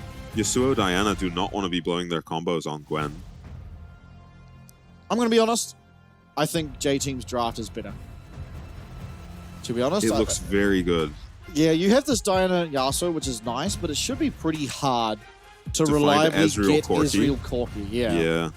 Should be, yeah. The wind wall is going to be very high impact, so we'll see if it's enough, but you might be right that it's just there's too much to wind wall. Yeah.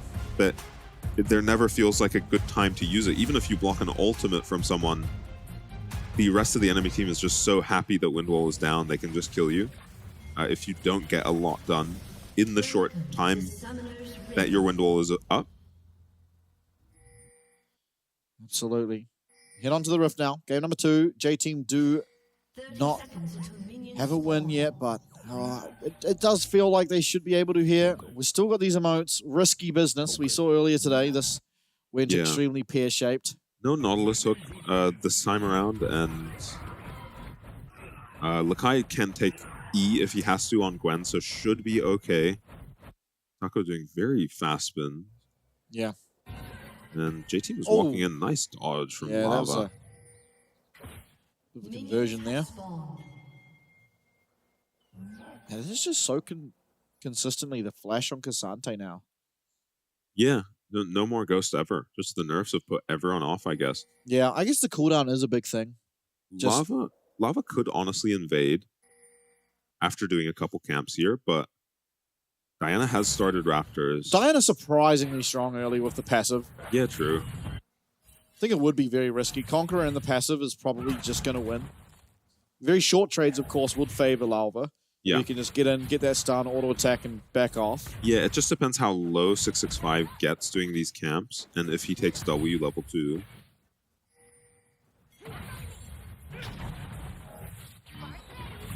Good poke landed from J-Team's bot lane. Should have priority level 1. Braum, incredible level 1. Leona, not so great. Same deal with Ezreal and Zeri. Oh. Very close to landing a sneaky Q. There is Enso, and should be level 2 first for J-Team, so I'm surprised Enso is stepping so far back. Yeah, just Q on cooldown, I think. There's some more poke. And Sejuani is on her way here. Diana will be 2, but Sejuani in the 3v3 should be a lot more impactful than a I agree. level 3, possibly 4 Diana.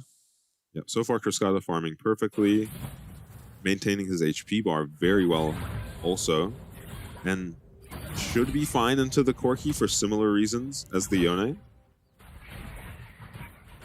You'll just farm up a Storm and get to play Yasuo if you're good at it. You'll be glad. And it is a very good Yasuo game, so free farmed Yasuo. And then DCG's bot lane doing a good job dodging out of poke, and both junglers clearing at the same pace for now.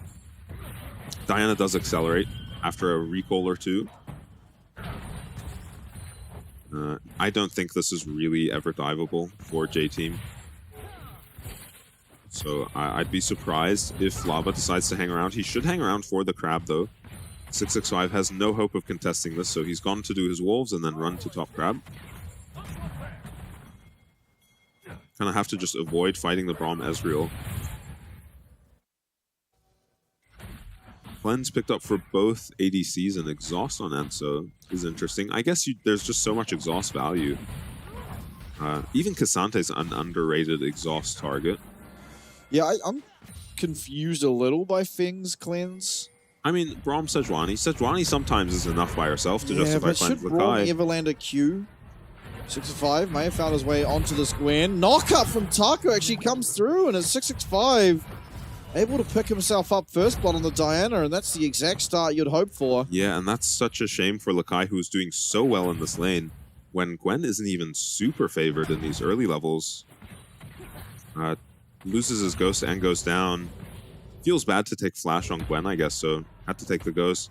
Gets caught as his wave is crashing. Gets these minions and then goes down for it, unfortunately. Gets caught just on the end of that W from the Cassante, and at this point he's just dead. Ghost or no Ghost. He must have been on the very verge.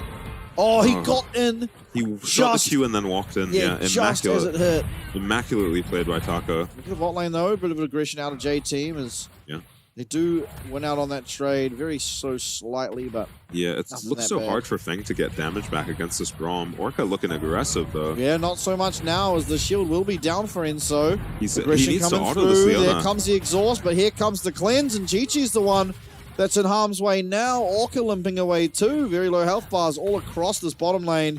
Feng being the big winner of all things said. Yeah, Enzo just had to auto attack Leona once, and Orca dies 100% of the time there. This is a Conqueror Ezreal, who is just free hitting. They are up a significant amount of CS, and Cruscata's actually up HP in this mid lane matchup. D-Shield, second wind. Hextech Alternator completed here for 665. Thanks to, of course, that first blood he found onto Lakai on the top side. Yeah, Lakai has to be careful now. Down a level. Orca very low HP. 665 finds Lava, does plenty of damage. Yeah, goes aggressive even. And as Conqueror stacked up, Enzo has to be the one that's really careful here. Arctic Assault coming through. Yeah, 665, he's getting stunned up. He gets the shield off. He's not going to have the damage though. Feng is going to have to do so much here if he wants to win. He's trying his best. He gets one, he gets stunned up, but it's a big win for Chi-Chi. Yeah, Braum Sejuani very broken. The Diana dashes onto a Sejuani and just gets stun locked to death. A nice flash from Chi-Chi to get the stun onto Orca, and Feng decides to trade 1-for-1. Perfectly fine. Gets some gold. Wasn't going to be able to farm if he had survived anyway, so big play by J-Team. Yeah, Orca is already 300 HP, sub 300 HP starting this fight. And Chi-Chi is low mana, so I kind of get why they want to fight, but look at once 665, he doesn't get to move once he jumps in here. And then Orca flashes, but gets, again, Sejuani, Braum comboed. Nice block from Feng to make that a little bit scary for J-Team. Looked like maybe Feng was going to do something there. Maybe once upon a time, Lethal Tempo Zeri makes that a very scary 3v3. Going to be a trade of Dragon for Void Grubs. Yeah, unfortunately, it was not to be for DCG there, but J-Team, they do take an early lead here. They should be able to pick up this Dragon, but the Void Grubs were picked up already for the side of DCG. See if 665 wants to come down. There's actually low health bars here. This could get scary. Yeah. I mean, Cruscata's maybe thinking about it too. Orca stunned up for now. Yeah, this is now just going to lose all his HP. Does have to dodge something, and does manage to get behind that minion, so we'll be fine. Feng is just completely offside this entire time. And Lava hits 6 off of the Dragon, so your troubles as the DCG bot lane are not over. Feng does not have cleanse, and is currently getting camped between his towers. He's trying to actually interrupt this Braum. Very low HP on J-Team. Oh, they've let Feng walk in. I don't think they had to let him in. Yeah, I just don't know if they can actually do anything here as Feng does flash out of that glacial prison, and he's wailing on these three. One more will land, and he gets it. The lightning strikes, the movement speed's immense, but a nice Winter's Bite will stop him in his tracks. But Feng playing out of his mind there to be able to dodge out of everything and pick himself up that return kill onto Lalva. Yeah, he outplays 1v3 against a 3-0 Ezreal on the Zeri. Pretty incredible. Ooh, now things looking like they might be turned, but no, low mana on Feng. Shouldn't really be able to look for... Oh, Cruscata could be in trouble. Took a tower shot. Minji decides to not commit, even with his flash up. I'm really surprised Minji hasn't Valkyried forward here. Orca is here, though, so maybe that explains why. Maybe good discipline for Minji, realizing enemy support could be there. And they already messed up this dive, I think, once they let Feng walk up to the tower and hit 6. And then amazing flash from Feng. Maximizes all the damage he finds onto Lava, and then just connects with that last auto attack. Almost takes down Enso too. If that Q misses from Enso, he's actually dead. Oh, hold up. 1v1 on the top side. Taco all out. Lakai, needlework. Misses the second one. Flash forward. Taco needs to find this one. Q will not be able to connect. Yeah. Oh. Slowing down Diana. Has flash on Diana, 665. You are not making it there, pal. Yeah, cannot quite get in range. Helps Taco clear out his wave, and Lakai can TP back up, so it should be perfectly fine for him. No aggression in the bot lane again. Lava here.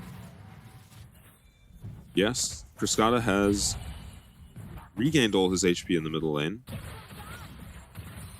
He got the recall off. Has gone down a little bit of CS, but nothing all that impactful. Yeah. The bright side for J-Team is Taco's going to still have to build MR and not want to interact with this Gwen at all in team fights. So skirmishes early in the game especially are going to be very good at one item, especially two item. When you've got Ezreal Corki, if you can sit on your hands, Gwen as well, if you can sit on your hands and get to two items, the spike is pretty impossible to fight. I don't think DCG's comp has anything close to the double Muramana Triforce. Ooh, spike. the Diana with Yasuo 2 items. It is strong, but it's these champions as well. Gwen, Corki, Ezreal. You can probably get the Corki in the combo, but any more than that is ambitious. Cascada getting very aggressive, maybe too aggressive. Playing well around his wind wall, but 65 paying the price. Yeah. Sejuani shows up now, and Taco's actually Taco's feeling so good up there. Yeah, he's taken so many plates. And Lava has to be a little careful here. Taco joining the team. Chi-Chi as well. Gwen does not want to fight now. Yeah, he doesn't have teleport. He's alone on the bot side. This should be DCG. Yep, 6 able to pick these up. Maybe Denying Lava them can from steal Gwen one. feels really good. Having them for Yasuo feels good as well. Walker tries to send out a Zenith Blade, was not able to connect. Void Grub number 2 getting very low. Feng is here. Being looking for a flank, in the meanwhile it is a lot of plays going over to Lakai. DCG are kind of forced to find something here. Taco is going to commit that teleport, so no fight, but so far things are there's okay. a fight. Foot pressure. Feng is not going to be able to get away. Yes, he will actually. He gets over that wall, and the Diana Yasuo combo connects. It is going to be 1 kill found. That's a 3-0 Israel you've lost.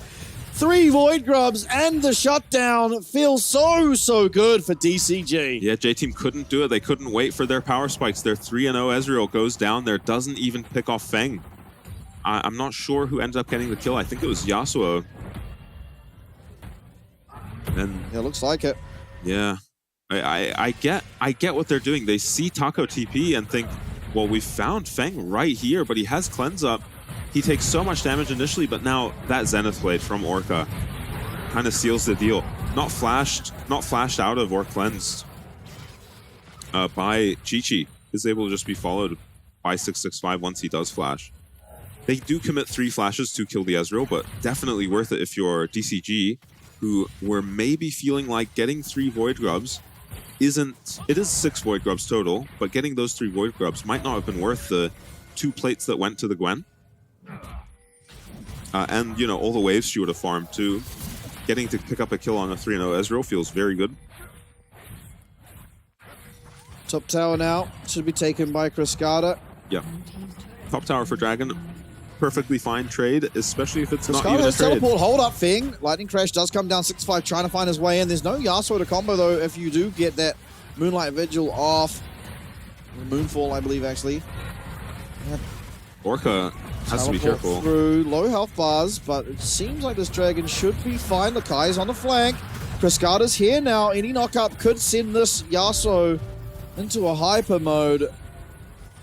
Kai not really able to find anything on that back end of the fight, and so it is just the Dragon picked up by DCG and nothing really to answer back for.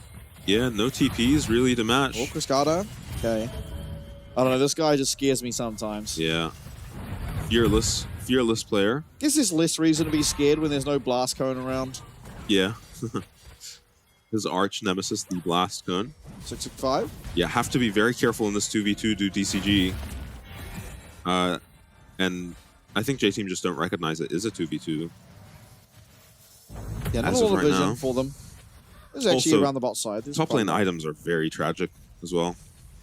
Yeah, oh, Lakai yeah. cannot walk up to the wave right now. So much magic resist on this Cassante. Orca gonna find Minji. Finishes his recall. And yeah, it's actually Minji who is coming out of this mid lane very farm. These team fights will become very difficult for DCG to play, I think. Once this Corki and Ezreal are online. For now, very abysmal items on both of them, but... Yeah, the Triforce completed for TT is pretty nice, but... Yeah, Triforce will keep you going till you get your Mirror Mana, and then Mirror Mana you feel strong. Looking like Void Grub's just picked up. I think DCG want to fight this, though. They should. Yeah, 1k HP. Lava should be able to get it. Does, in fact, do so. Here comes the teleport. This should be Lakai turning up 65. Not able to find an ult just yet. Nice wind wall. Cancels out at least needlework number one, but Lakai's found his way in there. But it's Taco who's peeling, and Taco who goes all out, and Taco who slays Lakai. Everyone now for J-Team having to run. Their flank looked so good, but it's shut down by this Yasuo and by this Cassante. DCG look unstoppable. Yeah, DCG very intelligently choosing to fight a lot right now before these 280 carries hit their power spikes. And benefiting greatly from it. That should have been a much better fight, but look at Lakai's items. He found himself on top of 4 people from DCG's side there, but just unfortunately stun-locked and not all that much damage on him.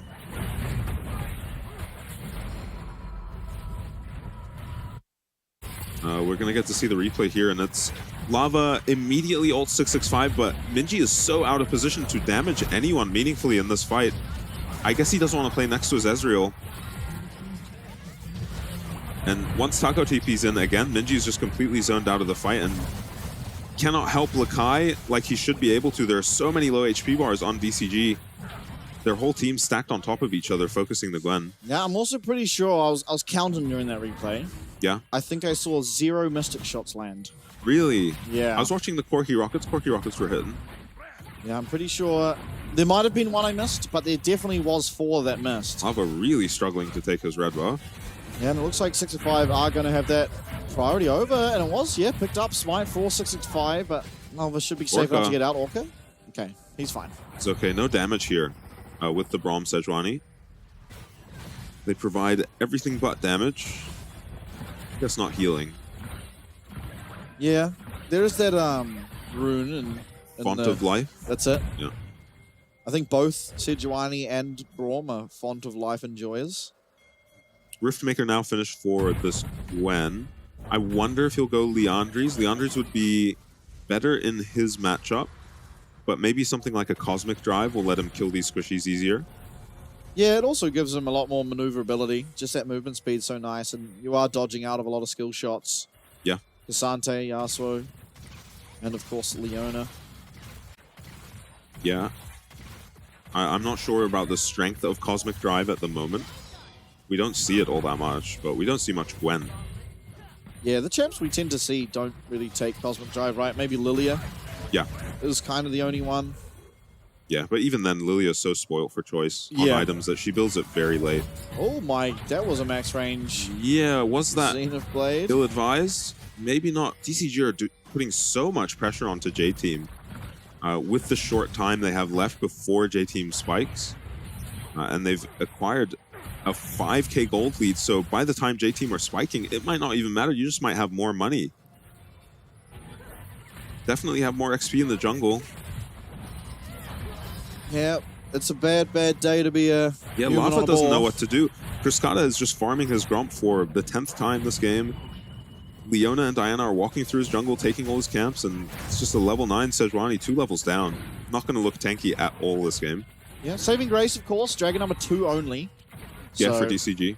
it won't really be that big of a dragon threat until at least another 10 minutes, and that's if DCG are able to get the third one. Yeah, and DCG, or J-Team rather, just haven't found any wins apart from that one skirmish in the bot lane. It feels like they need to find one more team fight win, and they make it to these Corki Ezreal power spikes. Fang eating some poke though. Orca uses W. Chi does manage to land with one of those Mystic shots, and you can see if it hits on Defeng, it's going to be doing a lot of damage. Yeah, not the easiest target to hit, but... Possibly actually just definitely the hardest. Yeah. Maybe Silver's harder. I mean in this game. Oh, yeah. It is an Iceborne Gauntlet Yasuo. Oh. Interesting. I guess... Not the biggest fan. Yeah, it's good against all these 80 carries. The problem is going to be Gwen. Gwen is quite far from being online, though, because Sante, Taco, two items. Yeah. Is just getting shoved in on his carry counter pick for now, Lakai. Needs just one good moment for himself, get some gold on him, and, you know, he can take over the game, but... Like this Rift Herald, he might not get there.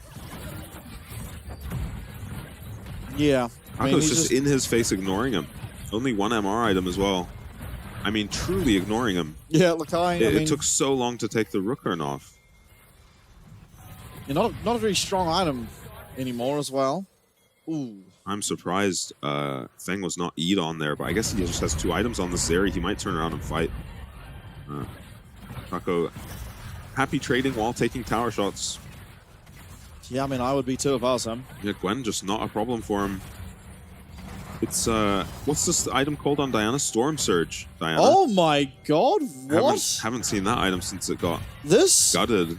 I think, for this entire year, first Storm is Surge? the first Storm Surge, at least that I remember. Yeah. It's not a good item. It's not a popular item, certainly. I think out of the new items, well, I say new, they're like half a year old now, but yeah. Storm Surge and Dawn Guard, or Dawnbringer, sorry.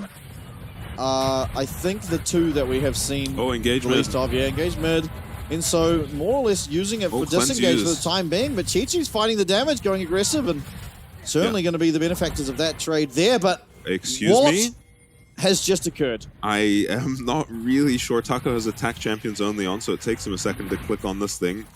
Taco killed Lakai at his Nexus tower. Yeah, I don't think this is how the Gwen Cassante matchup is supposed to be going.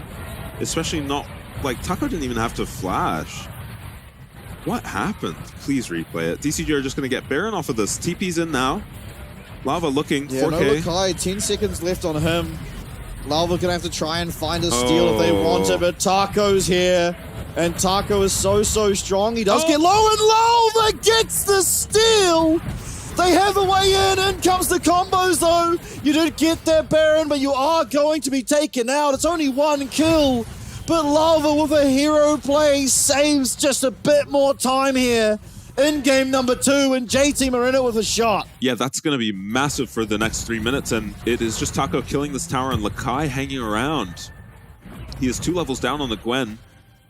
Does he really just walk up again here, or what even happens to him? He has ulti on the Gwen. This is very greedy. No flash. So. Uses his ulti and just dies anyway. Wow. I honestly also thought Lakai would be fine with ulti there. The story of this fight is just the smite that is coming up. It looks like Taco has done it again and single-handedly won his team this game by killing his lane and TPing in to stop 13 HP. Very unfortunate if you're 665 and DCG, but a lifeline for J-Team, who it looked like DCG were going to completely crack the game open before Corki got his Muramana, but now big power spikes on these carries for J-Team, so they should be looking to fight this dragon 100%. Solfair doesn't really connect onto all that much. Oh. And 665's in there, and 665 probably going to be taken out. It's a 1-for-1 though, and Taco is unkillable all out. Enso's taken out. Chi-Chi's going to have to flash away. Taco's still going forward though. Taco's going to get him. And the Baron is no longer only Lakai with it still active, and he's just sitting up in the top lane. Yeah, somehow DCG just find an engage mid where they kill everyone. The Yasuo isn't even there for the Diana combo. 665 just goes on a one-way mission to chunk out Minji. Gets killed, but then his team is so strong. Even though they lost a Baron to the enemy team, they're still up just so much XP as well. So these power spikes not enough for DCG. That should have been a very favorable team fight for them. with the Baron buffs as well. Lakai's running from Cascada, but does he realize Fing's here? Certainly does now. That's ulti, he's fine. All right, there goes the needlework. Oh, that's very nice for Cascada that they get the ulti out of Lakai. He was actually pressuring Cascada. Minji is getting very aggressive onto Orca to start off here, and actually baits a lot of spells here, and Valkyrie's out, and then 665 is behind him. So it's Minji for 665 traded initially, and Chi-Chi just cannot put out the same amount of damage. Oh, back to live. Looks like the Braum and Sejuani Bruiser team is just going to be taken out. Yeah, just dead. Lava. One. Glacial Prison used. It doesn't seem like we should be able to get back onto lava, so we'll be able to get away. Cascada might be going down. Lakai gets an answer back. Finally finds something in this game. Yeah, and that is exactly what Lakai needed. And that is exactly why I didn't like Frozen Mallet. Yeah, and Frozen Mallet doesn't help in this matchup at all. Full damage. Full damage Yasuo against a no ulti Gwen would definitely win there. At 2.5 items against 1.5 items. Minji has to be very careful. This is a scary ward. I mean, he's backing, but Taco knows. Taco no flash. Minji also no flash, but Valkyrie should get him out. Certainly does. And Feng has solo killed Lakai somewhere without using his flash. Now I have to imagine top, no? Well, it was top, but yeah, I mean, Lakai, I guess, had to have ulted Cascada. Maybe. No, Lakai didn't ult Cascada. He had no ulti, and he still won that 1v1. Oh. Yeah, Iceborne Gauntlet Yasuo. Yeah. Yeah, I've seen better side laners. Into a Gwen, anyway. Chi-Chi still strong this game, but honestly, Feng has just looked like a man-possessed this game. Even that 3-man outplay, the 1v3 outplay, bot lane. Yeah, top lane in a... Absolutely gone here. 6-5, taking a lot of damage. Maybe a bit more poke landing, and possibly J-Team can find an angle to fight. They have to do something. They're down 10k gold. It doesn't feel like it's that impactful because it feels like mostly it's on this Braum and Sejuani. Honestly, as well as the Gwen, who at this stage of the game should just be doing damage anyway. Yeah, here's the 1v1. Lakai does get knocked up here, but Cascada can't ult him because he's outside of the Shroud. Does get his ulti off here, but he's just, unfortunately, an Iceborne Gauntlet Yasuo and loses the stat check. Yeah, just doesn't do any Gwen damage. Who is down an item. Oh, and here we go. I guess Fing just pulls up like skirt. Yep. Looks Lakai like Feng knows. He actually hit a scrying orb, so... Yeah, I think this is just a good death angle by the look of it from Lakai. No attempt to live. Got one of the minions. Yeah, well... Should have probably ulted the wave if he was committing to that. You know, it went from 0-3-0 to 1-4-0. That's an infinite percentage increase in big KDA. Upgrade, but Feng is just running around this map like he's a Fed Cassante himself. Afraid of he's nothing. 7-1, so... The only scary CC for him in this entire game as well is Sejuani ulti, and he has cleanse. So one scary CC, one CC cleanse means that Feng can just run around this game untouched for the most part.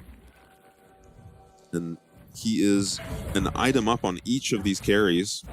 Yeah, Minji almost having LDR, and I think J-Team really do need to wait until that is completed. Yeah. A lot of armor on the Leona, even the Yasuo.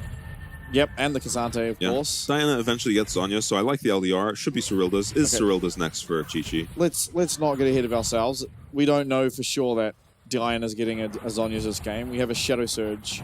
Yeah. As things stand. Yeah, that is an interesting... I wonder how much damage it's done this game. I saw it do a bit of damage to Enzo at one point. Wasn't that when he died, though? Yeah. It goes off when you die. It didn't even hit him. Yeah. So it might have hit Sejuani. It might have splashed onto Sejuani for about 60 damage. Yeah, maybe. Baron. And it looks like we're in a position where Lava might have to pull off some heroics yet again. Yeah. Good luck, Lava. Can't even see the Baron health. 7,000 it's at.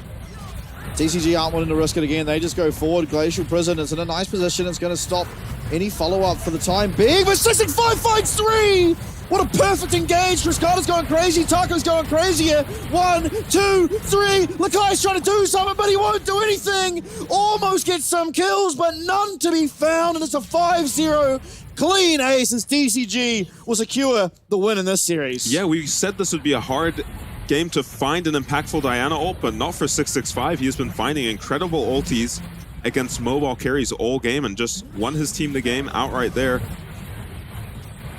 What a display from 665, the perfect engage. I thought it was going to be rough. The Glacial Prison, or Glacial Fissure, sorry, in a perfect choke should stop them going forward, but 1Q lands, EE flash R, and Cascada is in there. Yep. Everyone just piles on in, and Lakai puts out so much damage. If that wasn't a 1-4 Gwen, yeah, that is probably just a team fight win by the Gwen by herself could win that fight, but unfortunately he's just so far behind, over 10k gold behind at that point. Yeah, there's a good chance that Gwen even did the most damage in that team fight, despite how the standings were and how weak Lakai truly was on that champion at that stage of the game. But, I mean, J-Team, credit to them. It's going to be hard. You're in the middle of a series, essentially, right? You've prepped for one series, and it hasn't even finished. And now you've gone up against DCG, who is near on impossible to prep for a lot of the time. You get met with this Diana Yasuo, which we've seen once before. This time, instead of having a Raul, they had a Leona. And, I mean, honestly, it barely felt like it was about any of that. It was about Feng just walking around the map, claiming my gold. MVP. Taco's mine. Yeah, Taco had a ridiculous game, too. I think Taco's my MVP. Just counterpicked, just wins. Just destroys. When you're solo destroys killing, is an appropriate way to put it. A counter matchup, you're solo killing them at their Nexus turrets. I think that's an MVP-worthy performance. Just by that at the point in the game where you're supposed to probably be the one getting dived between your Nexus turrets, it should be very scary for Cassante to walk up so far against Gwen, especially with Ghost advantage on the Gwen. But Taco just got ahead that game and stayed ahead for so long. And it was just off of, again, one gank. That was it. One gank in the top lane completely broke open the game. We saw this in the previous series as well. Just one Sejuani gank onto a Skarner.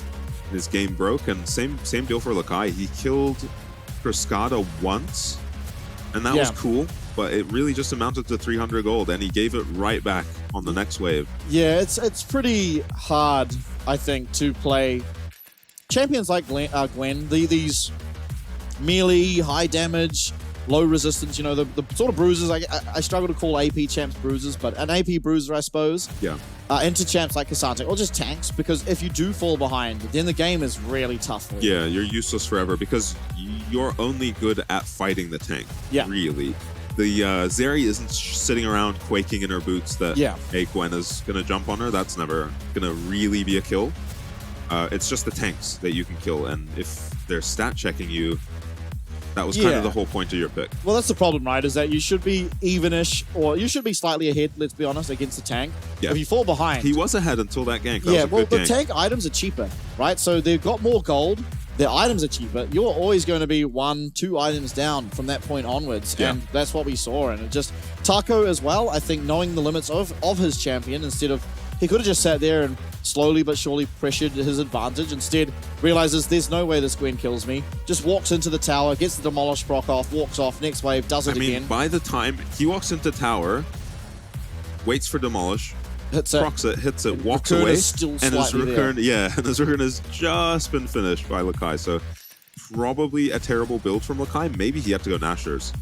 Well, he did go Nashers second. Maybe he had to go first. Yeah. And just give up on team fighting. I think the problem would be, in that game state, is that you just, without the healing that Riftmaker gives you, you're probably just not going to be able to stay in a lane at all. Yeah, against the Cassante, maybe. Yeah, I think, because honestly, Cassante landing 1 Q on Lakai was the equivalent of Lakai landing like 5 fully stacked Qs onto Cassante through the center part. It was like... Yeah, this is not comparable, and that's just by virtue of, yes, a fantastic gank from 665, but ultimately just Taco playing to his champion's limits pretty much perfectly. And this is 665 walking in to steal away a red buff.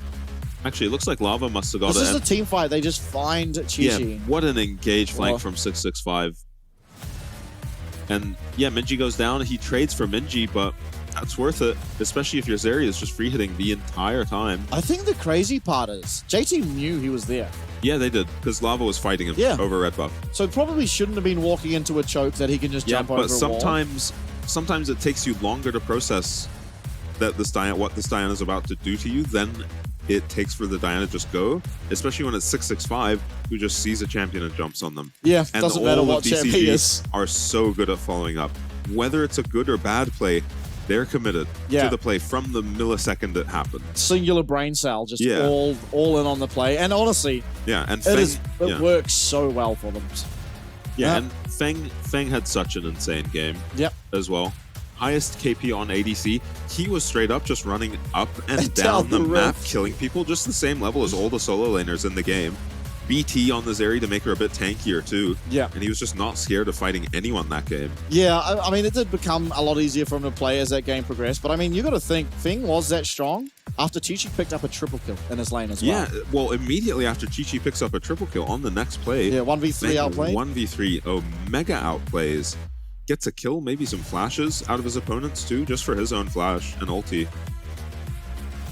Yeah, I mean, it's either Feng or Taco. I quite like Taco, I mean, yeah, the engages were pretty insane. The ganks 665 made this game were all very impactful too. Yeah, well, the bottom one was impactful for J-Team. Yeah, true. But other than that, yeah, no, I think more for his engages. Like that last fight engage, that was the amount of range he was able to pull that engage off from was insane. In the last fight. And worth giving him the MVP just to see this last engage one more time. Yeah. Oh, that's what I'm hoping for. And I want to see how far he came. I'm pretty sure he was like sitting almost in that banana bush and just flew across the jungle. Yeah, we're gonna see it. Yeah, we are gonna see it now. And Lakai honestly has a great fight here if it's not so immaculately played. Yeah, I thought his Brawl was so good. Okay, banana bush. In the banana bush. Rocket belt. Just E and then flash. ER flash. Yeah, gets exhausted, but that doesn't matter. Yeah, it's not him that you need to be worried about. It's Yasuo who just came in onto your 3-man Diana ulti and look at Lakai. We have to pay tribute to Lakai. 4 people trying his all best, in an absolute perfect line, but just hitting all his ultis, hitting all his Qs, but he has no damage. He's 1 in 4. One more item, and that is probably just an insta wipe in favor of J-Team. If he wasn't so far behind, that last fight probably goes really poorly, despite how amazing that engage was. Yeah, and maybe a more burst-focused item rather than the Nashor's Tooth would have made the difference in that fight. Because the Nashor's Tooth is really good 1v1 fighting the Cassante, but terrible in team fights. You're not autoing. I don't think you can, though. I think you need the Nashors to get when he's diving you between the 2 Nexus towers, you probably need to build for your matchup. Yeah, which is Nashors. So, it's hard. I mean, rough game for Lakai, but fantastic series for DCG. We are going to go to an interview, this time with Chris Carter, so please do enjoy. 欢迎来到今天的赛后采访。我们邀请到的是 DCG 的中路选手 Chris Carter， 请 Chris Carter 先跟大家打声招呼吧。大家好，我是 DCG 的中路 Chris Carter。 So congratulations on winning JT today. It was a very fun game to watch. How do you feel after the win? 非常恭喜你们获得与 JT 的比赛，这场比赛非常的好玩，大家都看得很开心。想问一下你自己赢下来之后心情如何？我觉得还好，因为中间休息很久。I think it's just okay, normal, because there was some rest in between, and so I have to wait for a while. So in the summer season, we see that you kept your champion selection, diverse champion selections play style. I want to ask you, how you decide what champions to use in each game? 我们看到在夏季赛，你依然保持了自己非常多样的选角风格。想问一下你自己的选角逻辑是什么？我是根据整体阵容去选，然后顺应版本的。So it really depends on the composition and the match, the patch, to decide which champions to use. So in the summer, I think DCG actually improved a lot. We all see that. What do you think is the biggest difference of DCG in the summer and in spring? 在夏季赛，我们看到 DCG 有比较大的进步。想问一下，你自己认为 DCG 在夏季赛跟春季赛最大的不同是什么？大概变好一点了。I think our jungler improved a lot. So do you have any special goal in the summer? 你在夏季赛有没有什么特别的目标？就打好每一把就好了吧。Just play well in every game that we play. Thank you so much for the interview and congratulations for your win. 再次恭喜你们获得今天的比赛，我们把镜头转回主播台。谢谢，拜拜，拜拜。Heady places to be today. So did DCG. Yeah, that was a quick interview. Yeah, DCG. Big takeaway there is play really well, and you'll win. You'll win all your games. Some wisdom coming from Chris Carter. I think he is onto something there, and he's applying it. He does not just have empty words for us, Kriskata. He is playing very well and winning. Yep, and note how he didn't say build very well. No, just no. play. Yeah. So it doesn't matter about your items. Build Iceborne Gauntlet if you want. Him and 665, a little bit of a pact that game. And oh yeah, I building forgot the atrocious Storm items. Surge. You know, they picked a two-man combo and then griefed the items as much as possible because they knew Feng and Taco were not willing to lose that game. Yeah. Today's games, I mean, not too surprising. Frank 2-0 against Hellpigs. The big surprise, I didn't know whether to know if DCG would 2-0. I felt like they should, but I didn't think that it's that much better than J-Team, that it's nothing is clear. certain when DCG is on the cards. That is just true. And obviously, the biggest takeaway is our big man, Asia Godtone, has returned. He's back. He's had his warm-up game. But not in the Yungle. This yeah, time that's he's interesting. I wonder if there's something going on with Abyss and... No, I reckon he's just rotating. And they only had a jungle substitute, so they put Godtone in the support, and he'll be back to jungle. No, he's back to 80. He's 80 carry next week. Oh, okay. Yeah. He's just going through. He's like, you know what? Every role. We'll just play every role. Yeah. Not sure if there's a very tanky engage ADC. Yeah, what's an ADC that just... Sivir, maybe? You can just press R on that and hope the boys get her done. Yeah, Sivir is the Sejuani equivalent of ADCs. I think it's about as close as it gets, right? Because you could say Ashe, but you kind of need to land the ult on someone. Yeah. The champ's not that good without ult. He's a very good champ at the moment, though. Yeah, it's strong. Yeah, I don't know. The AD carry might be the hardest one to find champs because top lane, there's a plethora. Yeah. You can play his jungle champs in the top lane even. Frank versus PSG tomorrow, though. Yeah, that is the big one, of course. CFO versus West Point. Again, West Point midway through a series as we speak, but CFO, they need to get a 2-0 win up here tomorrow because that would mean that they are still within 1 point, which means their series against PSG is even more impactful. Get but the big first one, place. The big one is, of course, PSG versus Frank. Wako against his old org, and PSG currently undefeated, not even dropping a game, and looking unstoppable with the current meta. Yeah, Frank looking stoppable. Yep. At the moment, stopped by CFO. Very good, but yeah, stoppable at the moment. Maybe still figuring out the Wako growing pains, but we'll see how they do tomorrow. Yeah, absolutely. Thank you so much for joining us today. It's been such a pleasure. Some exciting games, and you're going to want to be here tomorrow. PSG versus Frank. See you there.